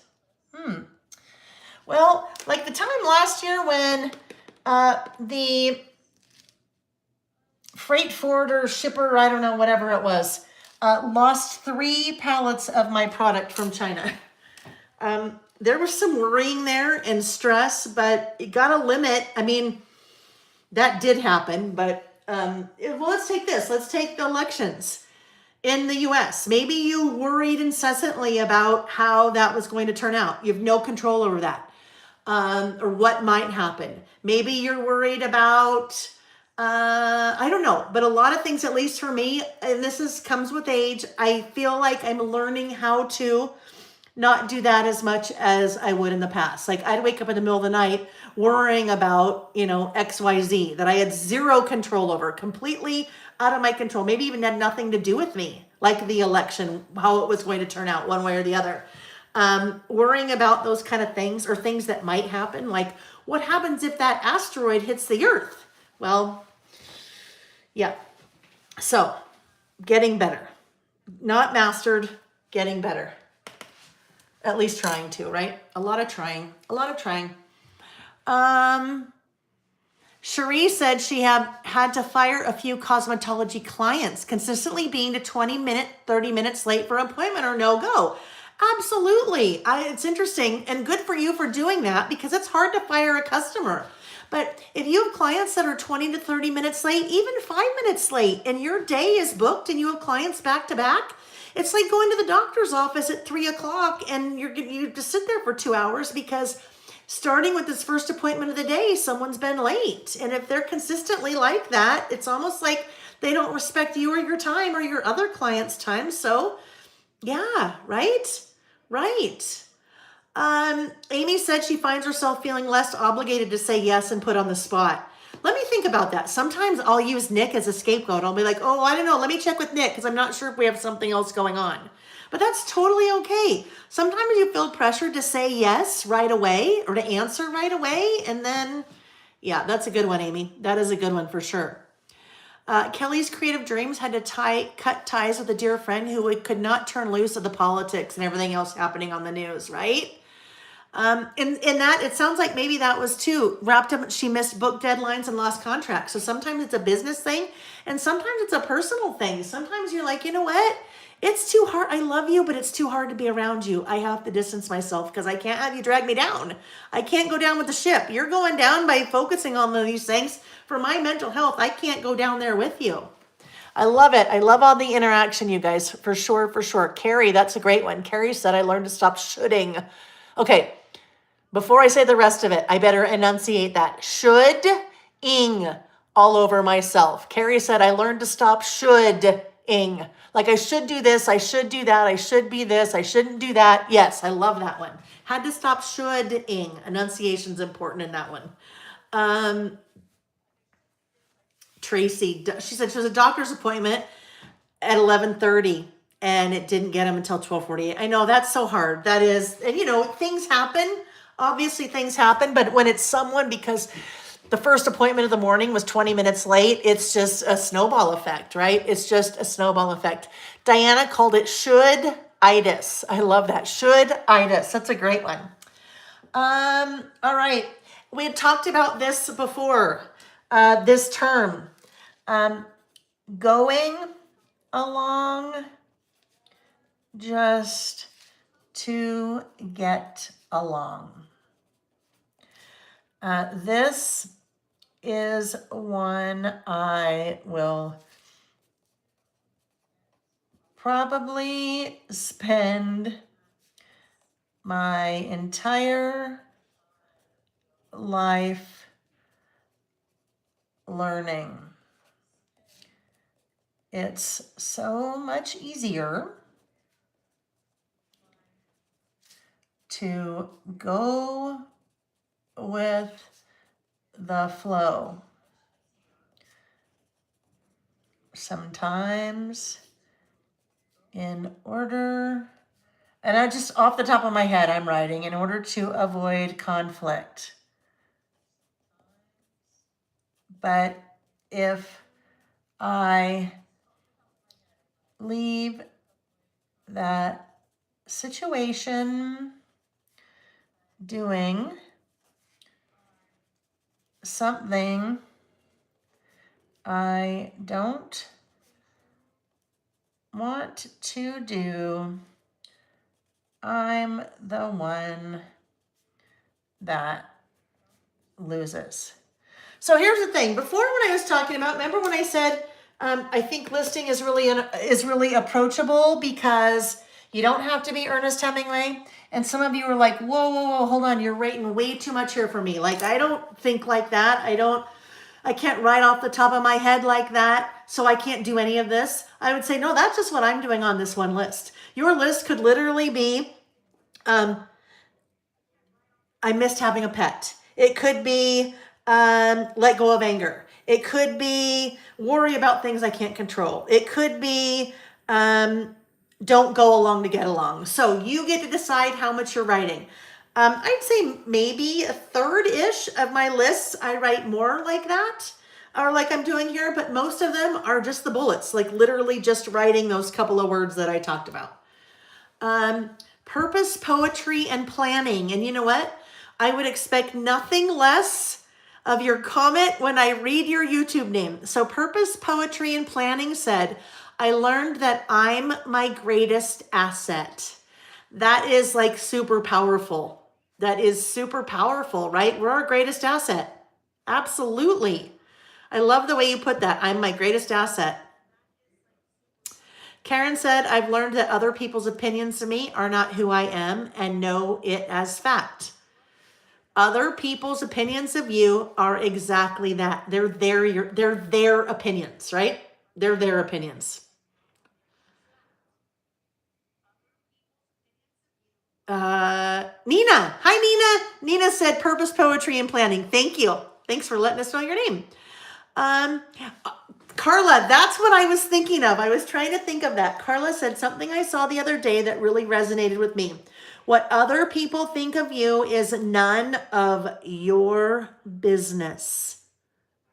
What other people think of you is none of your business, right? We try not to care about what other people think of us.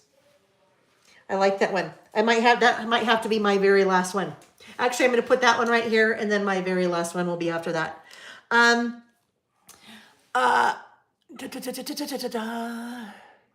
What other people think of me is none of my business. All right. Have you guys heard? Do you know who Mel Robbins is? Mel Robbins. She is an author. She's a speaker. She has a podcast. I have followed her for years. She wrote a book last year, tail end of last year-ish, called Let Them. Let Them. And it has taken the world by storm. Look at Carol Kay. Yep, she's got it. It's called Let Them. I bought that book. I have since bought that book for 3 of my girlfriends. It is actually, you'll get a kick out of this, it is on my habit tracker for January as something that I am trying to focus on. Let Them. I just got to show you.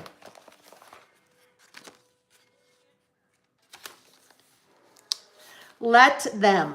Done that twice so far this month, but basically kind of goes along with that. Just let them.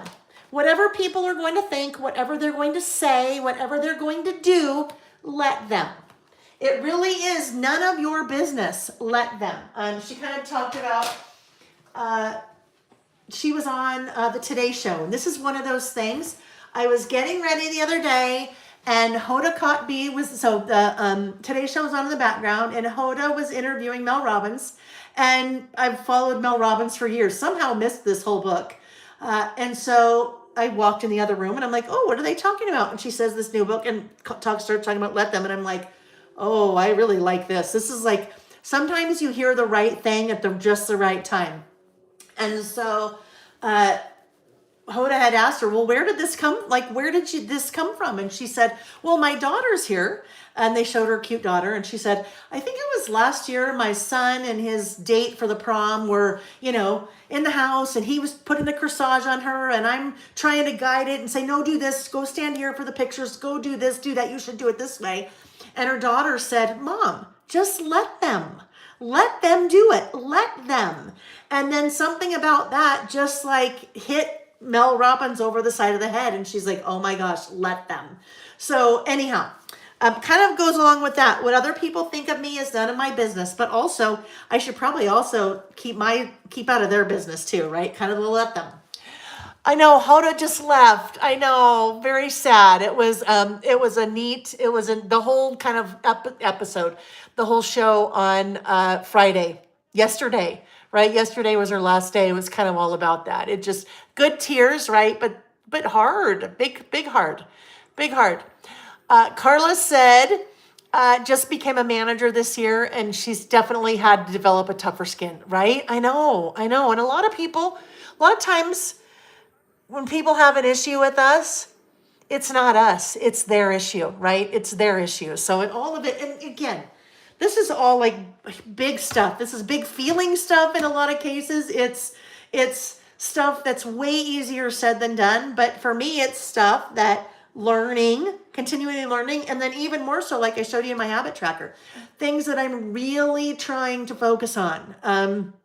There's been a person that's been saying some things about me that have been very hurtful, and I have very much twice this month taken the let them and try to just say, you know what, let them, leave it and just let them, because I can't change opinions and this whole thing. What they think about me is none of my business until then they say it to me, and then I'm not okay with it. But anyway, let them. You can tell that one I'm still working on.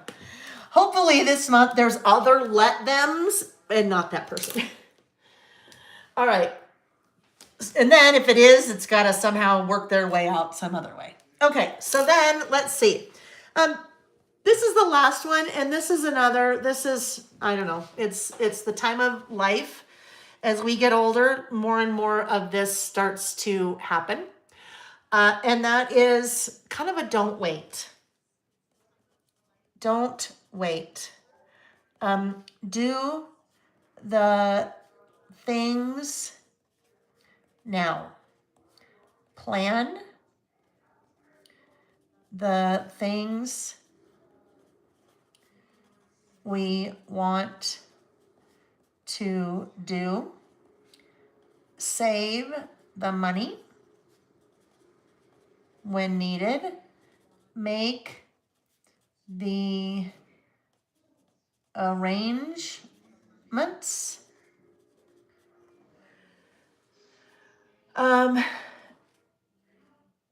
And do the things.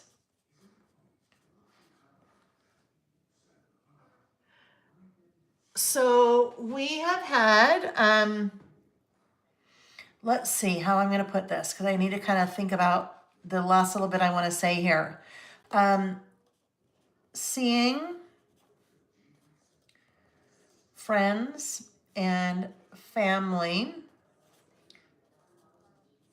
struggle with serious illness this year really puts that into perspective. Don't wait. All right, don't wait. You don't know when you'll be sick. You don't know when you may become very ill. You don't know when you might pass away. You don't know so many things. So figure out what you want to do. Figure out how to make it happen. Figure out when, and do it, right? Even if it's 5 years from now and you put $1 away every week so you can do what it is that you want to do 5 years from now. Don't say someday, because sometimes that someday might not come. All right. So I have a little bit of space here. That was the last thing on my list. I have a little bit of space here. I am going to add what I always have when I have a little bit of space. I am going to add a word strip sticker. So let's look for a word strip sticker that might be suitable for this list. Small talk is the one. Small talk is what I use most of the time. Live your dream with passion. I mean, that could certainly work here. Leave a little sparkle wherever you go. That could work. I mean, so many things could work on here. We are fearless, independent, and original. Throw kindness around like confetti. So many things. So it's really just whatever I decide. Now, I could do white. I think I'll do white. I could do white or black because they're the same stickers in black. This is just from the Small Talk from Tim Holtz. Love with all your heart. Live. Here we go. Live every day with intention. Now, someone had said, and I don't remember the person, but she said, I'm my biggest asset. So you know what could work with that? Be in love with your life, right? That could kind of go a little bit hand in hand with that. Anyhow, lots of good ones. Lots of good ones in here. This one just said too, I just saw, give out what you most want to come back. I saw something similar to that several times this week. So it's kind of resonated since I saw it a number of times. I'm just going to add a little bit of extra adhesive on this just to give it a little bit of extra stick. That said, do the thing for someone that you'd like to do for everyone, right? So do the thing for someone that you'd like to do for everyone. That's another really good one. Like if you are looking at what's happened in Los Angeles with all the fires and you wish that you could give, money to everyone to help or save all the dogs or, whatever it is, then do something for someone or something that you wish you could do for everyone. All right, friends, that is our last list. I am going to put this into my insert now, and we will do kind of our little wrap up, and then we will go about our day. So as I'm doing that, there is another giveaway. So we did one live giveaway that was for the 2025 Year in Review Project Kit. That was a live giveaway that 111 Renee's won. And then there is the same giveaway as an after party. After party giveaway takes place on the video when it's over in the comments. So not in the chat, but in the comments on the video when it's over. And you have between as soon as the video is over and next Saturday when we are listing again, right before we start, I will pick one random lucky winner from the comments left on the video after it's over to win another 2025 Year in Review Project Kit. All right, I am going to, yes, Scrapped NH, we're still here. We're wrapping it up right now. Let's see. Karen is working on a list of things I would love to do in 2025, and your explanation is the reason for my list. A bucket list, right? A bucket list. And a bucket list could be big things. It could be small things. You know what? It's been a while, maybe, since we've done a bucket list. Maybe we need to do another bucket list in 2025. All right. I am going to, ooh, that's going to make it dark. Rotate the camera. Oh, Antoinette, what a lovely thing for you to say. Burp. Antoinette said, I just love your outlook and the way you articulate your thoughts and then putting your words to paper. Thank you. That is so special. That just, a lot of times, and I can write all these things that I've learned and I can write all these things that I say that I'm better at, but still, some words hurt, right? Sometimes we say, I don't want to give any credence or any credibility to what somebody says, but it still gets in here. So when somebody says something very nice like that, Antoinette, just thank you. That means a lot, and I appreciate that you said that. I try to be real. I hope you guys know that. I am basically what you see is what you get. None of this could be rehearsed. I promise you. If you've ever tried to just talk on the fly, for 4 hours or 3 hours or 2 hours, none of it could be rehearsed. So it very much comes from the heart, and it's who I am. So I hope you guys know that.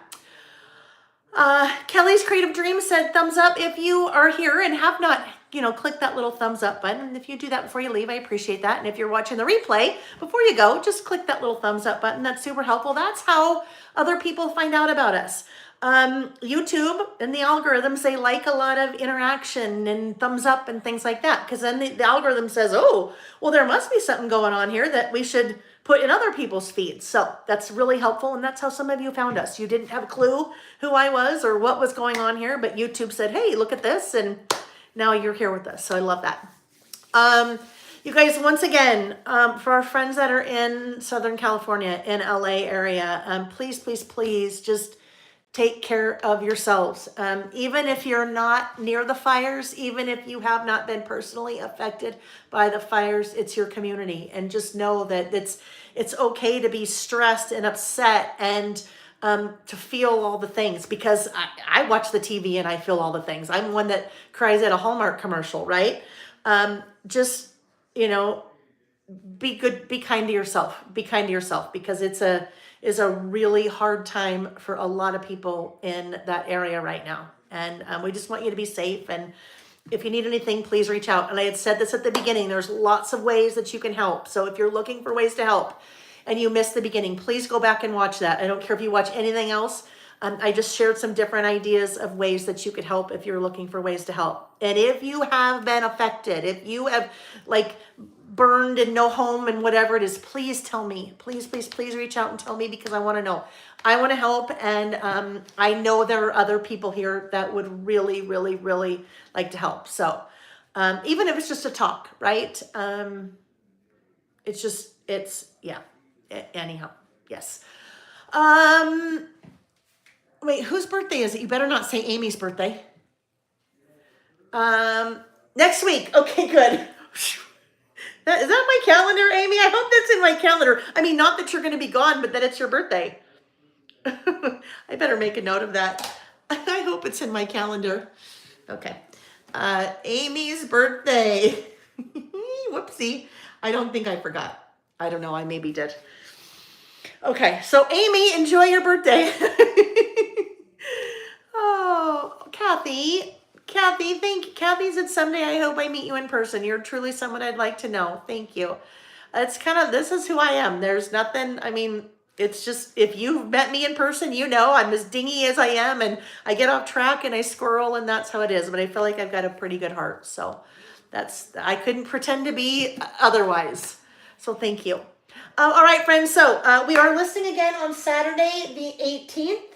And then we're not listing the weekend after that. The weekend after that, I'll be out of town on the weekend of the 25th of January. And then I need to completely redo the schedule for February because now I'm out of town quite a bit. I think I'm only home 10 days out of the month. So got to figure out our listing in there and some other things. If you missed it, this coming Wednesday, the 15th, lots of things happening. The January Stamp and Die release. 2 new craft storage pouches are releasing that are here. The 2025 year in review project kit starts shipping on the 15th. It'll probably take through the 24th, just with all the orders and orders that'll keep coming in, especially with the Stamp and Die release. So just know that's what's going on next week. Next Wednesday, the 15th, I'll do a What's New Wednesday and show you all those new fun things. So lots of fun to look forward to.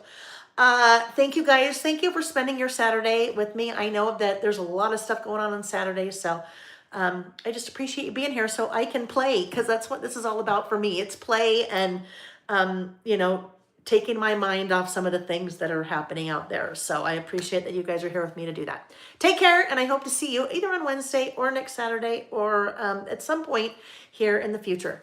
Thanks for watching, guys. Bye-bye.